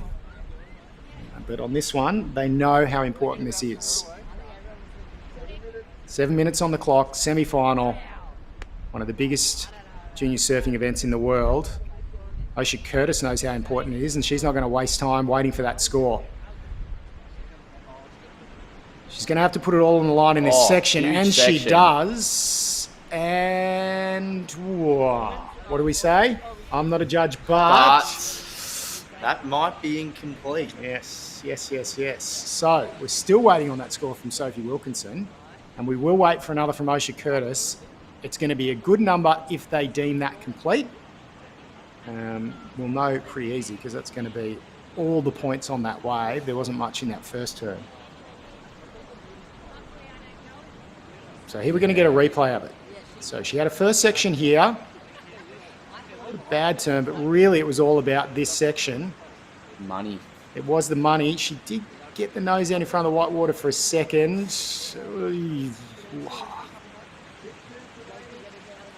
Sophie Wilkinson's score is in, and it does turn the heat, as suspected. A 5-2-3 to go with a 5-4-3. She's now your heat leader.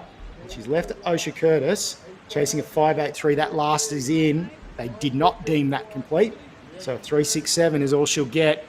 And with just over 5 minutes on the clock, one of the event favourites, Osha Curtis, has run into a local buzzsaw.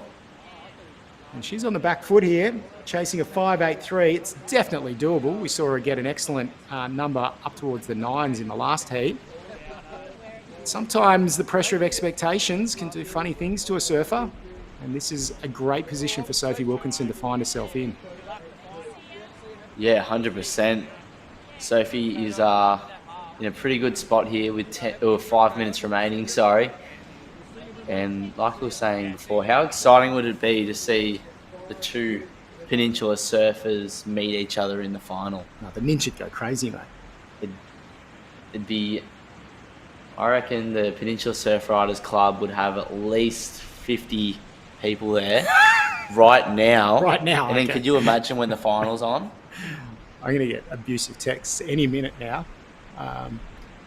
No, look, they're a very proud club, Peninsula Surf Riders. One of the big four clubs we have here in Victoria, alongside Torquay, Phillip Island, 13th.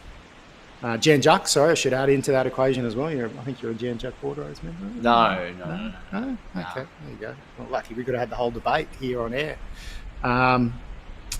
But yeah, very proud Board Riders Club, and they've been there on the big stage at ABB a number of times, and geez, don't they have some talented junior girls to be able to start to throw into that mix? And as you mentioned, Will Watson, he's had some great results at the QS level this year as well. So 3 minutes 53, you can see Sophie Wilkinson. I don't think you can have the nickname Pickles in the sport when Molly Picklum has that nickname. I'm pretty sure Molly heard it when she was down here one year. And just when that's a cool nickname. She kind of ran it. Yeah. No, that makes a lot of sense. Yeah. Well, Molly Picklum will be at the Rip Curl GromSearch Final, Urban Surf Sydney on the 20th of October.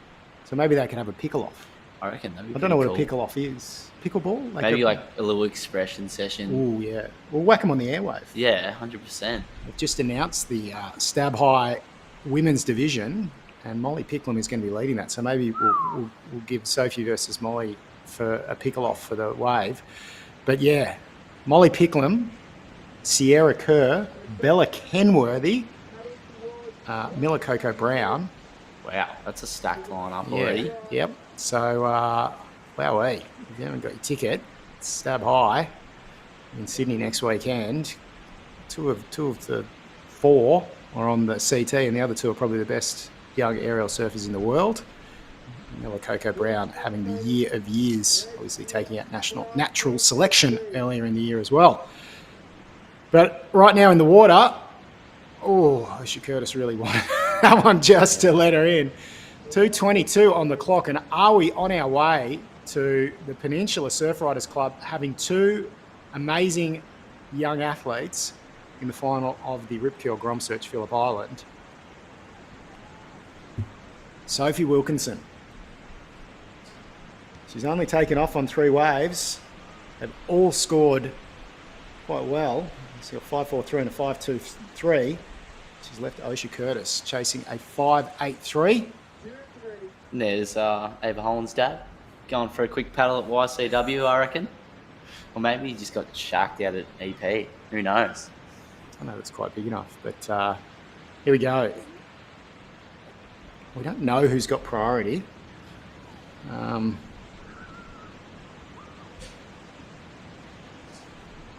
Minute 30 on the clock. I'd say if I was in this position and I had priority, I would be sitting on the inside of my opponent like no tomorrow, or on the outside, I should say, of my opponent like no tomorrow, trying to take the wave away from them as we see Osha have a quick look. Yeah, if Sophie's got priority, I would be quick smart getting over there next to Osha and making sure that I'm in a blocking position. The fact that she's not suggests that Osha has priority here, and she's going to pull the trigger on an insider here. Well, that's going to... if she did have priority, she's just lost it there, I reckon. Sophie playing it cool though. She says, I'm going to make sure that anything that breaks out here, you're not on. If you want to take a smaller one and try your hand, well, I'll happily let you do it. 30 seconds to go. Big moment for Victorian surfing at the moment. It's been great for the Victorian government and the Bass Coast Shire to get behind this event, and you can see the outcomes, because giving these young athletes an opportunity on their home turf is turning into results. And you can see a little bit of a splash of frustration for Osha Curtis. She would have come here with big expectations. The semi-final result's a good one, but she would have wanted the big prize. She's not going to get it. Sophie Wilkinson is going to join her fellow Peninsula surfer Ava Holland in the final of the Rip Curl GromSearch. Speaking of finals, we're straight on to finals. We're going to take a quick commercial break. We'll be back. You're watching the Rip Curl GromSearch from Phillip Island.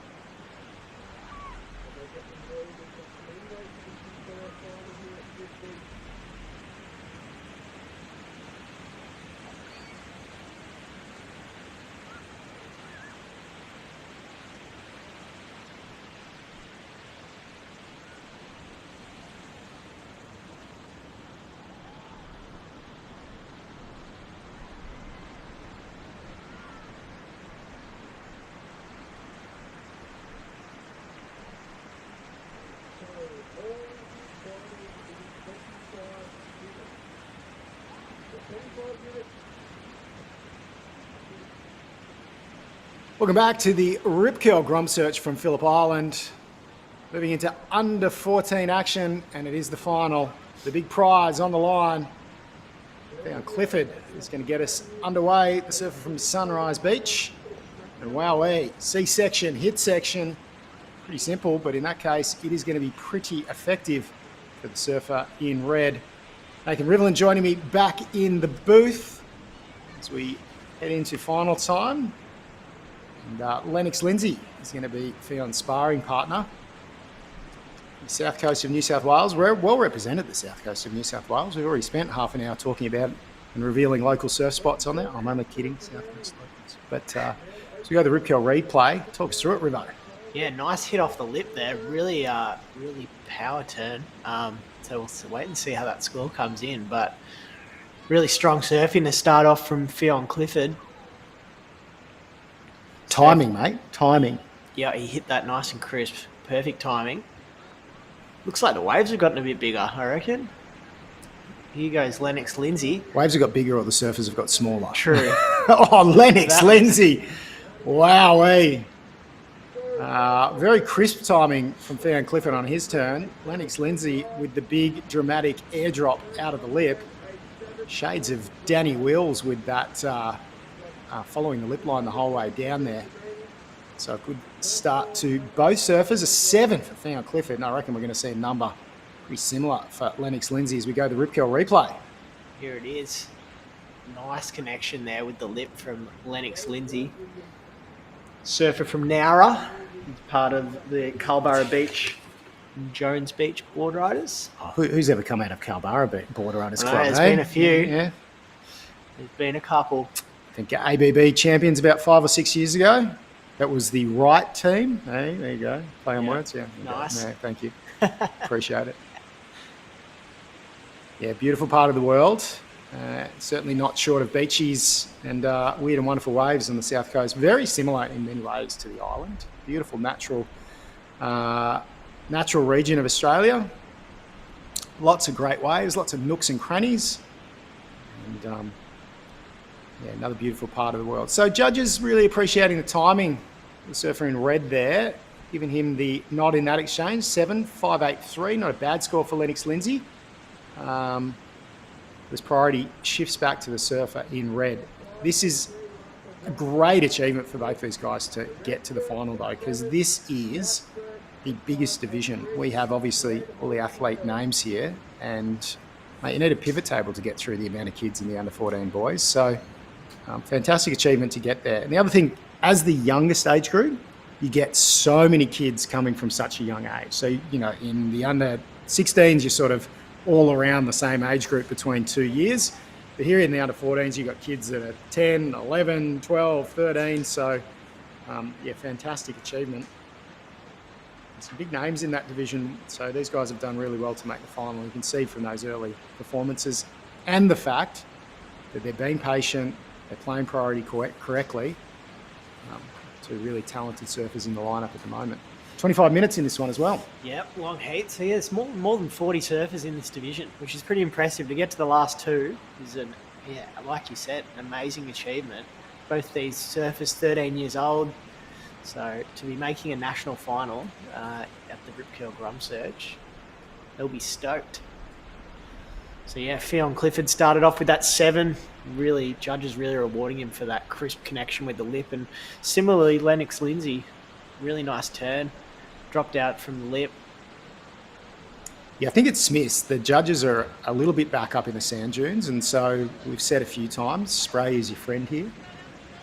I remember a very famous final from Margaret River with Sebastian Zeitz and Julian Wilson that on the broadcast, you would have sworn that Julian won that event, but Sebastian getting the nod, and really was because the judges are so far away from the action, and that spray, just when you're looking at the waves live, is just so dynamic. So yeah, I think that's probably what the judges really like there. I love that airdrop of Lennox, but yeah, the timing from Liam was just a phenomenal performance. And just to be able to, I mean, if I, at 13 years old, if I'd have paddled out into this sort of pressure cooker environment, I would have been a trembling mess. Yeah, me too. Hold your nerves and just that perfect crisp timing.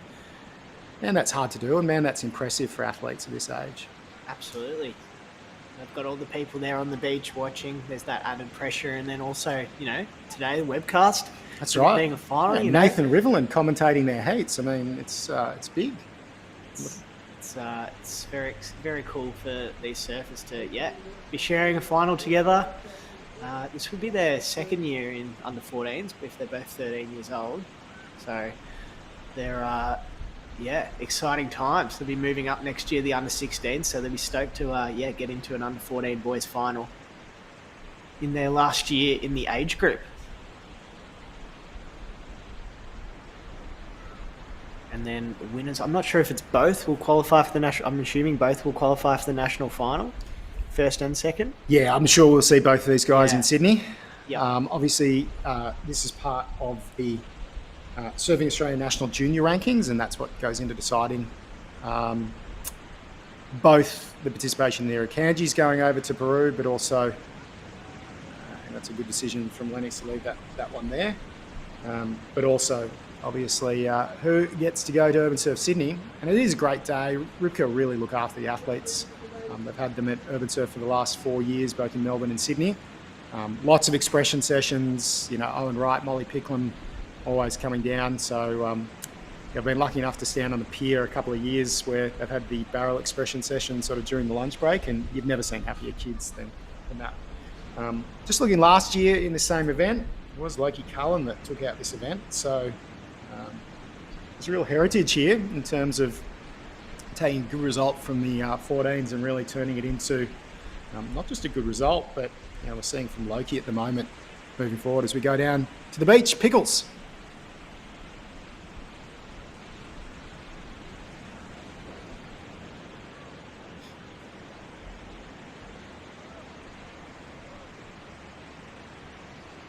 Sorry, they should be ready now. So we're just heading down to the beach for an interview with the winner of the last heat, it's Sophie Wilkinson. Oh, wait.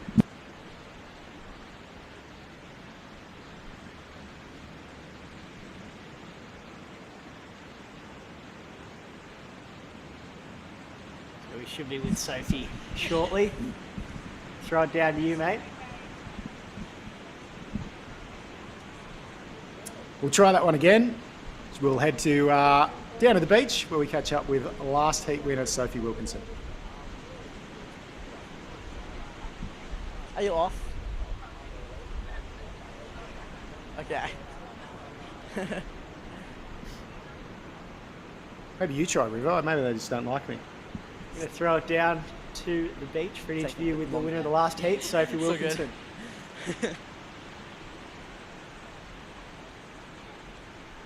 You're good friends with Ava, right? Yeah. Okay. Yeah. Just checking.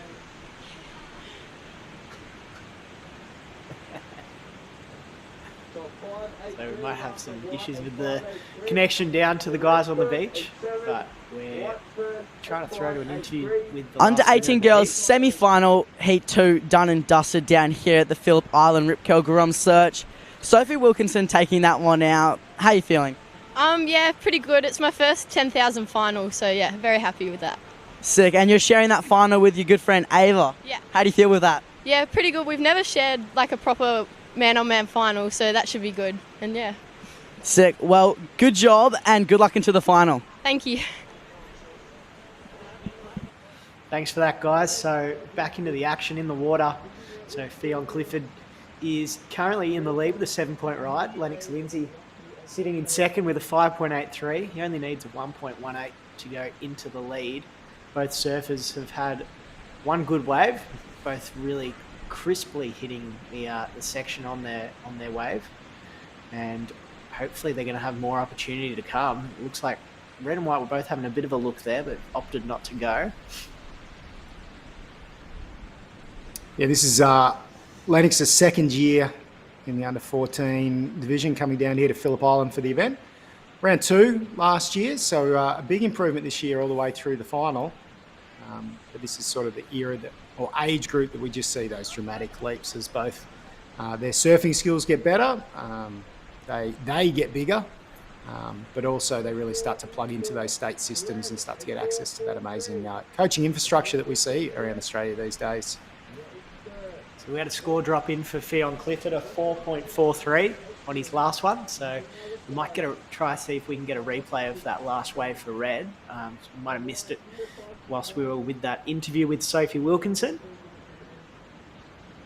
But a 4.43 for the last of red. So he's got a 7 and a 4.43, sitting in a good position with 13 minutes remaining. Lennox Lindsay now needing a 5.61. And talk us through this one, Jimmy. Yeah, he would have wanted to try and improve that situation. One turn wonder there. He likes it. Look, I don't know that the judges are going to like it as much as that. It was a little bit of a double up, but yeah, it's interesting. The 4.43, you think he's really taken a lead on the heat. He's backed up that 7. Realistically, though, he's left Lennox with priority, looking for a 5.61. As we see the replay, this is his previous, so this is the 4.43. That's a really nice hit there. He doesn't get the opportunity with the second. If you got another hit on that, that would have been amazing. Really and here's the one, he loved this, and I can see why. There's the airdrop there. There's a bit of drama in it, and he's certainly added to the drama there. I don't know whether the judges are going to buy what he's selling, but we'll see. 4.43. But the position is, though, that Lennox, his first wave was a 5.83, and he's now looking for a 5.61. So he's 1 from 1 at achieving that output from his wave, and he's definitely playing a mature heat here, just waiting for it. So I can see why Fionn is being active under priority, trying to increase that lead, because he's got the 7 there. He'd love to get something around that number, because then he really starts to tighten the screws, and that's where head noise starts to become your friend, certainly at this age group. So Really interesting heat, the way it's shaping up at the moment. Notice Lennox has got the booties on. Yeah, it's still pretty cold in the water down here for Phillip Island. It's just so he can grip when he goes and does a big, massive rotor. Looks like that score's just dropped in for Red. So last of Fionn Clifford was a 5.57. So it's gone into his top two. 5.57. Judges really rewarding him for that crisp connection on the lip. They like the claim as well. I think there's a little bit of mayo on that, I think. But they didn't mind the added theatre. They play the mind games, mate. Yeah. I saw a surfer from America claim a 4 at Aracera a couple of nights ago, but it got him through the heat. Yeah, I'm like, right. mate, you do you, brother. How much does that place look like Bell's? It's insane. Yeah, Bell's with like a rink on takeoff. Yeah, with that cliff and Yeah. it's incredible. I was watching it with my kids the other night, and they said, "Oh, is there a comp on?" No, Dad. No, guys, it's Portugal. But hasn't been a great. Wasn't great for the Victorian men. Obviously, Tully and Dave would have been looking for better results given the similarity of conditions. But India Robertson, I know up on the Gold Coast these days, but with Jan Jack board riders for a long time. We'll still claim her, I reckon, as a Victorian. Absolutely. Absolutely. We're like Australia and New Zealand, Victoria. We'll claim anyone. Here we go. Fionn Clifford up and riding. Great first turn. Ditches the fins a little bit, but he's not going to get another one. And you can see he would have loved a second hit there. Don't think that's going to change the situation. But he's staying busy under priority. And he's constantly making Lennox Lindsay think about things. If you just sit there, Lennox has got all the time in the world and the clear head to make some decisions. But he's asking lots of questions, Fionn Clifford, as we go to Rip Curl replay. He struggled to kind of get into it, but just managed to do so. Really nice bottom turn. Hits the lip. Blew the fins out. He'll be happy with that. He's looking to back up. His second score's a 5.57, so it'll be interesting to see if he gets it. Well, he knows because he didn't claim it. He claims when he goes in front. So he got a 5.07, so just under that 5.57. So you could say that the claim might have added an extra 0.5. We now know that it's 0.5 is the difference generated by the claim. But why not? I mean, there's a lot of stakes on the line. I love athletes showing emotion, and I love this strategy. Right? He's under priority here. He's definitely, he's increased the requirement for Lennox. He's looking for a 6.75 now. And when your competitor is, constantly looking at things, constantly paddling, it makes you think about the same thing. So it's like, why is he paddling? What is he seeing? Should I be looking at that? With 8 minutes to go in a Rip Curl GromSearch final, getting under your competitor's skin is definitely not a bad thing. So Fionn Clifford has got himself in a good position. And all the pressure now going to fall onto Lennox Lindsay. He needs a 6.75 Lennox, so he's got a 5.83 on his first wave. He's only taken off on the one wave as well, so he's being really patient, just trying to identify this perfect wave to get that score. Looks like he's having a bit of a look. He'll have priority. He's going to take off. Nice bottom turn. Hits that first section. Tries to squeeze 2 manoeuvres in there. Manages to ride out. There was a little bit of awkward downtime in between the 2 manoeuvres, but probably not enough time between the 2 manoeuvres. Fionn Clifford wasting no time here. Saw this wave, saw it had a nice long wall on it, and he's got 3 good hits to make to further tighten the screws here. Fionn, I don't know that that's going to change the situation. If it does, it's only going to be marginal. 5.57.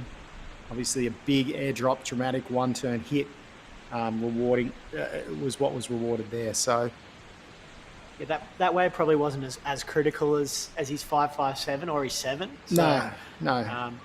It could drop in under his best 2, but still a good wave. Here's a Rip Curl replay of Lennox wave. Just tried to probably squeeze in that second turn, but he did ride out. And here's Reds. He got a couple of nice hits. And this wave reeling off quite nicely. Really like that second one. And then get to third and that wave kind of doubling up and looking a bit funny on the inside. But yeah, Judge is pretty quick with that score, 3-9. They've all day, really wanted to see put the brakes on there like he's lining up for an air section. Oh, yeah, he was. Ball went one way. Just ejected. He went the other way. Safety first. That's what I like to see from these young surfers. Those elastic knees freak me out. So for all of that, not much has changed because 3-3-3 for Lennox Lindsay is not going to change his situation. He's still chasing a 6-7-5. And Fionn Clifford is still buzzing around underneath him under priority and making him look at everything and doing a really good job of turning the screws on this heat. 5:45 on the clock. Looks like Lennox has seen something he likes as we go to the replay. See here, as soon as he tail stalled to put the brakes on there, you knew what he was going for. Kind of looked like he had the section to do it too. Just kind of. He did. I think he just got there a little bit early. Yeah. I thought for a second he maybe broke his board, asking for the time. I understand why though. It's a pretty high pressure environment for these two young athletes. So this is the first final of the day. Under 14 boys. Next up, under 14 girls. Nava Holmes in red, and Rosie Annesley is in the white. Good of you in blue, eh? Snuck into the final as the third person. I just said I don't want to wear red. It doesn't go well with my skin tone. Yep. I want blue, softens it. So just over 4.5 minutes. So red is currently in the box seat. But white, very capable of getting the score, 6.75. Looks like red's going to have a look here. Take off and go on the backhand attack. Nice big bottom turn. Yes. Good first turn. Great first turn. And you know what? That he fell off and that he may not get the score on that is sort of irrelevant. I just love the pressure that he's putting on Lennox Lindsay. Every time Lennox sits there, there's a little bit of a break. He gets to think about what he's got to do. And the next thing you know, Fionn's paddling around underneath and making him look at things. It's really great competitive surfing for such a young guy. And I really like this first turn. He got a bit in that. I reckon if he'd have been able to just get up on top of the lip line, he really might have been improving his situation. I don't think he will there. But as I say, he's under priority. He's giving himself heaps of opportunities. And I'm sure he's annoying Lennox by doing it. So, great strategy here. Very different approaches too. Fionn with the 7 waves, keeping the pressure on. Lennox has only had the 2 waves.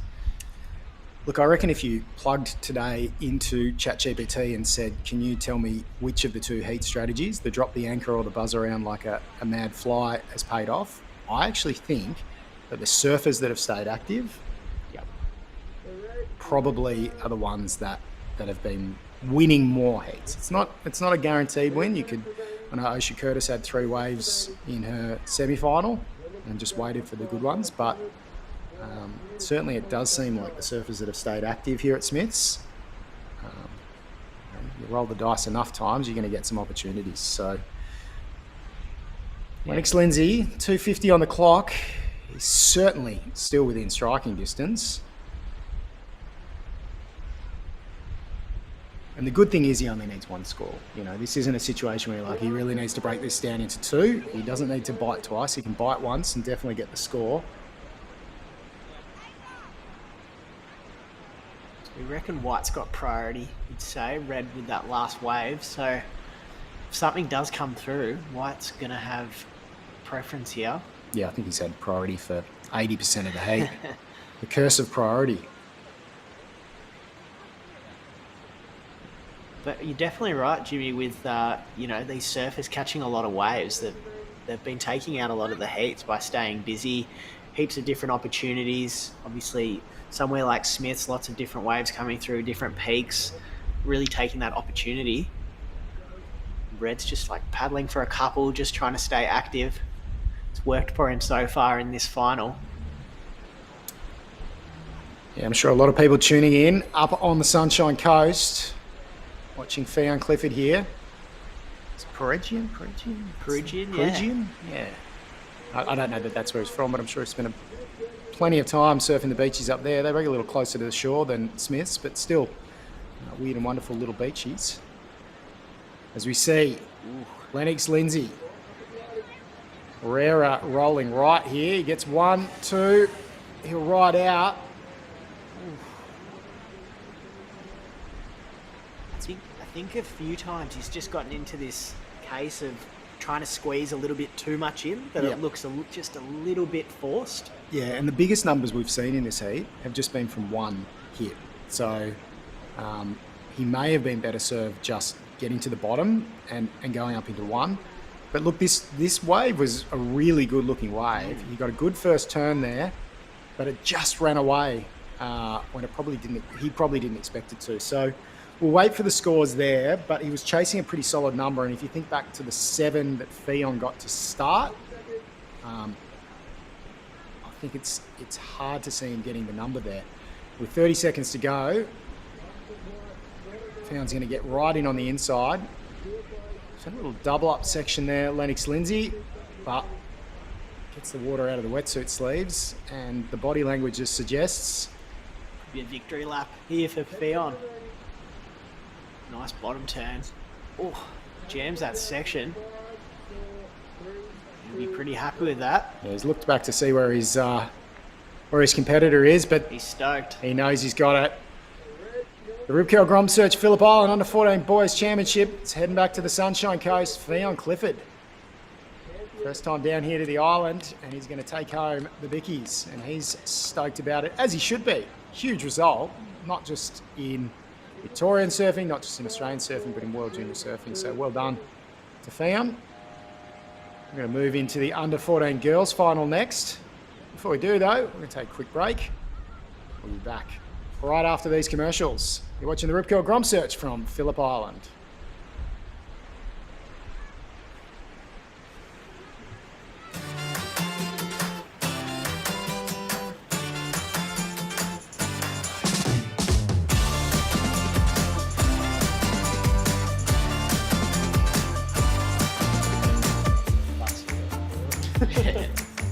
I was saying, another 20 minutes, they're going to be really ready to go. I can hold on. I won't disrupt the flow. That's okay. All good.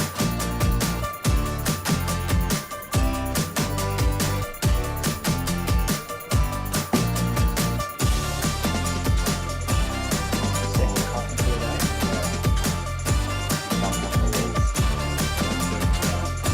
It's just like paired perfectly with commentating. A lot of coffee recently, actually. Yeah.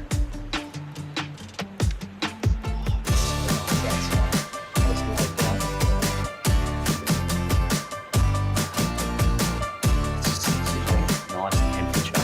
It's like a comfortable temperature.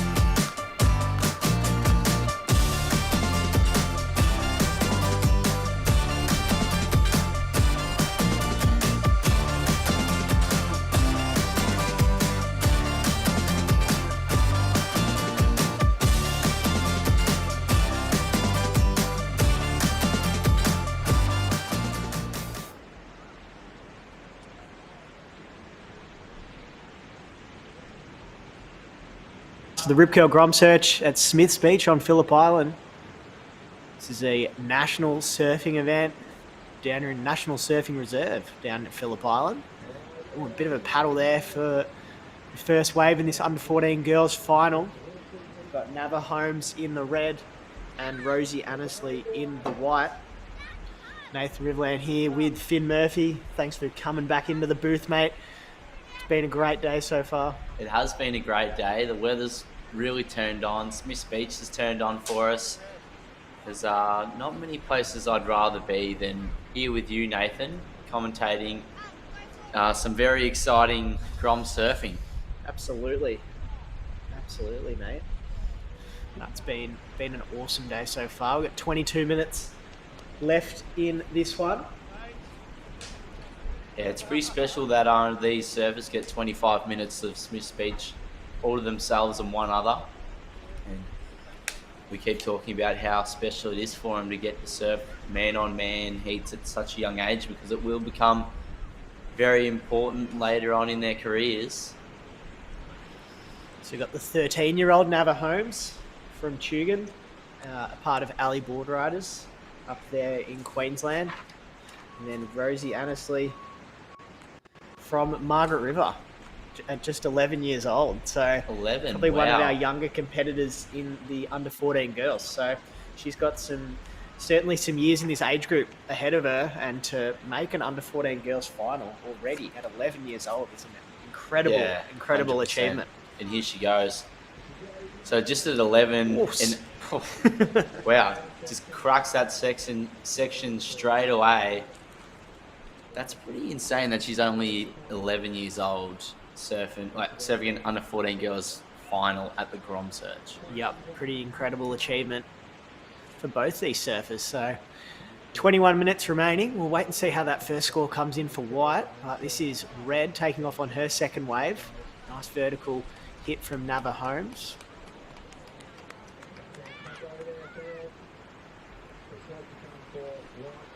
So wait and see how that number comes in, but absolutely cracking day down there on the island. It's beautiful to have a nice Victorian summery sort of day. Here's a replay of the last of Nava Holmes.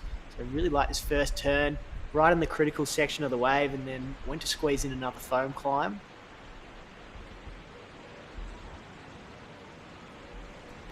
Yeah, absolutely amazing day down at the island. We've seen a few surfers still wearing the booties and a couple in gloves as well this morning, but some of our interstate competitors, I don't reckon we see too many of the Victorians in boots and gloves, because this is today's pretty nice day for us Victorians. Yeah, this is a lovely day. I'm Beautiful. sitting here in my shorts and t-shirt, absolutely chuffed that the sun's out. And yeah, I reckon if I was to get in the water this afternoon, I don't think I'd be putting on my booties or gloves, that's for sure. No complaints at all.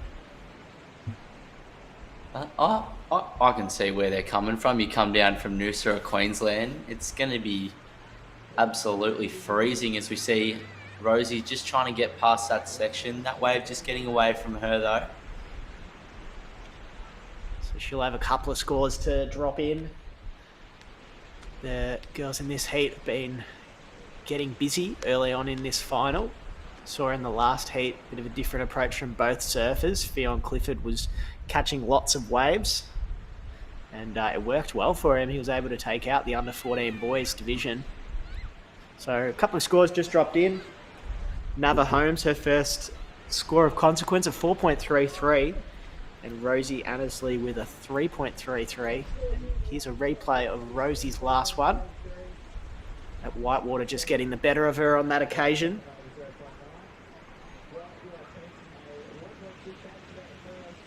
But there's been plenty of waves coming through in this heat, probably a little bit different than the last one. I reckon Fionn stayed really busy catching a couple of smaller waves, and he really banked in on those first two to get some really good scores. But yeah, we've seen a few more sets rolling through in the first 7 minutes of this under 14 girls final. Yeah, it's really good to see. There was a couple heats there. I think it was during the under 18 girls semifinals. There wasn't that many waves coming through, so it's nice to see that Smiths Beach is kind of ramped back on for the finals. So let's hope we can get these consistent sets coming through all the way to the end of the day. But the surf has come a long way from this morning. The first heat, you know, I went down to the beach early on, had a look, and I was like, "Ooh, I don't know. It looks a bit funky, a bit weird, a bit grovelly." And we saw that in the first 2 or 3 heats. But now Smiths Beach has really showed us some quality waves coming through all afternoon, which is really exciting. I say all afternoon, and it's only 12:09. Yeah, I just wondered whether we'd be checking in with the guys down on the beach for an interview with the winner of the 14s, but we might be saving those for the presentation, which is going to be in the car park at Smiths at the conclusion of the under 18 girls final. So that'll be at about 2:15. So another 2 hours of surfing action for our viewers at home and for those at the beach that are cashing in on this absolutely amazing day down at Smith's Beach. You can see quite a few people are enjoying it, which is fantastic. Still school holidays down here in Victoria. Last weekend of the school holidays. You can see a lot of happy faces down there on the beach. Everyone getting amongst it. Lovely to see. And I'm sure plenty of other beaches on the island would look very similar with heaps of crew out and about. Absolutely. So 16 and a half minutes to go in this one. Girls just sitting next to each other waiting for the next opportunity to arise. There's been quite a few waves, 4 waves ridden so far in this heat in the first 9 minutes. So the ocean's gone a little bit quieter the last couple of minutes, but it's looking like there's some waves on the horizon. Yeah, it looks like we're going to see some opportunity here. Nava, of course, is our heat leader. Rosie, just 11 years old. That still blows me away that she's only 11 and surfing in a GromSearch final. Here we go. Nava having a look here. Looks like she's going to take off on it. This is a really nice wave. Just got away from her a little bit. Gets one nice turn in. That section really standing tall for her there. The wave really quickened up, didn't it? Kind of didn't give her that opportunity to fully put the board on rail and get a big bottom turn to hit that lip, but she did get a nice turn under that lip. So we'll see how that score comes in. She's probably likely to extend her lead. It'll be better than her backup at the moment, which is a 0.67. You can see White sort of just floating around, waiting for her next opportunity. She's got a 3.33. This wave, talk us through it, Finny. Yeah, you can see it just breaks down that first section, so she wasn't able to really draw it off the bottom there. But she definitely made it work, getting one quick snap in. And like I said, she'll extend her lead on that one, which is the aim of the game at the end of the day. Just the way that wave was shaping up, it really looked like it was going to be an absolute cracker. But just closed out a little bit, which was a bit of a shame. But Nava will get back out the back and hope to find another one.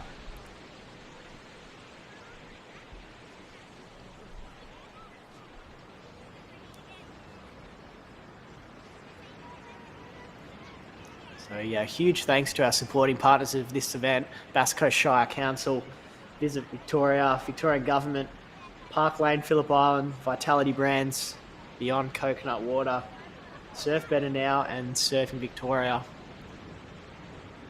Very thankful for support of those partners. Last score of Nava Holmes just come in at a 3.73. So it's a backup score at the moment. Rosie Annesley is in second. She needs a 4.73 to go into first. So still plenty of time on the clock, 13 and a half minutes to go.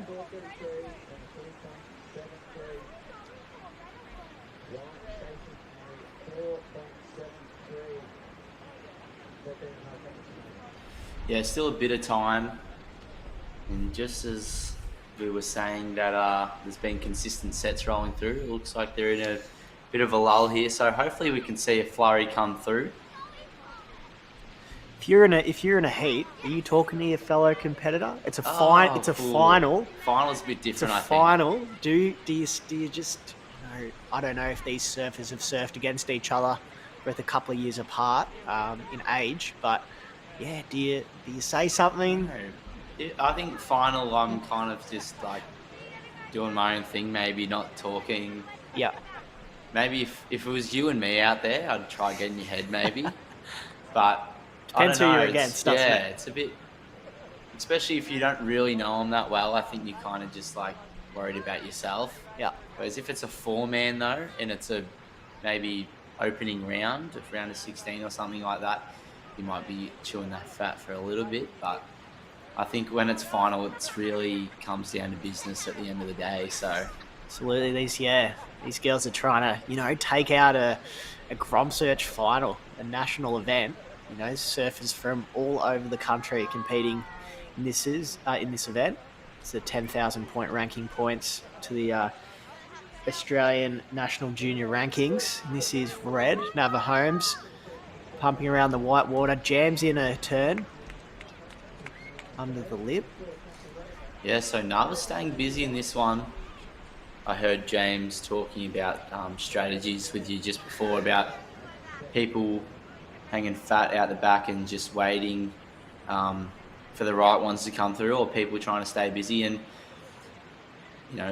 it's kind of just been the people getting busy have been winning. Yeah. Like, it's interesting, isn't it? theme. Because it's best 2 waves, so you only need 2.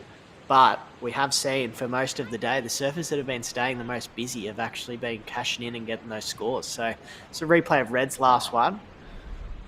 Nice little turn there from Nava Holmes. So wait and see if that goes into her top 2. She's looking to replace a 3.73. Looks like it's come in just under that at a 2.77. So she'll hang on to the 4.33 and the 3.73. Rosie Annesley currently has a 3.33 and a 0.9. She needs 4.73 to move into first. Yeah, so it's still... Rosie's kind of still in it here with 11 minutes remaining. 4.73 is definitely an obtainable score. And here's a nice set rolling through now. Bit of a larger set by the looks of it. So I'd be keen to see if we see some surfing from Red or White here. I think White has priority, so we'll see if she decides to use it on this. I feel like always at Smiths, there's a lot of duck diving. 100%. So many waves coming through, and you're constantly duck diving. You're weaving into these sections on the waves, going here, going there. It's kind of anyone's game really all the time at Smiths. Yeah, and it can kind of break like anywhere really. Like it's at the end of the day, it is a beach break, so you've got peaks jumping up all over the joint. There is one sort of main peak right in the middle of Smith's Beach there, which our surfers are sitting on at the moment. But yeah, you can kind of go anywhere, which we've seen more in the men's in the men's draw. The boys are splitting up from each other and kind of doing their own thing.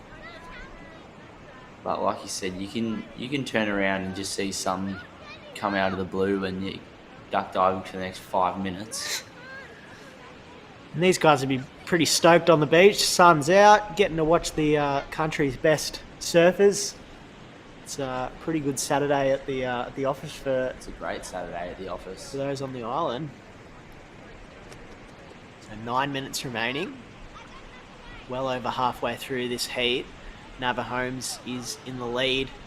Rosie Annesley, the 11-year-old from Margaret River, sitting in second, only needing a 4.73, so very doable. Yeah, definitely still in the sights for Rosie Annesley. She's only got a couple small waves, just staying quiet. And Nava just trying to stay warm in this one.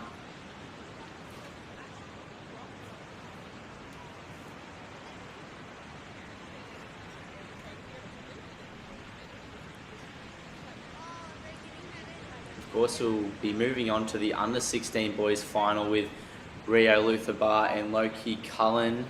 So that's going to be another exciting one. Here we can see some motion in the ocean out the back here. I believe Nava has priority. I could be wrong there, but we'll see. Some more duck diving.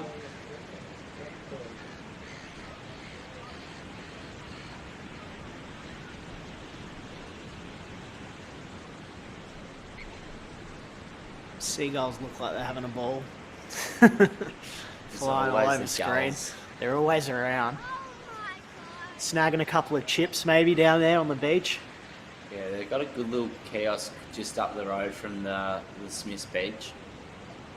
You can get a good feed, get a good cup of coffee, go down and watch the surfing, stop in at the surf shop there, have a look at a couple Mirage boardies or a couple towels. Anti-series jacket, heat seeker. Needed that this morning. Needed the jacket this morning. Yep. But, yeah, no, it's good to see. So just under 7 minutes to go. Situation remains the same with red currently in first and white in second. And there's still time. It's been a bit lully this last sort of 10 minutes or so.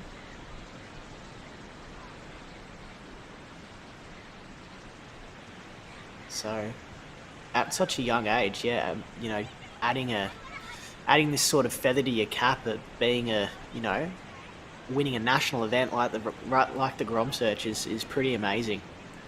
Set you up for, you know, set up the careers of a lot of our surfers that are now on the world tour, not only from Australia but also abroad. Yeah, 100%. And a lot of them, you know, haven't really gone down that CT path. They kind of took a different path through free surfing and all of that, and that seems to work out off them. Like Jaleesa Vincent, she's a national GromSearch champion, and she's absolutely killing it, shaping up her own boards, got her own surfing brand going on with Rage, as we see Rosie with a big crack off the top, just coming unstuck on the way down, but keep saying it all day, the judges have been loving that commitment. There's been a lot of one-turn waves today, and the judges have really thrown some big scores down for those big sections. Like we saw Lokana Cullens, that one sticks out for me today, is that big section. I think he received a 7.5 or an 8 on it maybe. So we'd love to see those Groms going for those big steep sections. Is the replay. This is Rosie here, just going to hit the lip, but unfortunately coming off the back. And like you were saying, like Hannah Cullen, he's coming up in the next heat, the under 16 boys final with Rio Luther Bar. It's going to be an absolutely cracking under 16 boys final. You can see boys making their way out now with just under 5 minutes to go. Pretty short paddle out the back. Obviously you get your 5 minutes to paddle out before your heat, but it's a quick little paddle off the beach into this fun Smith's Beach lineup. Yeah, it's a great setup down there. You got the boardwalk where you can sit on the boardwalk and watch. You can hang down on the beach, and yeah, it's an easy paddle out. There's kind of a rip similar to D-Bar where you can just use that as your little escalator out the back. And there's Rio making his way out there. So yeah, this is going to be a really exciting heat, I think. Really looking forward to that one as we see Nava and Rosie out in the water. Rosie, I reckon she's under priority here. Takes off on this one. Nice first crack. Oh, I just couldn't hang on.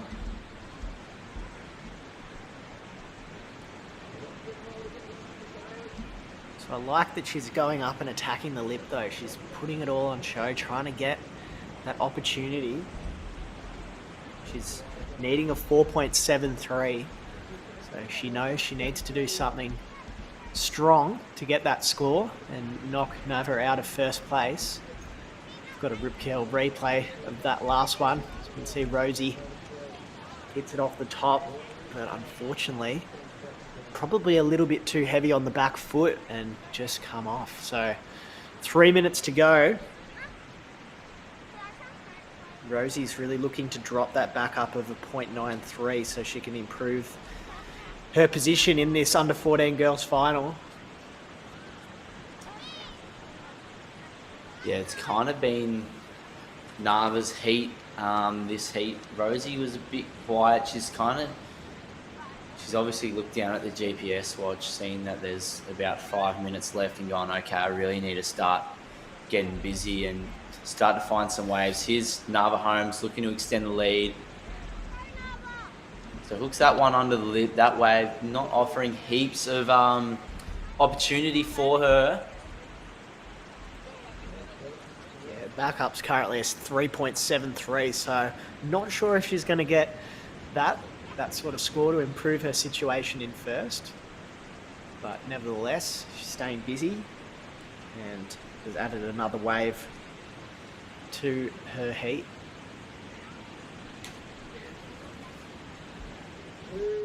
Yeah, 2 minutes remaining.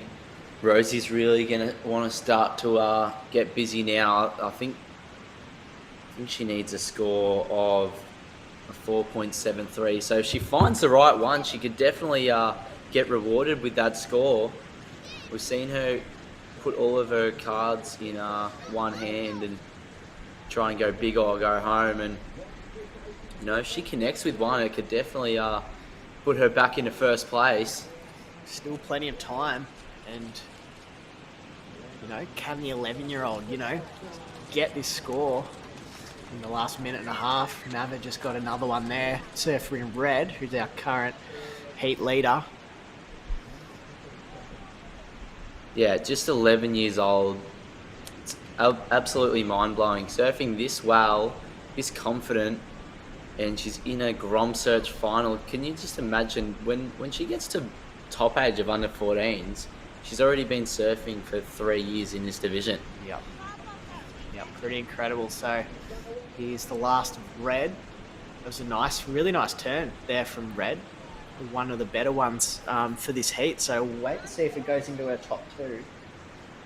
But I really liked how she hit that section. It was really crisp. Yeah, connected that really nice. So we've got 30 seconds remaining. So I reckon Nava Holmes is going to be our under 14 girls champion here. White's really got to go this one. This looks like the last opportunity. Unable to get into it. It's 20 seconds on the clock. Looks like Red's improved her situation with a 5 on that last one. So judges really liking that. There's 10 seconds left. Doesn't look like there's going to be a wave here for White. So looks like Red, Nava Holmes, is going to be your under 14 girls Rip Curl GromSearch champion. So really big congratulations to Nava, and great surfing as well from Rosie throughout this event.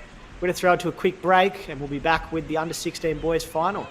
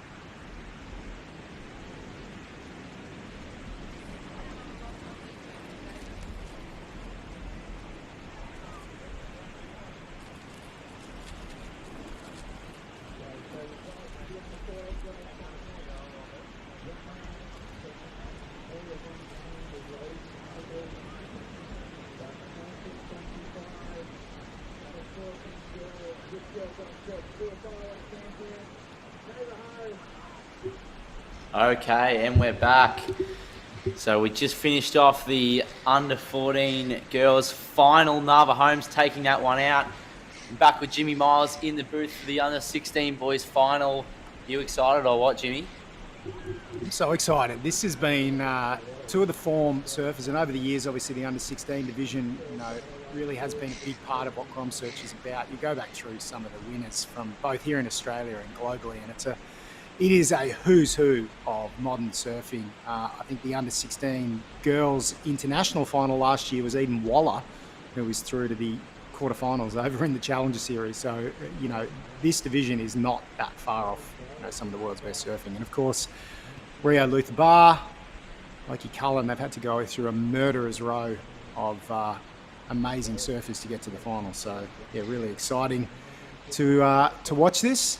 And of course, my other commentary gig is in fight sports, and Rio Luther Bar, for both a ring announcer and a commentator in fight sports, is just the dream name. So I wonder whether he's Rio Luther or whether he just goes by Rio. I think it's just Rio. It's just Rio. Yeah, We're probably making a mountain out of a molehill here. Yeah, I reckon. Yeah, everyone's going, well, who's Rio Luther? It's actually just Rio Bar. But it's much more exciting. Rio Luther Bar. Adds just that extra bit of flair. Look at it. Do you reckon they're chatting to each other out there? They're sitting awfully close. Maybe trying to get in each other's heads or something. Who knows? Gotta love the rivalry though. Yeah, you can see them paddling right on top of each other. So I think whatever they're saying, it's probably not very polite.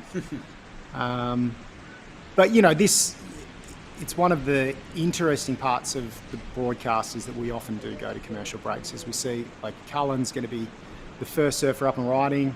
The black carbon down the line. He's found a Smith special here on the backhand.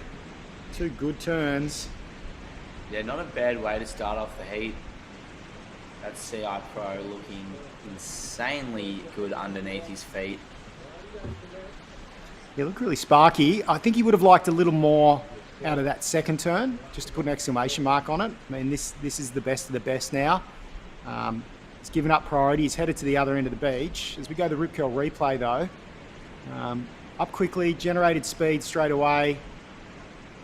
First turn and into the lip for the second. A little bit of a thin release. Yeah, it's a good start to the heat for Loki.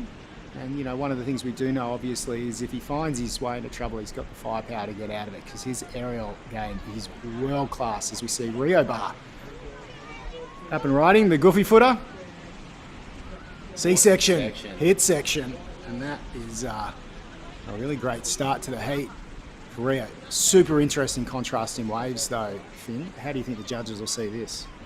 I don't know, it's been a bit of a theme that the judges have been rewarding the biggest sections and the commitment to those single turn waves. So I think that Rio is probably going to get the better of the exchange. I did really like O'Connor Cullen's first turn on his wave, but I think Rio's going to walk away with the better score of that exchange. Here's the replay of Rio's. So takes off in this one, gets past that first section, then he sees that wall line up and just drifts it over there to finish it up. Just traversed through that one perfectly. Yeah, I think the history today would tell us that the judges prefer 1 big hit to 2 smaller hits. So I think I agree. I think probably first exchange is going to go way of red, not by a lot. Yeah, really interesting start. You know, if you're going into this heat, you're probably thinking Loki Cullen, high impact, air game, big hits. You probably almost reverse what we saw in that first exchange. And, you know, they're dealing with the waves that good old Smiths is going to throw up at them. But really fascinating start to this heat. Yeah, and there's the scores coming through. Rio with a 6.33 and Loki with a 5.17. So the judges liking that bigger hit rather than Loki's 2 kind of average backhand snaps. I mean, amazing backhand snaps. Oh, don't get me wrong. But yes, at this level, I think that's really good judging. And, you know, whether you agree with it or not, it's really obvious to the athletes what the judges are looking for. Like, this has been the pattern all day. See a big section, hit a big section, give me a bit of drama, we'll give you scores. If you get a moderate wave and put together a few moderate turns, you're not going to get out of that sort of 5 range. So, you know, whether you agree with that judging or not is sort of irrelevant. What's most important is that the athletes understand. I think they do. Here we see Loki Cullen winding up here. He's got a big section to play with there. Nice drift. He would have loved a little back up there. But I quite like that. And clearly he's seen the judges' scores from that first exchange and gone, yep, I can hit 1 section as well. I like that controlled fin drift. Don't know where it's going to go. I think it's going to be in the ballpark of those first 2 scores. Yeah, I think you're on the money there. It's definitely going to be around that 5.5 mark. I don't know if it will be heaps better than Rio's, but yeah, he was cool, calm and collected through that section. no worries at all for him. Loki can kind of just do whatever he wants on a wave. Like, he could get an absolute lemon and make it look like a diamond, but we'll see what that comes out as. This is already starting to be a very exciting final we have. Rio and Loki, two amazing surfers, both only like 15 years old as well. They were in the under 14s last year, so Yeah, Loki took out the under 14 division. So, trying to go back to back in different divisions.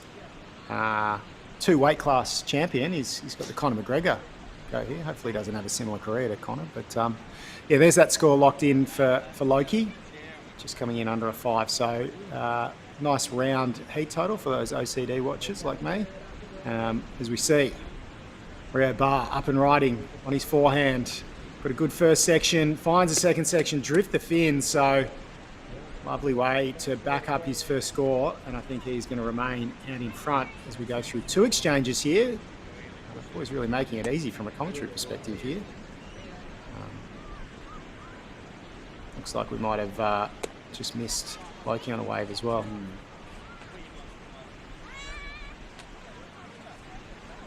yeah, here's that replay of Loki. So taking off, generating heaps of speed off the bottom. Oh, awesome first turn. Just couldn't get past into the second section. But wow, really driving off the bottom and just belting that thing off the top. Yeah, flare on that. Love that little back foot kick out.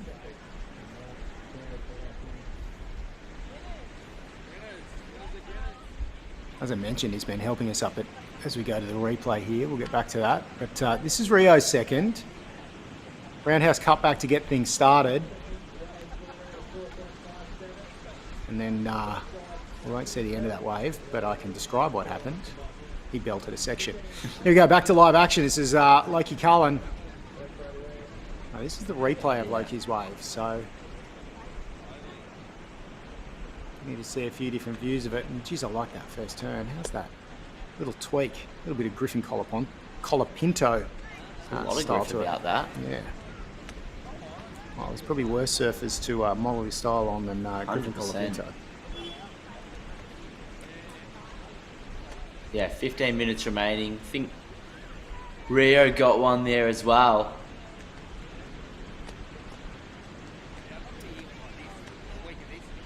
I wonder who the Cullens boys watch. I wonder where they get their style from. I wonder who they get home after a big day on the tools in English class.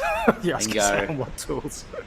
and go, oh, I'm going to chuck on some YouTube. Who am I watching? They're watching Griff, like you said. Are they watching older guys like Andy?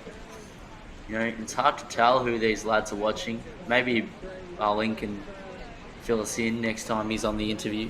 Maybe we'll have to get him. Yeah, I think he was a semi-finalist in this division last year as well. So, yeah, it is an interesting question. I think from watching Loki in the air, he watches a lot of Noah Dean, Chipper Wilson, that aerial style of surfing. But yeah, there was definitely a bit of Colapinto, and judges liked it as well. Best number of the heat, 7.33. That has put Loki back in front.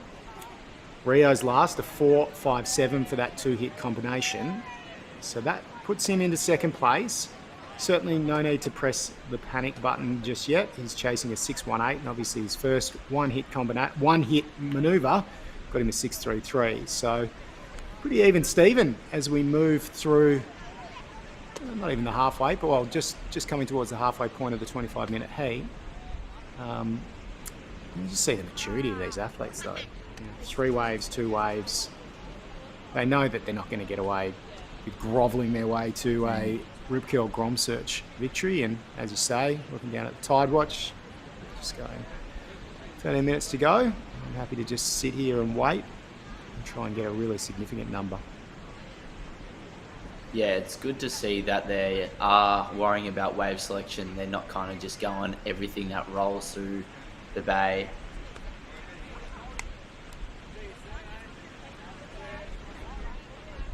But you could say there's 13 minutes remaining. Rio needs a 6.18. Loki's a fair well in front of him. But, I see that go Rio needing a 618. He could easily pull that out of his back pocket. No worries at all. I think sometimes as commentators we say that, but he's going to need a wave to do that. Oh, 100%. And I don't mean like a wave, because clearly there's lots of waves, but he's going to need to do that. Like, you can't, I think anything over a 5, the judges have said pretty clearly today that you need a decent section with a bit of risk to get that sort of score. So while he has the skills to do it, he can't just sort of rely on, I'll wait till the last couple of minutes and I'll be able to get that score. As you can see, like, he's probably just blocking using his priority a little bit there on that one, which is good tactics. But yeah, Rio with priority, and that number, he's going to be in the situation where he can't just swing, go, and keep on trying. He's got to wait for a wave to deliver the section, which I'm sure Smiths will give him the opportunity in the next 11 minutes. But yeah, it's a really interesting number to be chasing. I reckon he's going to wait for a bit of a bigger wave to roll on through Smith's Beach. Hopefully that the island does provide opportunity for him. Loki Cullen just got that quick one there. Bit of a chattery face on that last one. I wonder whether, it's pretty warm here Victorian warm. We always have to put caveats. 100%. There's not icicles on our windscreen, so it's warm. It's a little bit warmer here today. I wonder whether we might not be seeing the start of a little bit of a sea breeze there. It's really interesting, because that's going to make some pretty cushy lips for some of these juniors to head to the air. I don't mind a 618 as a score to chase. I've been lucky enough to speak to a lot of good surfers about their heat strategies over the years, and they'll tell you that the hardest score is a 4. Because you don't want to go full throttle, but at the same time, you got to do something. Whereas a 6, you've got to give it everything. You're not chasing a 6, you're chasing an 8. And so it makes that decision making a little less complicated, because realistically, you're chasing an excellent wave to get an excellent score, because you can't half surf your way to a 6. So in a way, it's an easier number than a 4, because it's just a pretty simple equation.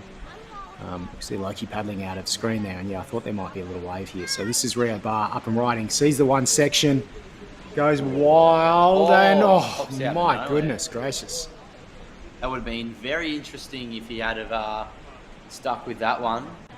If that's complete, I just think the level of commitment to that, they would have to have given him the score, especially given what he got for his first wave. Yeah, because that was miles better than his first one. Oh yeah, I think that's probably, and as we've said, single turns, critical sections being rewarded all day. The section wasn't quite as critical as some of the other ones, but the surfing was critical enough to make up for it. So yeah, I think he was well on his way to the score there.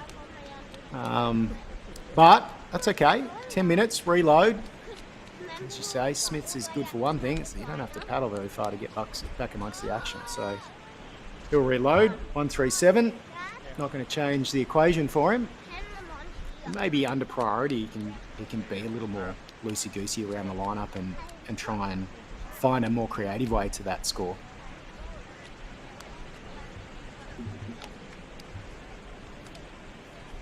Yeah, you might see Loki kind of hit the brakes now. He has been a bit busy catching a couple waves. So we might see him hit the brakes and try and hold on to priority as we come into 8.5 minutes remaining. Really is amazing, though.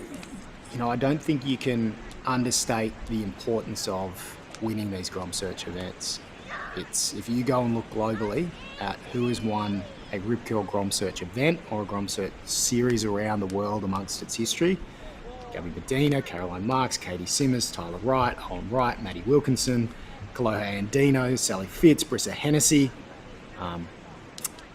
It just goes on and on. I mentioned last year's international GromSearch winner in the 16 and under girls is Eden Waller, and she's right now in the quarterfinals of a Challenger Series event. So it is such a stepping stone for these young surfers, and congratulations to Phillip Island, the Victorian government, for supporting this event. because not only does it provide an opportunity to showcase, the amazing space that is Phillip Island, but also it just gives such an incredible opportunity to young Australian athletes and, more importantly, young Victorian athletes. And, we're going to see that in the under-16 girls final. Under-18 girls final. As we see, Lockie Cullen looking to extend his lead. And if you don't mind, on the back end, drift the fins. I think he's just made Rio's job a little bit harder. Yeah, just as I said, he might step on the brakes. He's gone and got that one out of second gear. No brakes or gas. That's exactly right. So Lockie Cullen just stepping on the accelerator once again in this one. Here's the replay. Quick check turn as he gets back out in the face and, throws that one down on the back end. Drifts the tail around. Just textbook surfing there from Lockie Cullen. See if Rio Luther Bar has anything to offer in the next nice set that rolls through Smitty's. Just we've used some Victorian colloquialisms today, haven't we? We've got to embrace it. The Ninch, Smitty's, Bloke's Island. We'll keep going. Was Phillip Island home of Chris Hemsworth, who is a ridiculously good surfer. One of the more frustrating things is that a bloke can be so good at so many things. I had the pleasure of surfing with him a few times at URBNSURF, and he's far too good for a bloke that probably weighs 100 kilos and spends about 2 weeks a year surfing. So Phillip Island certainly bred him. And Lockie Cullen's score has dropped in there, and it has increased the requirements. So 7.5 to go with a 7.33. He's not done yet. He's going to get up and riding again. He's loving these lefts. I don't think not off the top of my head, I don't think we've seen him really take off on a right today. So he's loving these lefts, and it's definitely important to have such a strong backhand when you're surfing these beach breaks, because, you're not always going to find a right. And even over at Cape Woolamai, just down the road from Smiths Beach, the lefts there can get pretty cooking as well. And we saw footage of Lockie Cullen free surfing there. I think it was on Thursday, and he was just going absolute hand cheese tomato on those lefts. I saw him do about 3 insane air revs. So we see him have a look at that last one. Ooh, Rio looks fairly interested in this one now. We'll see if he decides to pull the trigger here. Yeah, well, now he's chasing an 8.5, so, in a way, he can't pull the trigger on just anyway. I mean, he probably couldn't when he was chasing 6 either, but it's definitely a good situation for Lockie Cullen to be in, and he's got Rio Luther Bar in all sorts of drama here. Having said that, Rio's only got, sort of one good section to hit, and he got a 6.33 with it. So if he can string 2 of those together, as we've sort of said, the talent's there to do it. It's just whether he's going to get the opportunity now. And the opportunity and I suppose the spectrum of wave that he needs is getting narrower and narrower and narrower. And he now needs the best wave of the heat and to execute on it. So definitely a challenge ahead for him, but he's made the final of the under 16 division of the Rip Curl GromSearch Phillip Island, so he's definitely got the tools to do it. So heat recap, 3.5 minutes to go. Lockie Cullen started a little slow, but he's come into this heat as it's progressed. 2 backhand waves with 2 hits, a 7.33 and a 7.5. Rio Bar on the other side started like a house on fire, a 6.33 for 1 big hit on his forehand on a left. Since then, he's only been able to find a 4.57 to back it up. Definitely behind Lockie on the wave count, so he's being patient. 3 minutes to go though, he's chasing an 8.5. Yeah, he's in a tough spot at the moment as we see Lockie Cullen taking off again. This is a smaller wave, generating a fair bit of speed here. Goes for the air, just can't quite hang on to it, but that makes me excited with 3 minutes to go. We're going to see more big commitments from Lockie Cullen now that he's in a comfortable spot. Can he start taking a couple risks? Yeah, a comfortable Loki Cullen is probably a pretty dangerous Loki Cullen. As you see him winding up here, he's only ever going to do one thing on this wave. He found the right section. In fact, probably wasn't an amazing section. He made it look better than it deserved. And I've said a few times, he's a phenomenal athlete in the air. Watching what he was able to do through the testing sessions for Stab High, yeah, pretty incredible. I think he's got himself a ticket to Stab High next week, so could go back-to-back pretty good weekends for the surfer from the northern beaches of Sydney.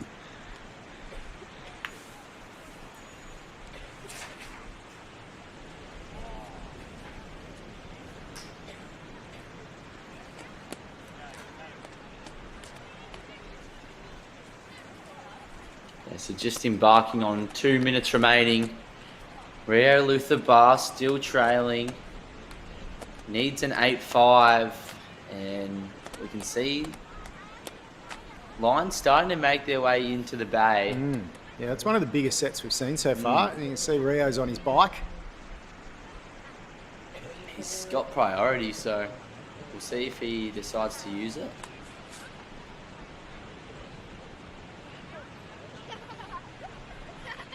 Yeah, hasn't just connected with the bank though the way he wanted it to. Here's the second one. This one's got a little more meat on it as well, but whether it has a corner is sort of the question. Doesn't look like it does, and if it does, here we go. It's over the side of the bank for Logie Cullen. He goes to the air. Easy as you like, air reverse. Don't know that it's going to change his situation, but pretty polished performance for the young man. Be nice to be able to drop an air reverse like that casually. Oh, it's so good. Bloody closeout, I'll just drop an air reverse. And his body language to it as well, he's just so calm. Like, oh, section, yeah, whatever. Let's do an air. Yep. I reckon he's going to go very far in the next couple of years, and not a bad start to the career, winning the under-14 boys final last year, and now moving on to the under-16 boys final. Might just swing around and get another one here as well. Oh, Surely not. Not much punch behind With that 8 wave. seconds to go, Rio Barr is just going to watch on. It's been a procession for Logie Cullen.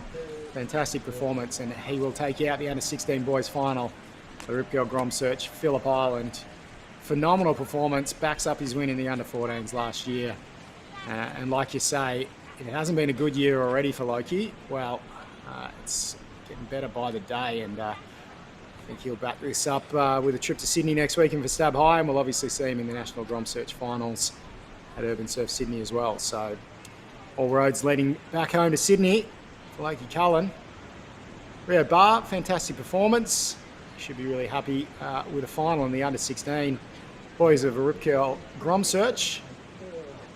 Move on now to the women's final. Before we do that, we'll take a quick break. We'll be back with more action after these commercials.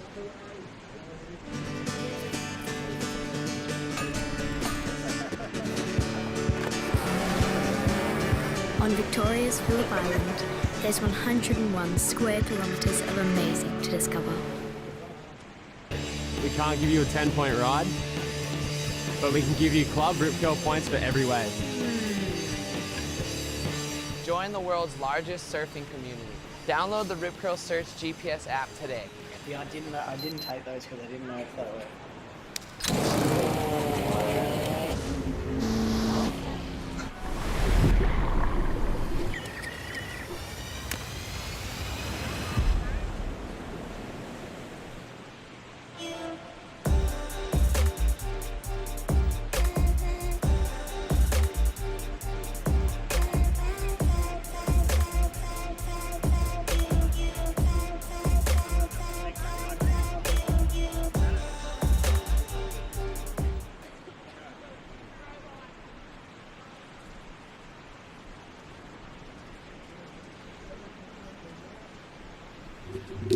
Welcome back to the Rip Curl GromSearch at Smith's Beach on Phillip Island.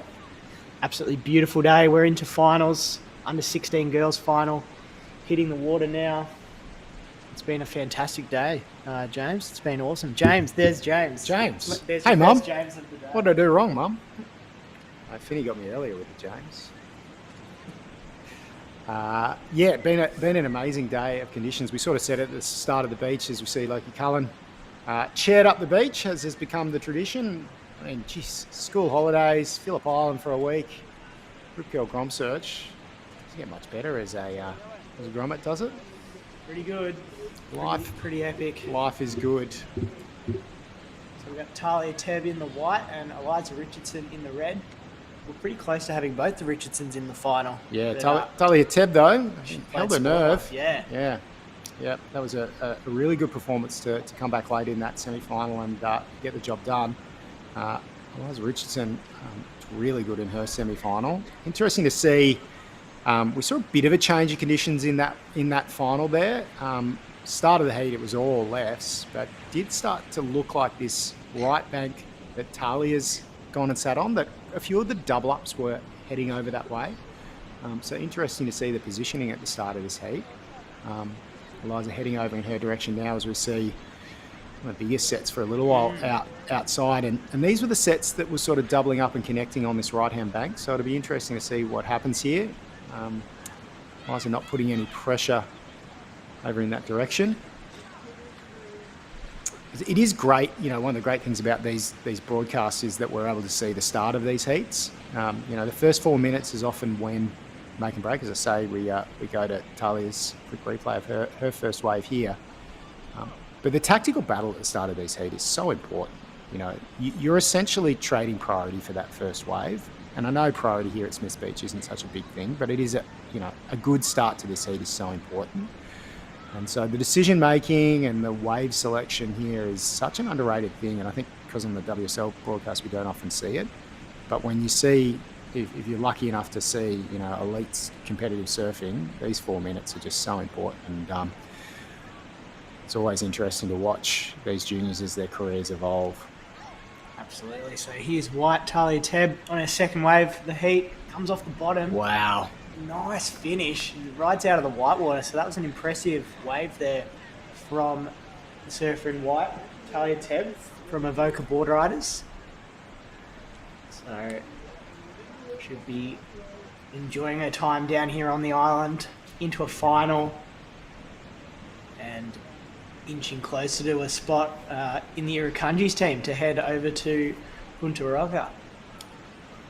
Punta Roca. Punta Roca. Yeah. Mitch Salazar would be devastated with your pronunciations there, Giro. He's very particular about the rolling R's. Proud of his Mexican heritage. Shout out to Mitch. I'm sure he's watching. Looks like the score's dropped in. Yeah, judges love it all day. They have loved that approach. Find a heavy section, put your board up in it and ride out, and we'll give you a number. So, good start to the heat for Talia Tebb. 5.67. So, judges liking that one. 20 minutes remaining. So as we were saying, Talia from Avoca and Eliza Richardson from Coolangatta. So both surfers making the trip down here to sunny Victoria. It's a beautiful day down there on the island. To be fair, it hasn't been sunny all week, so there's been some good Victorian hardening conditions for these children. Yep. They've been learning resilience this week. But good waves. Capping it off with some sunshine. That's right. Some good waves. That's right. These guys will be feeling... Probably the Sunny Coast is a little more similar than the Gold Coast in these conditions, so Talia may be there. And, Avoca, wow, what a breeding ground for champions that has been. There she goes. She's going to back up her first score. Wow, what a great turn, and she's going to get a second as well, maybe even a third. Smiths Beach has just given her a canvas, and she has painted a masterpiece. That was some incredible surfing from Talia Tebb. How she held her rail and just kept going and going down the line and clipping the sections. That was amazing surfing.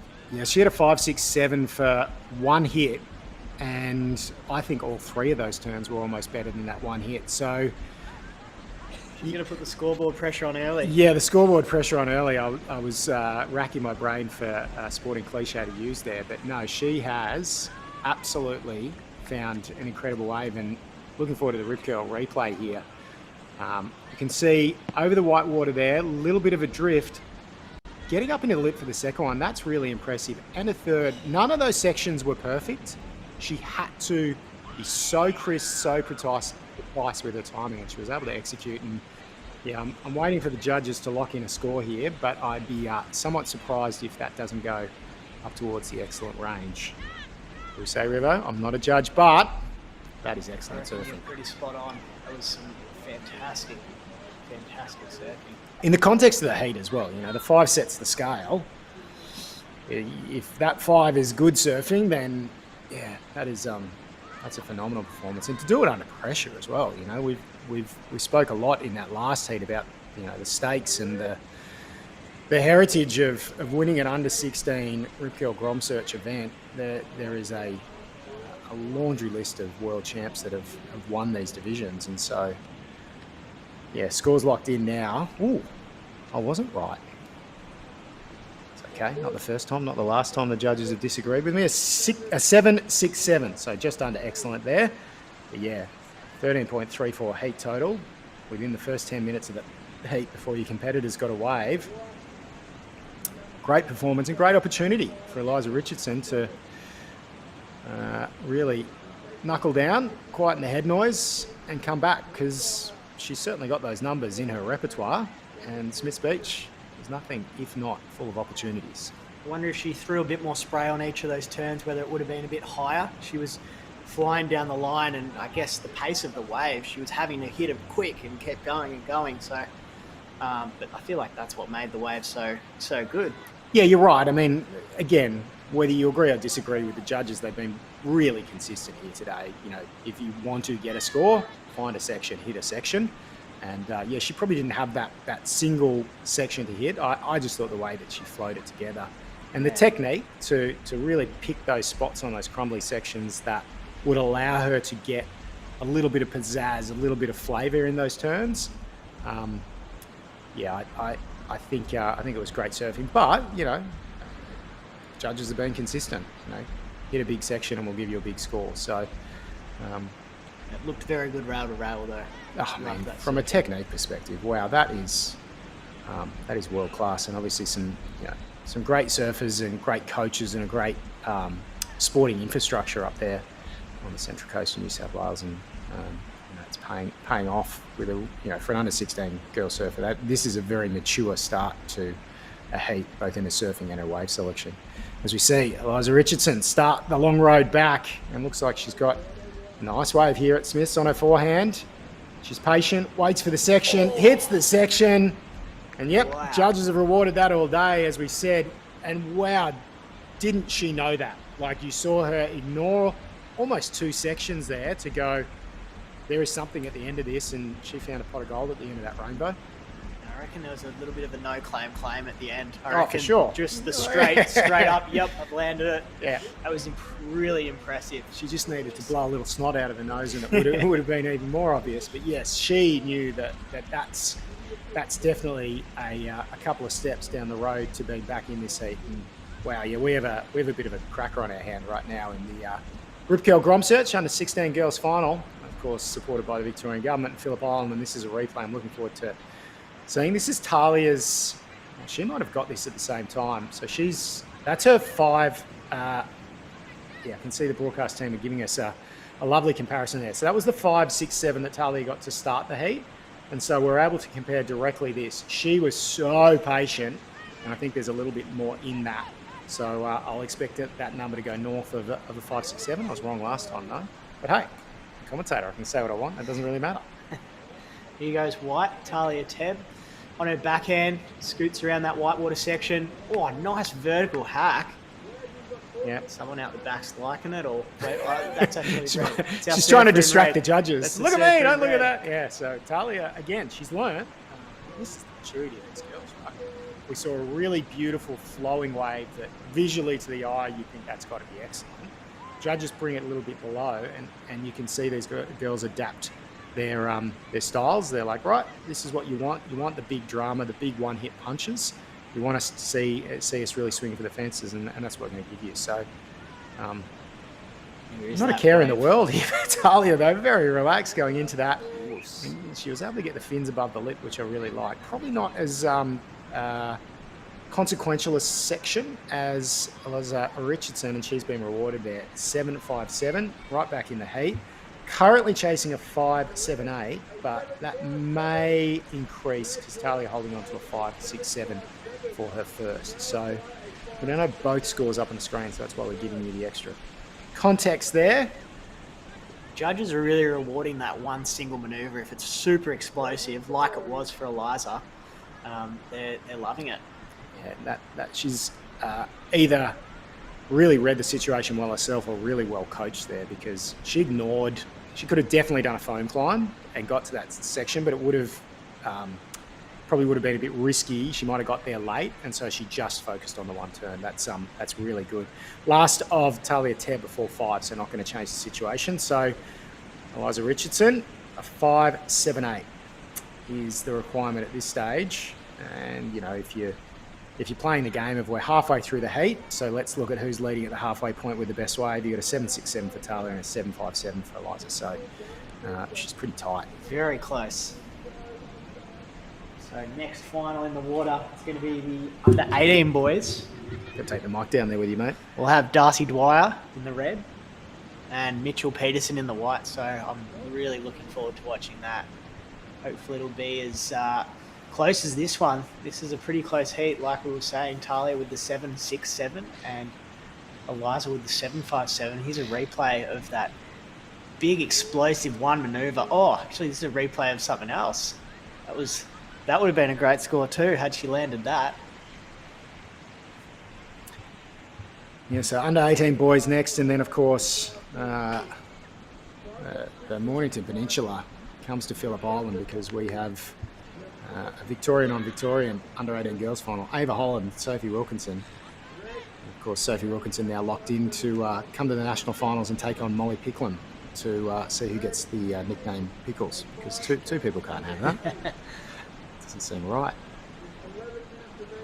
She popped down to Rip Curl HQ last week, Molly Picklin, to check in with her family, she called them, down at Rip Curl, who sponsored her since she was a kid. And she did a cool little Q&A and put her little plaque up on the wall alongside the other Rip Curl World Champions. And she got a pretty big, nice reception from the staff members at Rip Curl, that's for sure. Yeah, and as she should. It's been a phenomenal achievement by Molly. I'm sure she surfed plenty of GromSearch heats over the years, but what she was able to do last year in terms of just put a full year together and just peak at the right time, really incredible sporting achievement for her. As we see Talia up in the lip, she's going to come undone, but I think she was probably just making sure Eliza Richardson didn't get that wave, so good use of priority there. Eliza will paddle up to where we're seeing these lefts sort of spiral off from here at Smitty's. And 10 minutes on the clock. It's been back-to-back bangers. I've jumped in the booth at the right time. Been a great heat, this one. And we've got a couple more heats to go to round out the day, both under 18 boys and girls finals. Waves are on the cook. And the waves have definitely improved throughout the day. This morning, the first few heats, it was almost like it had a little bit of morning sickness, whereas it's pumping out there now. There's some epic lefts coming through, and the surfers are really cashing in on that.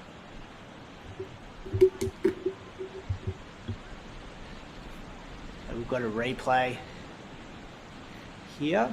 We might be back to live action with 9 minutes remaining. This is white. This was Talia Tebb's last one. So I really like how she's attacking the lip on her backhand on these lefts. See a bit of different approach from Eliza, obviously on the forehand, whereas Talia's on the backhand. Differing styles, but both surfers have already got a really good score. Talia with that 7.67 and Eliza with that 7.57. So you almost can't split them. Eliza just needing a backup, and it's really anyone's game with 8.5 minutes to go. Yeah, one thing we are seeing here is a real difference of approach in terms of chasing waves. So if Eliza Richardson looks down at her Rip Curl GPS watch, she'll see she's only got 2 waves for the heat.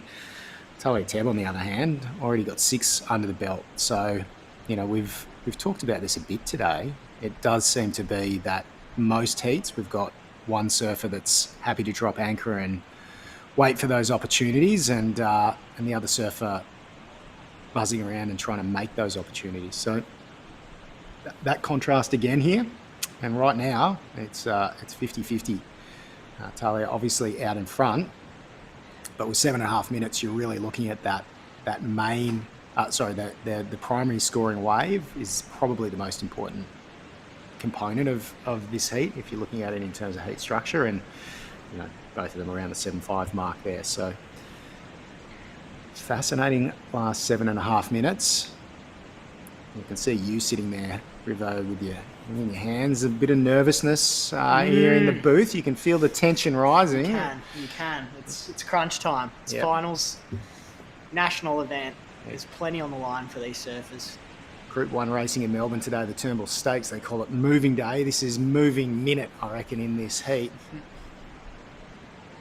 And a lot on the line in this heat. Neither of them seem overawed by the situation. They've both dropped near excellent numbers early in this heat. But this is a great opportunity to, you know, start to get used to these pressure moments and start to understand how you deal with the pressure, because this isn't going to be the last time either of these athletes are faced with this. As we see surfer in red, have a look. I reckon she would have been loved to have been 2 metres further out to sea there. Millimetres sometimes. Sure, so 6.5 minutes to go. Talia's still holding down the lead, but Eliza's put up a really good number. She just doesn't really have a backup at this point. So wait and see. I'm sure she's going to have more opportunities in this last 6 minutes. It looks like there's a couple of waves on the horizon. Yeah, we can't see the priority boards from where our commentary booth is, and obviously it's not on the screen today, but you would imagine that Eliza's still holding priority here. So she's able to control the lineup here at Smith's, but one of the challenges of this beach break situation is that Smith's in particular has a couple of different areas you can find a wave. So no pressure from Talia at this stage. In fact, she's snuck away trying to find any opportunity to improve on the 5, 6, 7 that she's currently got as her second wave score. I don't like saying the word backup because, you know, they're pretty solid numbers, both of those waves. Liza's not really chasing a backup here. She's chasing a pretty serious number. So it's about 5 minutes to go. A bit of a heat recap. Talia was able to find a spinner down the beach to put a 6-7 on the board. No major section on it, but just a beautifully fluid surfed wave, and then a one-turn banger for Eliza for a 7.57 got her back in the heat. Talia's been able to find a few other sections and been able to get herself a 5.67, but really I think it's going to come down to whether either of these girls can find a major section and deliver a major manoeuvre, and I think, you know, both of them are looking for a score 7+ to seal this under-16 final. If you're Eliza, I reckon you'd be feeling reasonably good. That obviously you know you're in second place, but you've had that one amazing wave, that 7.57 for hitting one section. So she knows she can do it.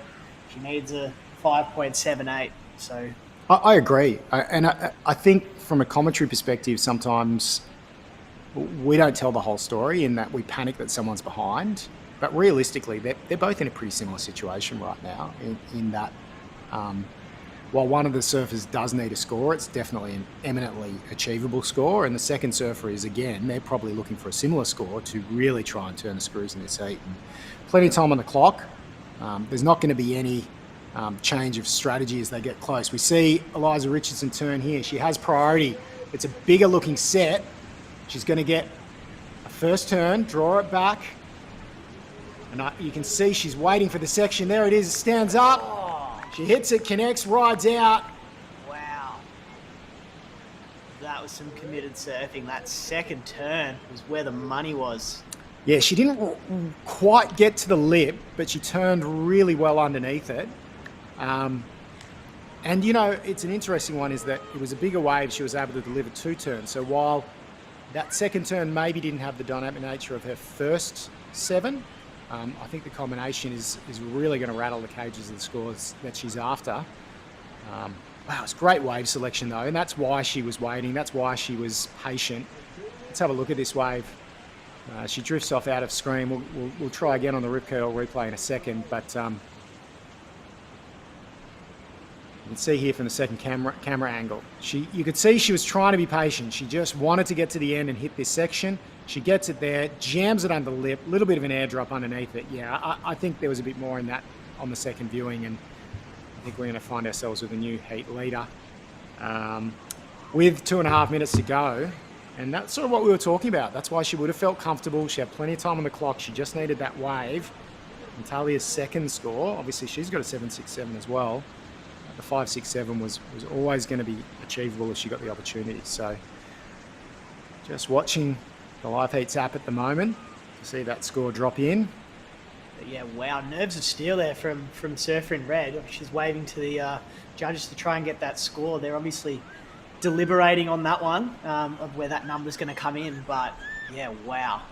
Nerves of steel. A couple of minutes left in the heat. She knew she needed something, and she's delivered for sure. Yeah, 5.78 was the number she was chasing. I think we need to remember that, though. That's not a nothing score. So, wow. There it is. It's locked in. Not a nothing score required, not a nothing score delivered. They've given it a 9, and fair enough, consistent with what they've given all day. So that has really turned this heat. So Talia Teb now chasing an 8.91.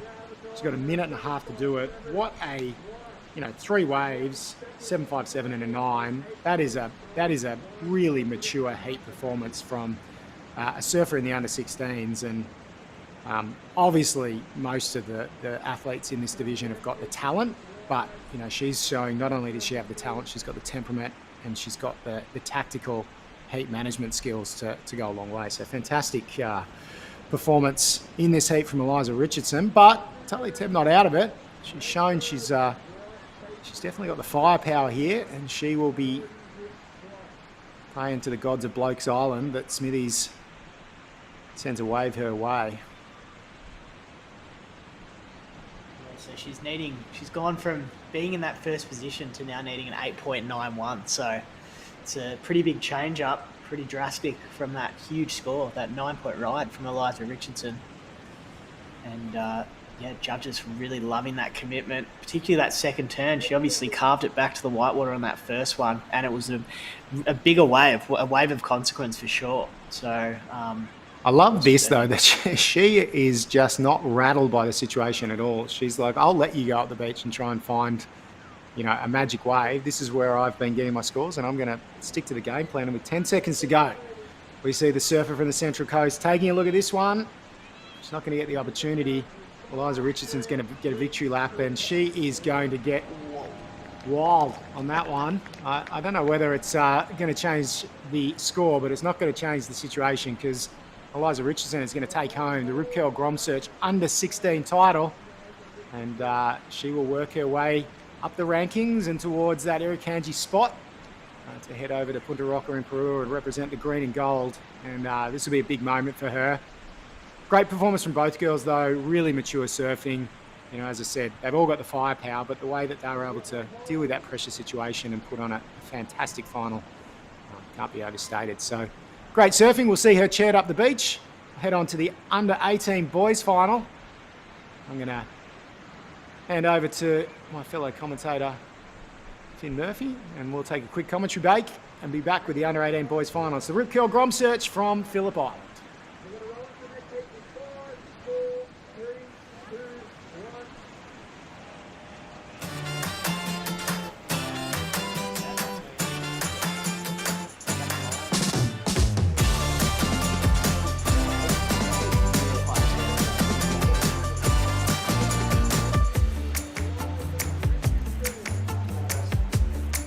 I'm all good, thank you.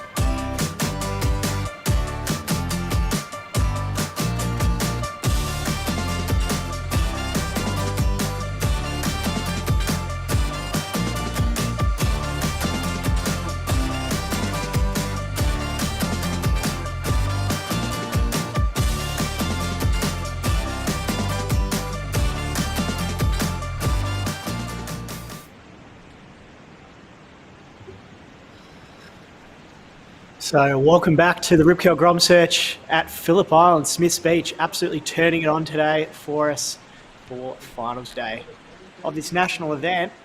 Best surfers in the country, best groms in the country, taking it up to each other in some pretty fun waves. Nathan Riverland in the booth with Finn Murphy. Finn, we're in the last couple of heats, the under-18 boys and girls finals. If that last heat's anything to go by, we're in for some more fantastic surfing.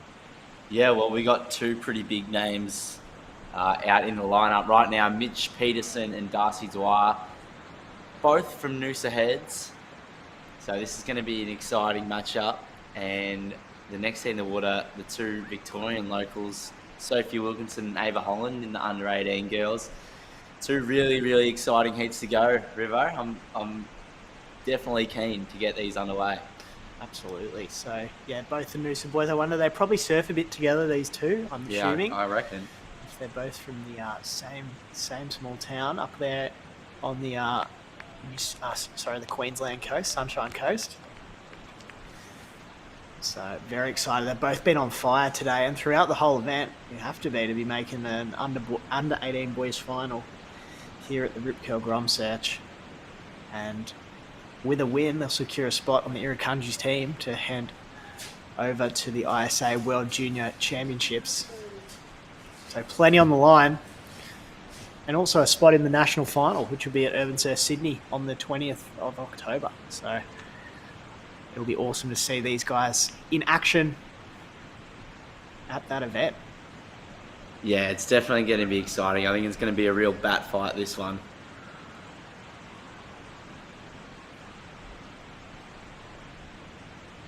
So 21 and a half minutes to go. White having a look here. This is Mitch Peterson. Oh. Huge crack to start it off. It goes again. Solid start to the heat. What do you think of that one, Nate? Yeah, it was pretty good, mate. Yeah, some really good surfing, particularly that first turn. Just love how crisp he hit it.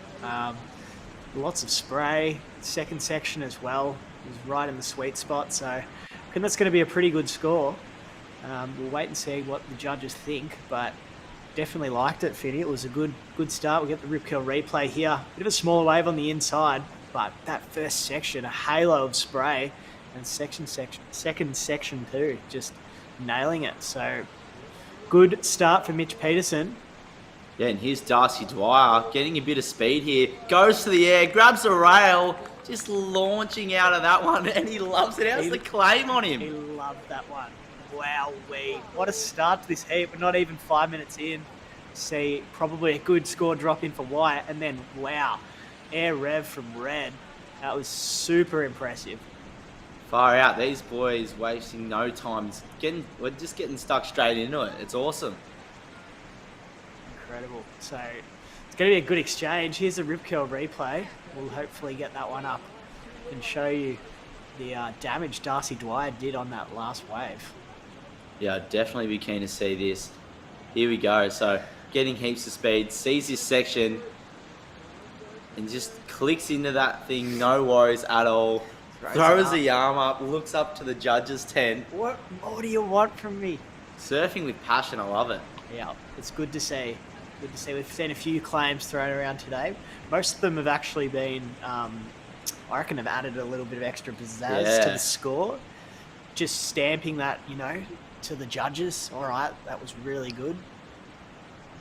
So both these guys, I think, see that first score of Mitchell Peterson's just dropped in at a 7.5. So that's a really strong start from a surfer in white. And we're still waiting for red, but it was quite varied from what we've seen in the last couple of heats. We haven't seen too many surfers go into the air, so I wonder if the judges go, fresh new look, something different. And wow, an 8.73 for Darcy Dwyer. So the judges are loving that air reverse, and well worth it. It's 8.73. Yeah, and just coming under that 9-point ride, that's an awesome way to start the heat off. Mitch Peterson with a 7.5. So there's two really, really big scores. That's just getting me excited on what's to come. Absolutely. We've already locked both surfers have locked in a really strong score, and we're only 6.5 minutes into this one. So absolutely awesome to see. It's what you'd expect of a GromSearch final. 100%. Expect nothing less of magnificent surfing, which is what these boys are putting on show and what all our divisions have been doing all day. Yeah, well, I think when we rolled up here this morning, Rivo, we were talking about some of the athletes, and we definitely mentioned Mitch's name a couple of times, and he's shown us in his surfing in the semi-final and just his first wave that he really is a force to be reckoned with, and Darcy Dwyer's just not going to let him drive away on him. He's going to be right on his back shoulder, but at the moment he's locked in that 8.73, so he's put himself in a really, really good spot to start off this heat. Both surfers will be feeling relatively comfortable here, going, okay, locked in a good score, got the feet in the wax, I'm feeling good, and they'll be motivated to add to the scoreboard and secure another really strong score to put themselves in the box seat to take out this under-18 boys final. For these lads, it probably doesn't even feel like a GromSearch final. It feels like probably Noosa local longboard, not longboard, what am I saying? Board riders, that's board it. Riders, board yeah. riders. Feels like a Noosa board riders event for these lads. So I think we were talking about before, if you're in a final, if we'd be chatting to your opponent, these lads kind of separating themselves from each other. So I don't think they'll be They're all conversing. business. Yeah, they're standing on business. They're all business. Darcy Dwyer and Mitch Peterson.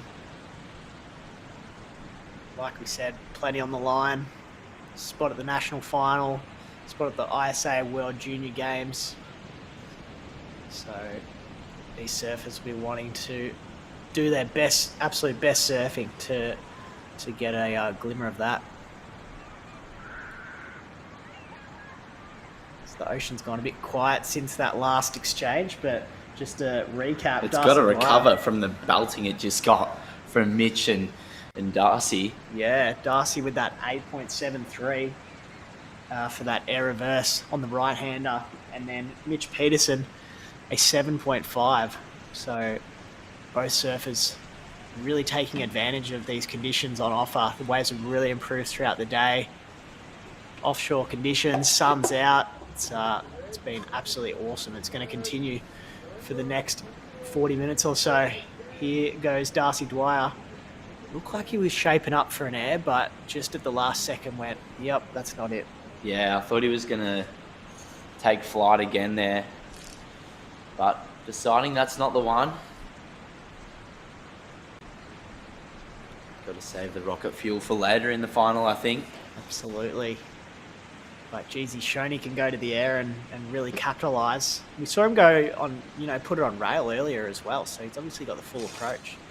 Darcy Dwyer. You see Mitchell Peterson, he can go to the air too, so be very interesting to see. This is a recap of Darcy's last one. So he was flying down the line, he was looking for that air section. Yeah, he was sticking high, just waiting for it to pop up, but it never came, I guess. And looks like there's a bit of movement in the lineup, something coming.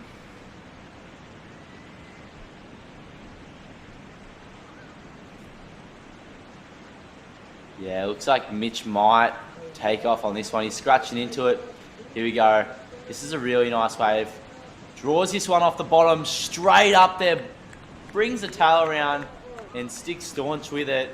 Riding out of that. Mitch Peterson just flaring up in this one. Yeah, that was a really solid turn there from Mitch. He shaped up for that one section. He kind of bypassed a bit of whitewater and then really squared up and hit that really swiftly. So we'll see where that comes in. It's going to be a good number. It's going to put him in the lead, but we'll wait and see what the judges think with just under 14 minutes remaining. Yeah, so these lads just going back to back, wave for wave. It's good to see him using most of the opportunities they're being given. Yeah, there's been a couple of good waves that have come through this heat, and they've really capitalised on it so far.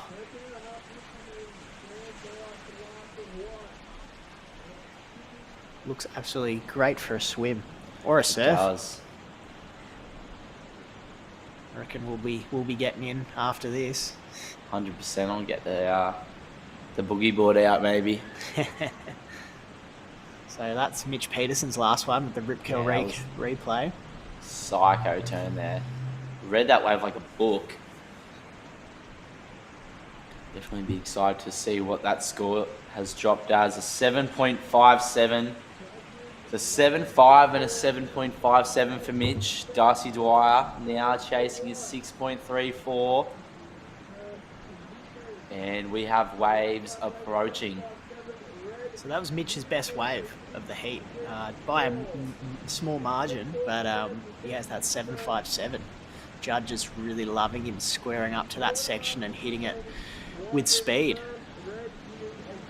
So Darcy Dwyer's in second place. He's got the best wave of the heat, an 8.73. He's needing a 6.34, so very much within reach for the surfer in red.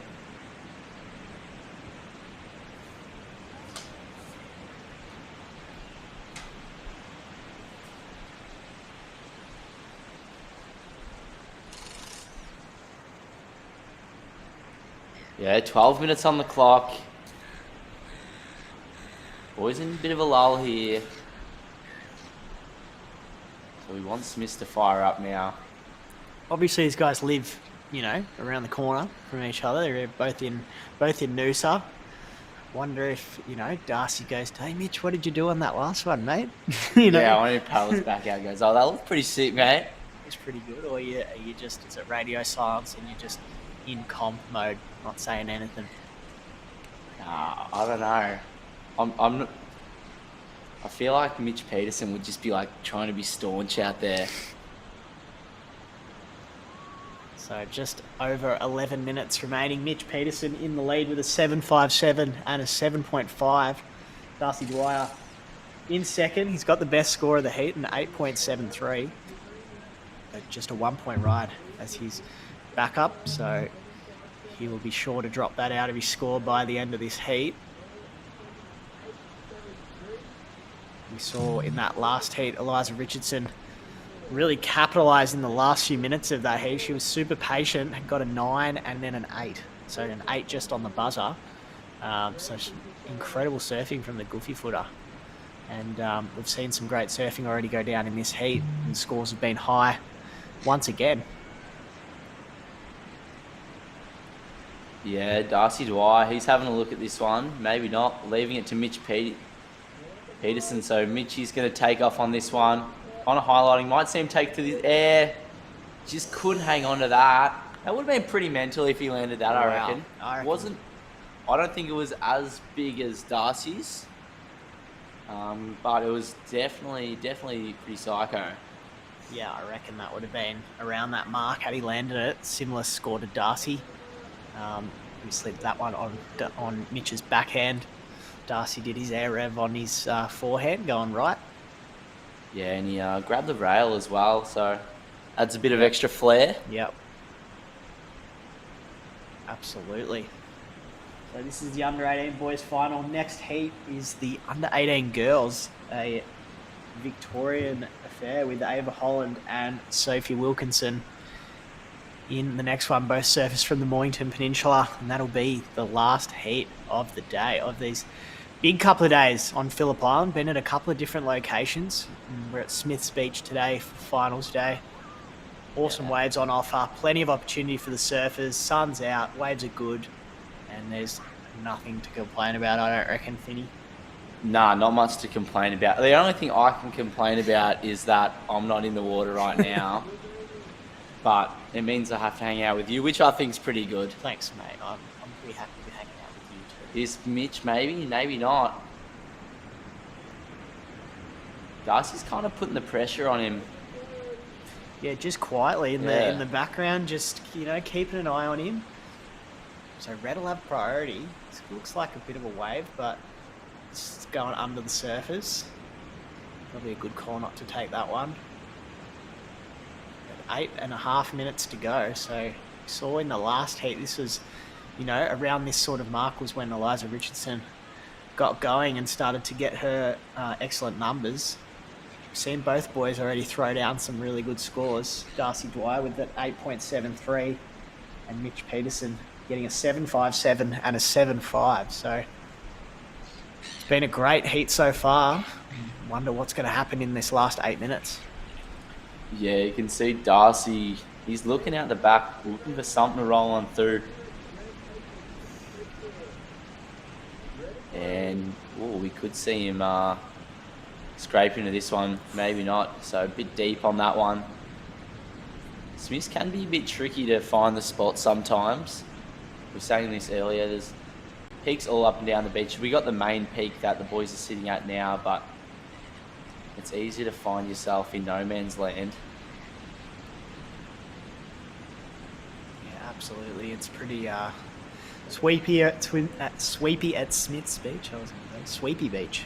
But yeah, there's lots of different peaks to take off on. These guys look like they're sitting at that, middle peak at Smith's, which is predominantly where it breaks. Kind of looks like we're getting a bit of a closeout set rolling through it. It's definitely picked up during the afternoon.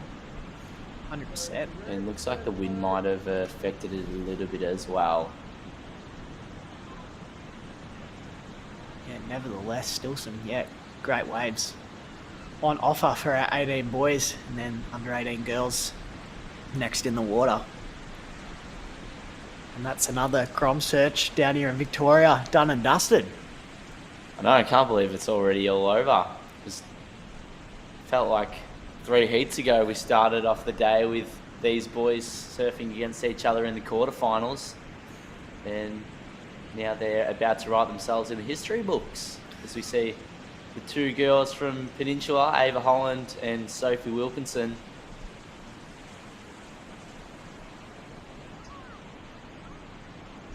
So Mitch Peterson will be hoping to go back-to-back in this event. He won it last year, and he's hoping to add another title to his honour board.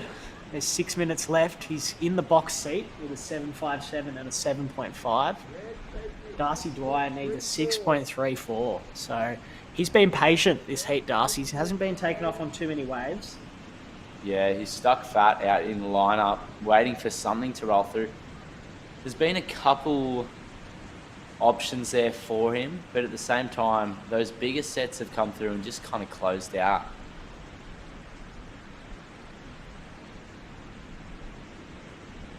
Yeah, what are we going to see in this last 5.5 minutes? Are we going to see Darcy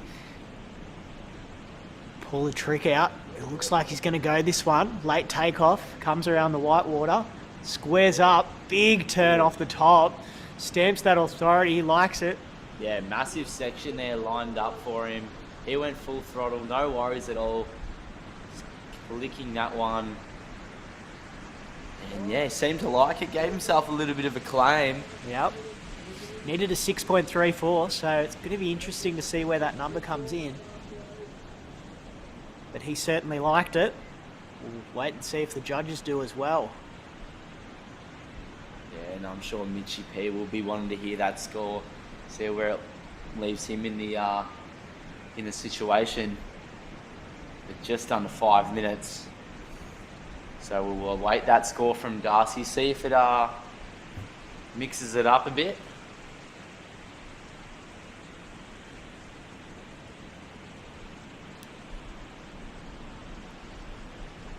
So Mitch Peterson, 16 years old, won it last year. He's currently in the box seat in first to take it out back to back. We'll have another year in the 18s next year as well. So he's really making a mark on this Rip Curl GromSearch series. Judges still deliberating on that score from Red. I think we're getting a replay of that Rip Curl replay. This is Darcy Dwyer squaring up to that one section and really hitting it. He liked it. Fist pump. Yeah, and the judges really working on this score here. It could come down to this. It was a big section. He went full throttle, and me and Jimmy and even you, River, we've all been talking about these big sections and the commitment, and the judges have been rewarding that all day. So we'll wait and see what that comes out as. He needs a 6.34, and it's just dropped as a 6.1. So just not enough. Darcy Dwyer's just not enough on that last one. 6.1. He needs a 6.34. Wow. What a final, though. Look at these scores, 15 and 14, you know. It's very impressive. Not much separating them at all. Yeah, it's always exciting seeing big scores dropping, especially in a final. This is going to crown our champion for the Rip Curl GromSearch down at Phillip Island. It's been a pretty awesome event. We've been a bit everywhere. Smiths Beach, Cape Woolamai. We had a penguin parade last year for a bit. That's always exciting, having it there. You can paddle out the back and actually see the penguins swimming underneath you, which is pretty cool. Yeah, it's an amazing place to go. I mean, you know, for the Victorians, they have a bit of experience going to Phillip Island. We have junior series and open series events on the island, and you're often, you know, surfing places like Smiths Beach, Cape Woolamai, the Penguin Parade. But for these guys travelling down, it's a great place to come and be. It's very unique. It's got its own special kind of style, and there's lots to do with the penguins. The go-karts, I love the go-karts on the island. Always good. They're awesome. Churchill Island's there, so there's plenty to do. And this is Mitch Peterson squares up. Oh. Wow, what a first turn! Maintains his speed, hits it again. Wow, rides out clean.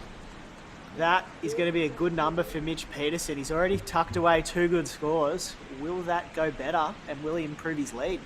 Yeah, another nice combo there from Mitchell Peterson. He's got a 7.5 and a 7.57. I'm not sure if that's going to extend the lead. It might just come under a 7.5.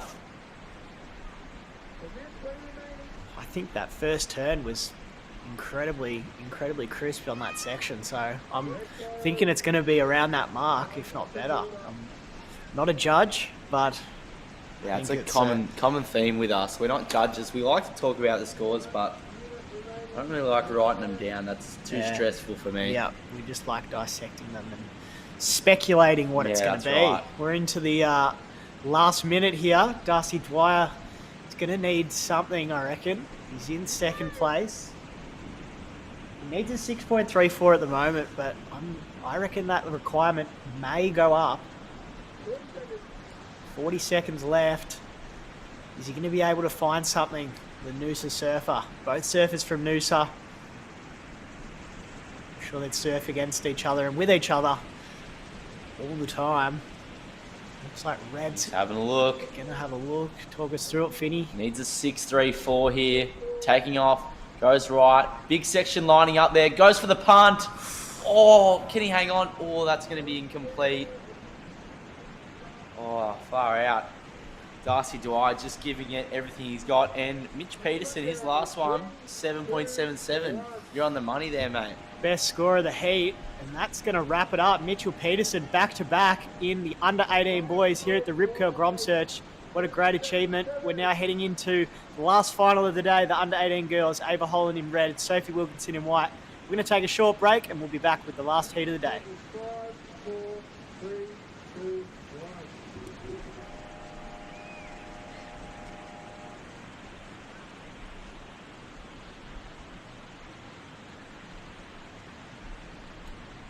Congratulations to Mitchell Peterson. You are our under-18 Rip Curl GromSearch champion.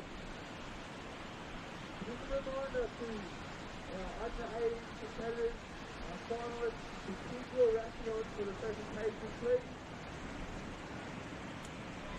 And Darcy Dwyer and Mitchell Peterson, please remain in your rations. And you see the start of our under-18 girls final. Ava Holland in the red and Sophie Wilkinson in the white.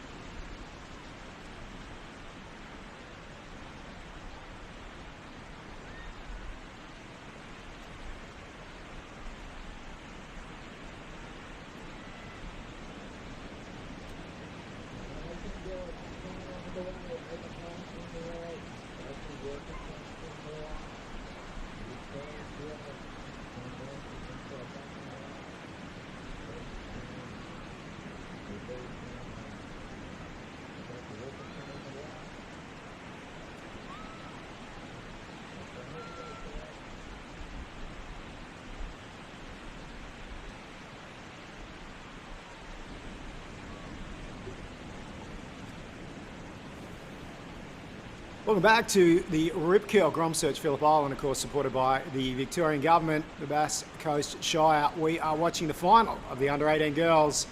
And like clockwork, Ava Holland up and riding, and if you don't mind, what a start to the heat for the surfer from Victoria. Of course, huge achievement for Peninsula Surf Riders Club here.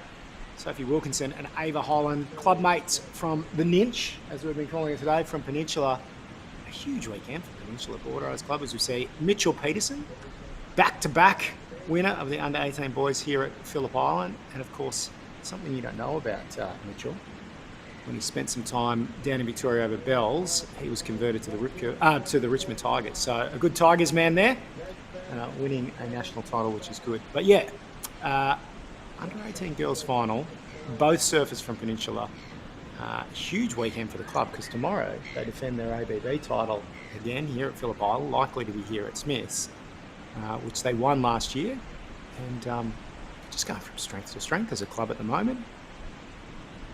Yeah, there's not much that can stop Peninsula Surf Riders at the moment. They got a really, really good team, and like we've been saying, their women's team, the Holland sisters, Sophie Wilkinson, they are on fire. Sarah Hickson, Lucas Hickson, Will Watson, all those guys are just insane surfers, and their teams just going ballistic. Scores drop for that first of Ava Holland. What a way to start an under-18 girls Rip Curl GromSearch final, a 7-5 if you don't mind. And she has clearly been listening to our commentary because the judges have asked for one thing all day, and that is find a big section and hit it hard. And she did that to a T. So we go to the Rip Curl replay here. Finny, what did you see? Yeah, we can see her just lining this thing up from ages away and just absolutely hammer and nails that thing. As any good commentator would say, just building a house there. She's not building a house. She's building a mansion, mate. She's locked in the two-story there. Yeah, the marble foundations. But Sophie Wilkinson's shown a lot of fight. She's definitely got the ability to get some really good numbers as well. How many heats do you reckon these girls have surfed together over the years? Well, I was just thinking that before, and it's countless, I reckon. It'd have to be close to like 100. Yeah, easy. Yeah. From under 14s to under 18s. Well, you're surfing, 4 club rounds a year, 4 state open rounds, plus a whole bunch of, and they would just cross paths every event. So yeah, I reckon they've probably surfed 100 heats against each other. And they find themselves in the finals together a lot. As we see Sophie Wilkinson taking off on the backhand. Wow. Nice first hook. Couldn't get another one, but far out. Hammer and tong through that one. In the words of late 90s metal band Korn, it's on. Didn't work as well as I was hoping, that line. With the niche reference. Yeah, niche. niche. You should say. Niche and niche. Niche Yes. and niche. Yes. Judge is not messing around here. We'll see a replay of this. It came in at a 5.33. The difference is that it was done on the face rather than an oncoming section, and that's where the gap has come between Ava and Sophie. But if you got to respond, that's not a bad way to do it.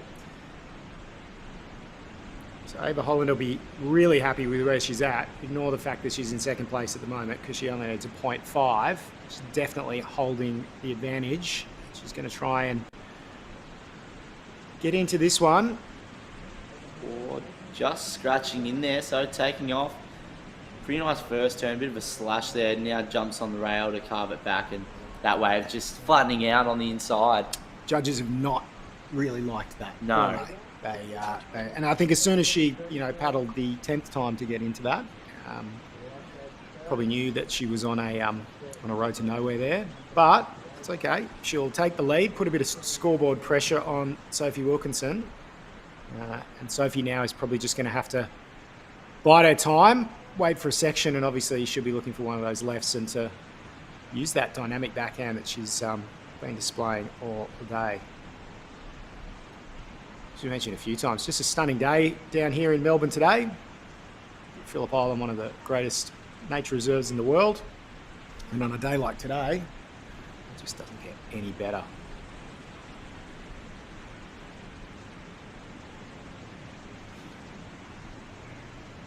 just fly of the summer after me as well here.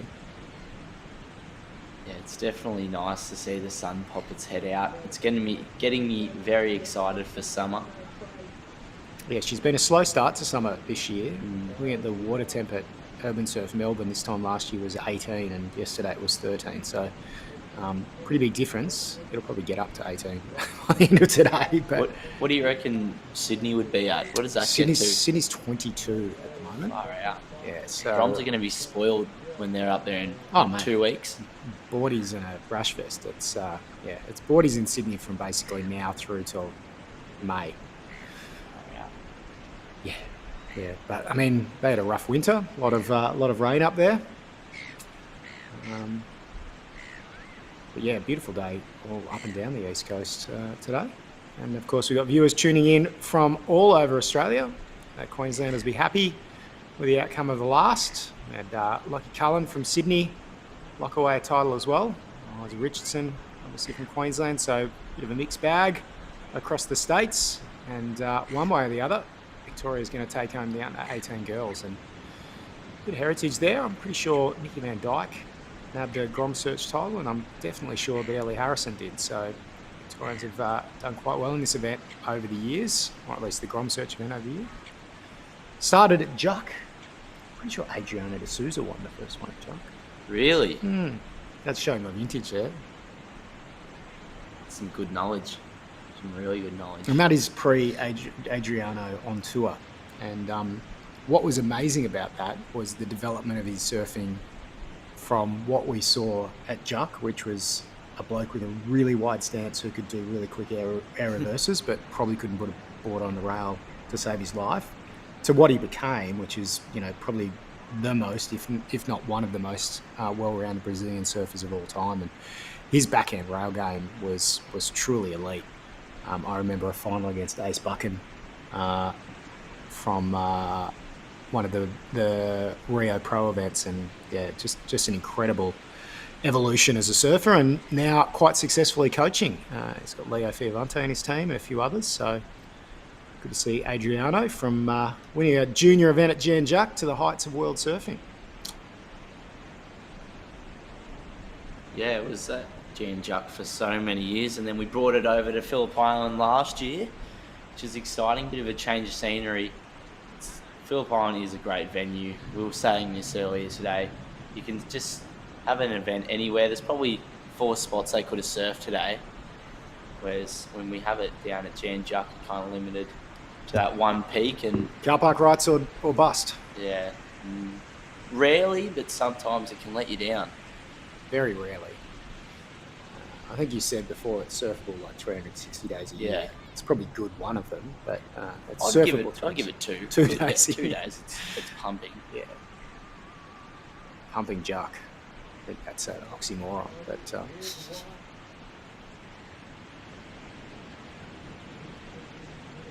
no, look, I mean, Juck's a little bit like Smith, right? It's a great competitive venue. There's lefts, there's rights. It's got that sort of consistent space. If you want to drop anchor and wait for car park rights, you can. You can also find lefts to the other side of it. It's it's a great competitive wave, and I think anyone that's been involved in any level of competition in Victoria has surfed plenty of heats out at Jan Juck, and it's very reliable. It is very reliable, very reliable. On the right day as well, sitting up there on the boardwalk, there's it's a pretty good place to commentate as well. Yeah, when the sun's shining into the tent, it's very enjoyable. Yep, certainly has its moments where it's less enjoyable. We saw Ava disappear out of screen there. It looked like she might have been chasing something further down the beach. Be interesting to see if there's there. No, she's come back. She said, "Nope." Here's Sophie. She's going to use her priority here. Up and riding. Good first turn. She'll want to finish here though. She gets it. Ooh. She knew what the assignment was, but she comes undone.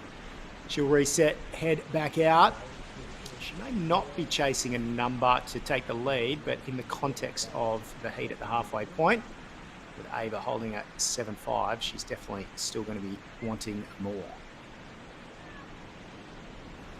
Yeah, she's going to want to keep busy in this heat. Sophie Wilkinson was one day, I can't remember what the event was, but She was free surfing after the event. It was at Cape Woolmai, and would have been maybe 2 years ago.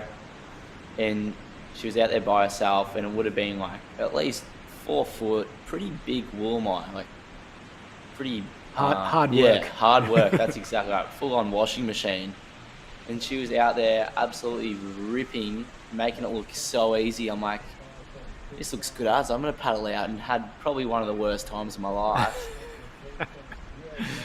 That's always the problem with commentating on Phillip Island, as we saw the rip curl replay there of Sophie Wilkinson's last.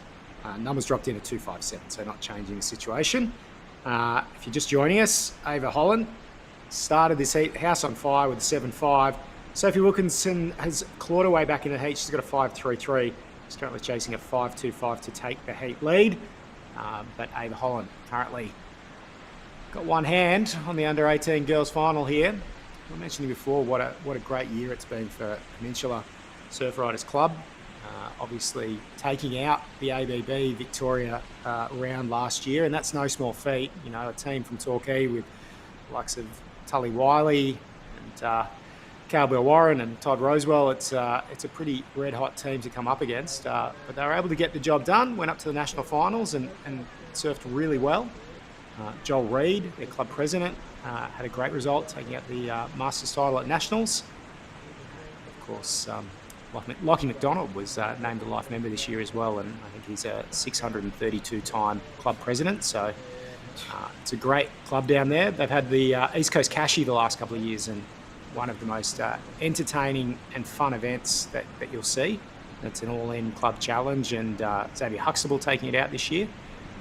But yeah, they have a great after party, and it really sort of brings back some of that old school grassroots board riders vibe. And yeah, I think it's quickly become, you know, the weekend of all weekends for a lot of competitive Victorian surfers. So great year for Peninsula, and they'll try and continue that tomorrow.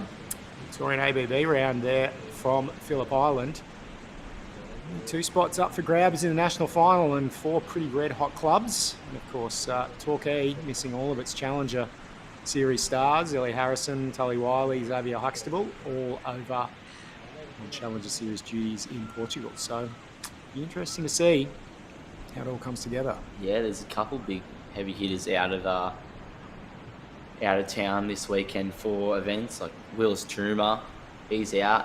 Will Watson for Ninch, he's up in Queensland as well. So be interested to see what teams are locked in. I think Jack Bassett's out for 13th Beach, so we'll be interested to see.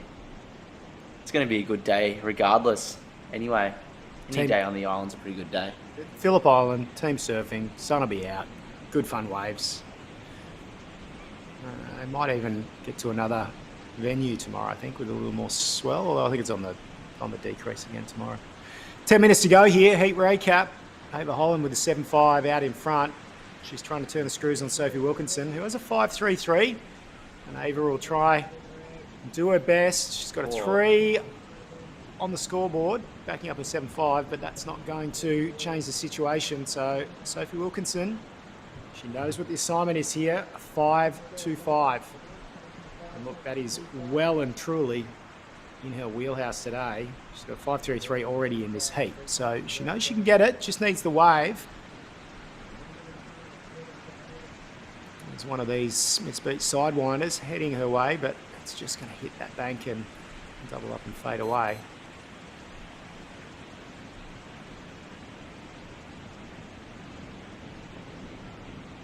Just joining us, this is the Rip Curl GromSearch from Phillip Island women's final. We've been running for almost an entire week as we see Sophie Wilkinson. She's got a really nice section standing up there, hits the section and connects.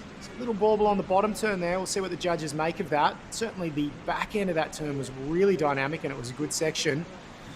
It's going to be around there. Yeah, it was like she kind of hit a bit of a pothole on the way out there. She did well to recover. Yeah, she recovered really well. So it's going to be, you know, what do the judges make of that bauble versus how highly do they reward the fact that she really committed to that lip. It's sort of the textbook for what the judges have been scoring well all day. Probably wasn't as cleanly executed as some of the other examples. So interesting score coming in here as we go to the replay. It's a really nice clean face. You can see she's being patient here. She ignored that section just to give it all in that one. And yeah, like you said, looks like she just sort of went through a bit of a pothole, and her body language jumping off, so she wasn't particularly pleased with herself. Let's see what the judges think though, because it was a pretty impressive section, and there was a little bit of oomph in the second part of that turn. Yeah, she's chasing just over a 5, so I'll be interested to see what that comes out as. There's 8 minutes remaining, so we'll see if Ava Holland decides to put the pressure on Sophie by looking to extend her lead. She might actually take off on this thing. Yeah, just gets a bit of a roll in now. She really liked the look of this. She stormed over the whitewater takeoff. Beautiful figure 8 cut back. That's given her a nice little section there to snap into. And the finish. Looks like she rode out of that one though. And look, you know, judges haven't loved the horizontal down the line surfing all day. They've really wanted that more dynamic surfing. Still waiting for Sophie Wilkinson's number though.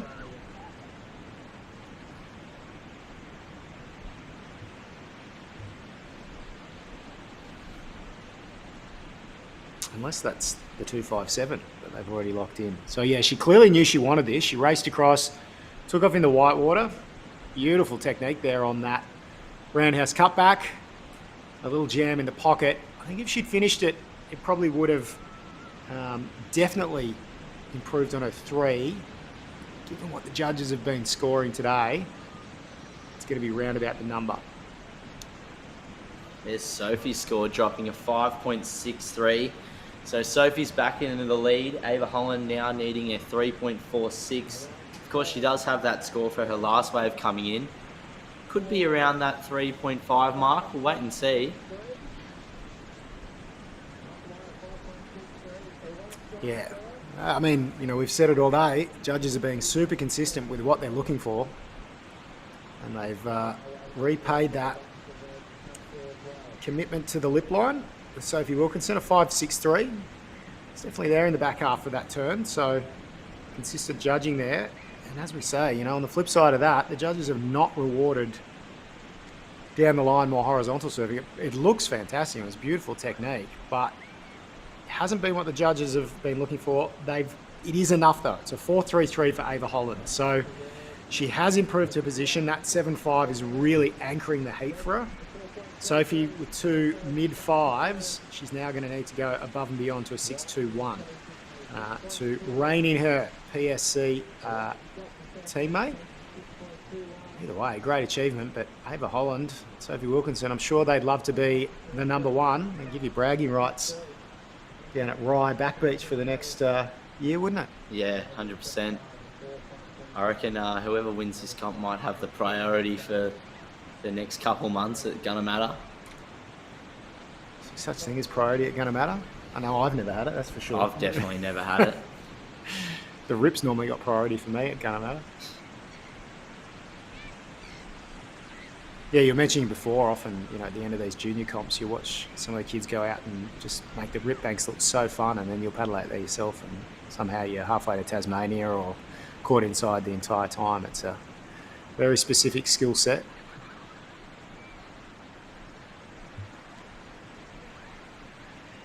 Maybe taken up a very specific set of skills. Yep, 100%. 4.5 minutes remaining in this one. So Ava just holding on to the lead. It's a fairly tight heat. Probably a similar vibe to the under 18 boys final. Probably just feels like a little bit of a board riders battle out in the water right now. Well, it doesn't feel like that when you, for us watching it. Yeah, I'm watching sure it doesn't feel like that for the competitors. But if you've been watching Victorian surfing for the last 10 years, it probably feels really similar to a state round because these two have been in the final of so many. But you know, again, Surfing Victoria's worked so hard on their junior program and their female program as well, and it's great to see it bearing fruit here. As you mentioned, you know, Sarah Hickson's part of Peninsula as well. I'm sure she's on the beach helping out the girls today. They're really, really strong junior girls program. And you often see this in the junior girls is that, the transition from currently Torquay Bordeaux has more junior girls than junior boys below under 14s, but above under 14s, it just flips on its head. So, having a really core group of athletes that stick together can really help with that transition through those teenage years. And clearly, Peninsula Surf Riders have unlocked the code there because, great group of girls both in and out of the water. And this is a real testament to Surfing Victoria and Peninsula and the Rip Curl GromSearch and the series they created here that we've got this final here.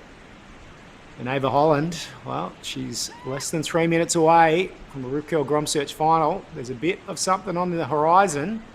Something hasn't always meant a great wave here at Smiths today. She'll be praying the whole thing just closes out and that's game over. But Sophie Wilkinson will be desperately looking for one more opportunity here. She's chasing a 6-2-1. Could potentially be a really good opportunity for her. Don't think she's going to go. Yeah, actually that wave was a bit of a lemon. We might see her get another opportunity later on in the heat. There's only 2 minutes remaining, so it's really coming down to crunch time here at Smiths Beach.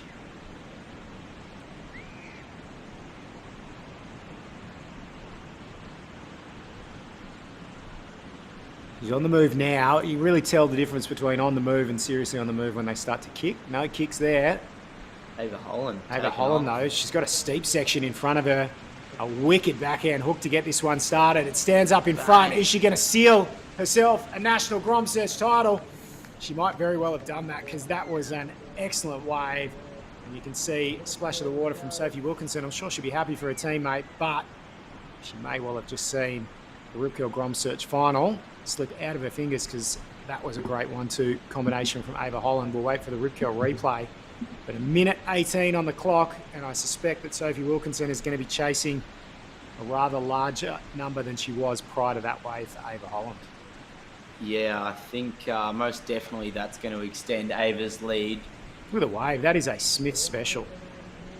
That is an absolute nugget. That's the one that Sophie needed, but Ava Holland was just in the right place at the right time and linked that thing absolutely perfectly. Couldn't have surfed it any better. No. Judges are going to reward that. She was looking to improve on a 4.33. She's going to do that. Sorry, I should preface that. I'm no judge, but she's going to do that, and she has. It's an 8.4. That has put Sophie Wilkinson in combination with 35 seconds to go. So this is all she rode with 30 seconds on the clock. Sophie Wilkinson's going to paddle into this. Most likely she's going to paddle over her teammate, give her a big hug, say well done. See you back here, same place, same time next year. Fantastic result for Peninsula Surf Riders Club. Amazing result for Ava Holland and for Sophie Wilkinson. With 10 seconds to go, we can peer on at the beautiful natural environment that is Phillip Island, because there's not going to be another wave anyway. Sophie Wilkinson, she will be going 4 metres in that other direction. That wave was mine, and I reckon the score was there for her. And that's it. Rip Curl GromSearch Phillip Island, presented by the Bass Coast Shire, Victorian Government. What a great event it was. Yeah, thank you to all of our partners. Park Lane Phillip Island, Vitality Brands, Beyond Coconut Water. If you want to improve your surfing and surf like these athletes, surfbetternow.com and Surfing Victoria. It's been a fantastic day. What a venue for a surfing competition. Phillip Island has turned it on all week for the Rip Curl GromSearch Phillip Island. 10,000 ranked event. It's going to have a big impact on the Surfing Australia national rankings, and these athletes one step closer to earning a spot on the Eric Kunjis, representing the green and gold. ISA World Junior Championships in Punta Roca. Finn Murphy, thank you, mate. It's been a pleasure as always. It's been very enjoyable commentating the GromSearch with you and Nathan today. Yep, so thanks to Nathan Riverlin, our fellow commentary partner. My name's Jimmy Miles. You've been joining us for the Rip Curl GromSearch Phillip Island. And we'll see you for the national finals up north in Sydney, the Rip Curl GromSearch National Finals, URBNSURF Sydney, 20th of October.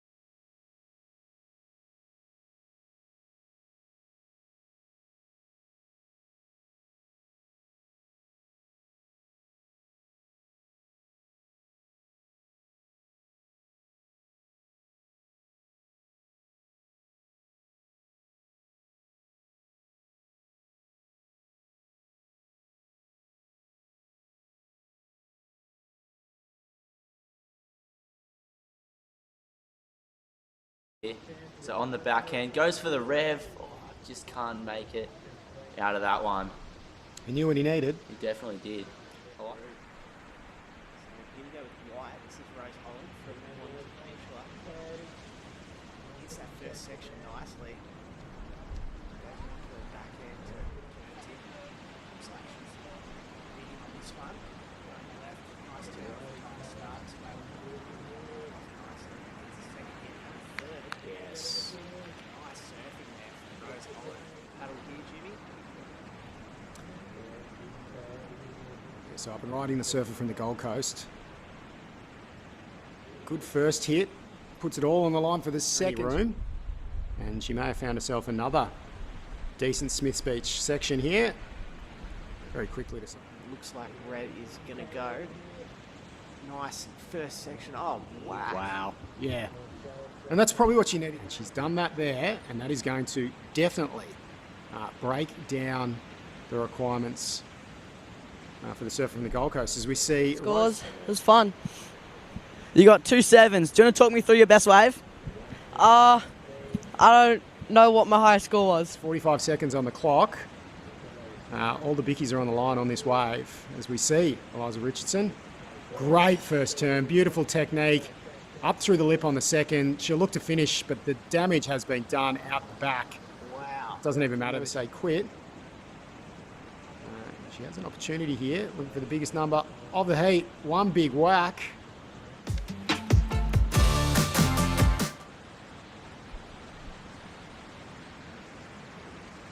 Really nicely.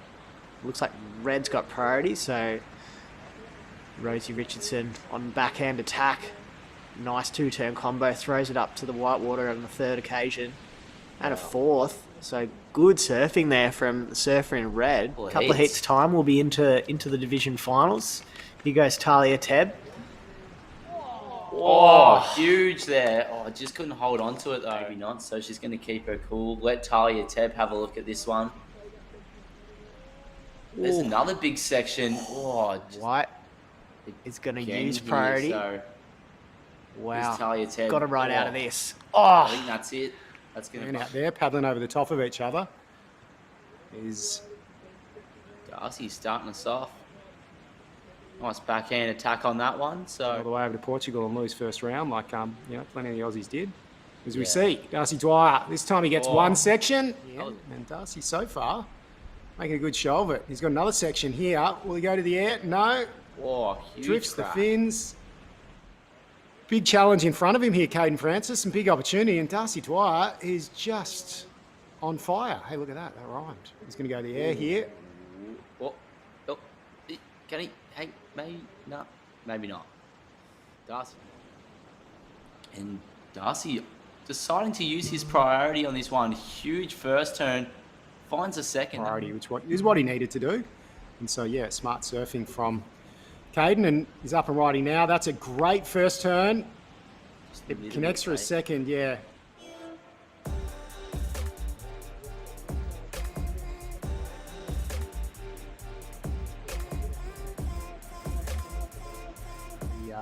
The carbons seems to go really well in that environment. Really anywhere where you need to be generating your spin. Hayden's worked around with some different things over the years. Mitchell Peterson found himself another nice... One big crack at the lip. He goes wide again, so he stayed nice and busy, Mitchell Peterson. Good looking wave here. Nice first whack off the top. To get moving. This one looks like it's shaping up to give him an opportunity though. Shift to the second camera angle. Goes up into the lip. He'll ride out of that, so that's important. Just getting away from her. It looks like we might see Maya taking off here, so here she goes. Drives that one off the bottom. Nice little turn to start off, and she's going to milk this one onto the inside. Another cheeky little foam climb to seal the deal on that one. Looked like she went over the balls on that one. The wave wasn't really cooperating with her on that occasion. And this is White. Oh, Ava Holland. This one, she can paddle into it. Gets into it a bit late, but comes up around the whitewater and jags that first section. So 10 seconds to go. Can Red get something quickly? Looks like she did get a wave. She got something there. So we were We'll see competitors in semi-final number 1 heading back up the beach, and it will be Ava Holland moving through to the final as we see fellow Victorian Sophie. Well, the Cape Sorel boys would tell us the swell's on the rise as we see a great first turn there from Sophie Wilkinson. Smaller inside runner, but it's got a great shape. Well, the Cape Sorel boys would tell us the swell's on the rise as we see a great first turn there from Sophie Wilkinson. Smaller inside runner, but it's got a great shape. You know, the service from the island as well sort of have that beachy skill set maybe over some of the Surf Coast surfers. As we see Sophie, that was a good turn. Backs it up again. She'd love a third, but wasn't chasing surfing events in the world. Osha Curtis knows how important it is, and she's not going to waste time waiting for that score. She's going to have to put it all on the line in this section, and she does. And is on the line. Now Clifford is going to get us underway. The surfer from Sunrise Beach. And wowee, C-section, hit section. Here goes Lennox Lindsay. Waves have got bigger or the surfers have got smaller. True. Oh, Lennox Lindsay. Wowee. We'll try that one again. We'll head to down to the beach where we catch up with last heat winner Sophie Wilkinson. All those surfers pushing through. Thank you to all our sponsors, Rip Curl, the Bass Coast Shire, and all our supporting partners as well, the Victorian Government, Vitality Brands, Cancel Sunscreen, Beyond Coconut Water, Park Lane Holiday Parks, and the Phillip Island Board Riders Club. We will get underway with presentations. So we're just going to go runner-up and winners, 14s through to 18s, girl, boy. When you come up, come and grab your trophy down the corner here, and then walk up in front of the sponsorship banner. And first up, bear with me once I get the results up. Under 14 girls, runner-up was Rosie Annesley. Congratulations, Rosie.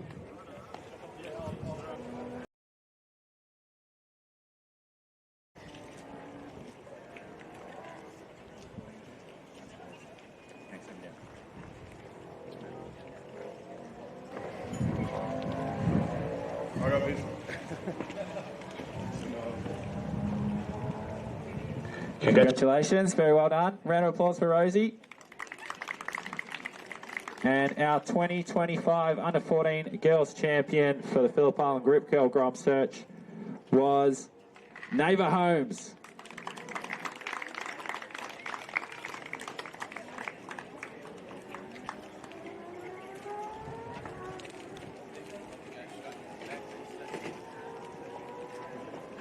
Congratulations, Neva. Would you like to say a few words?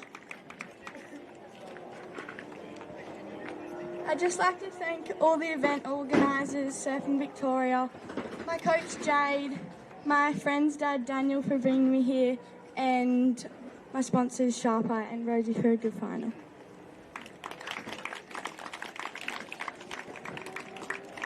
Congratulations.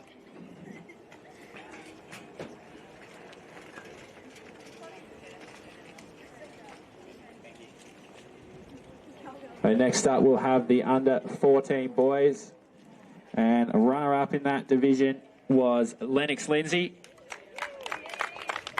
Absolutely ripped all the event long. Had a 17-point heat total somewhere along the way. Very well done, Lennox. And taking that one out was Fionn Clifford.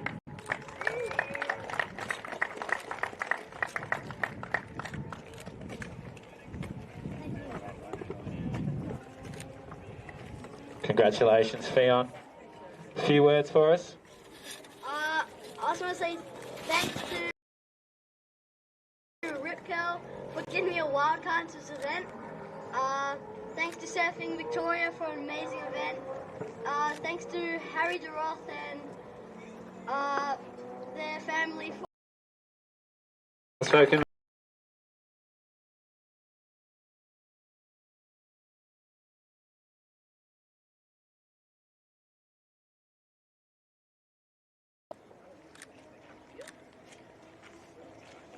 Okay, now into the under 16 girls division, and runner up we had Talia Tebb.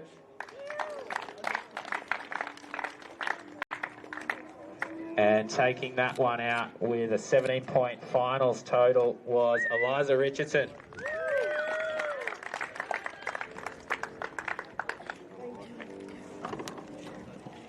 Congratulations, Eliza. Would you like to say a few words? I'd just like to say thank you to Rip Curl and Surfing Victoria for putting on a great event. All the girls, everyone was ripping. Just for letting us surf their breaks, and my family and all my supporters. Thank you. Very well done. Congratulations.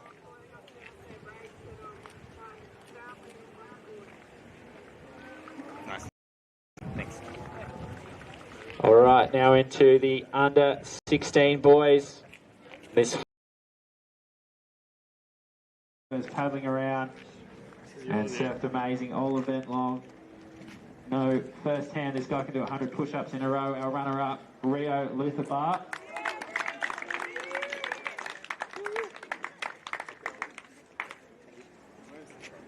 And 25 under 16 boys champion. Feels like he wins every time he comes down here. Lokana Cullen.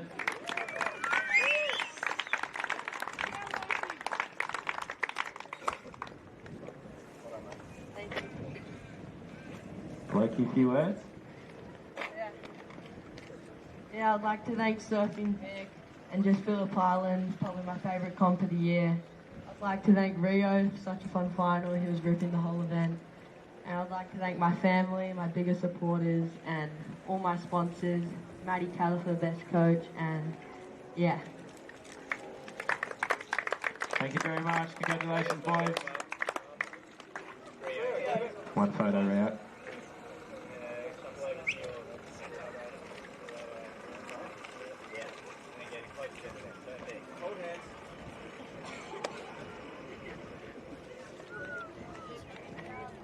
Okay, so now into the under 18 girls division.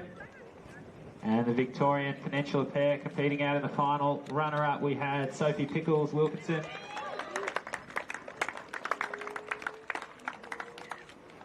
And then 2025 Rip Curl GromSearch Phillip Island champion for the under 18 girls, Ava Holland.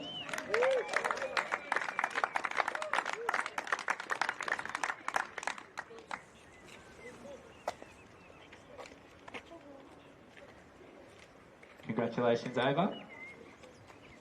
How was the competition for you?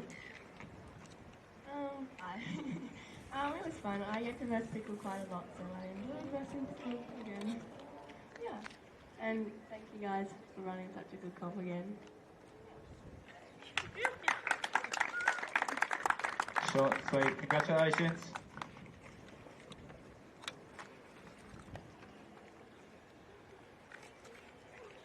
All right, let's hear it for the under 18 girls. And now the under 18 boys final, hotly contested, some big scores thrown down. Runner up, we had Darcy Dwyer.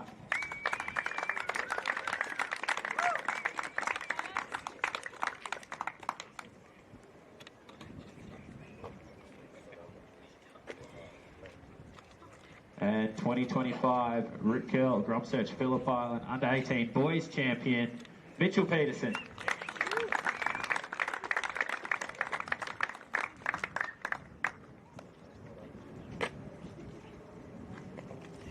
Congratulations, Mitch. Thank you. Just like to say firstly, big thanks to Darcy for the epic final. It was pretty sick to surf in my last Grom comp against one of my best mates from home. And then I'd like to say big thanks to Surfing Vic and Rip Curl for putting on such a sick event. I love coming down here to Phillip Island, and yeah, thanks Dad for bringing me down. Thank you very much. So well done, boys. Well done, everyone. Thank you all for coming down. Thank you for all the staff, the judges, and a special shout out to Ringer, doing 5 10-hour days in a row on the ski straight. And thank you to everyone. Have a great day. Get home safe, and thanks for coming out. Just save mind out for the traffic. We're going to let them through.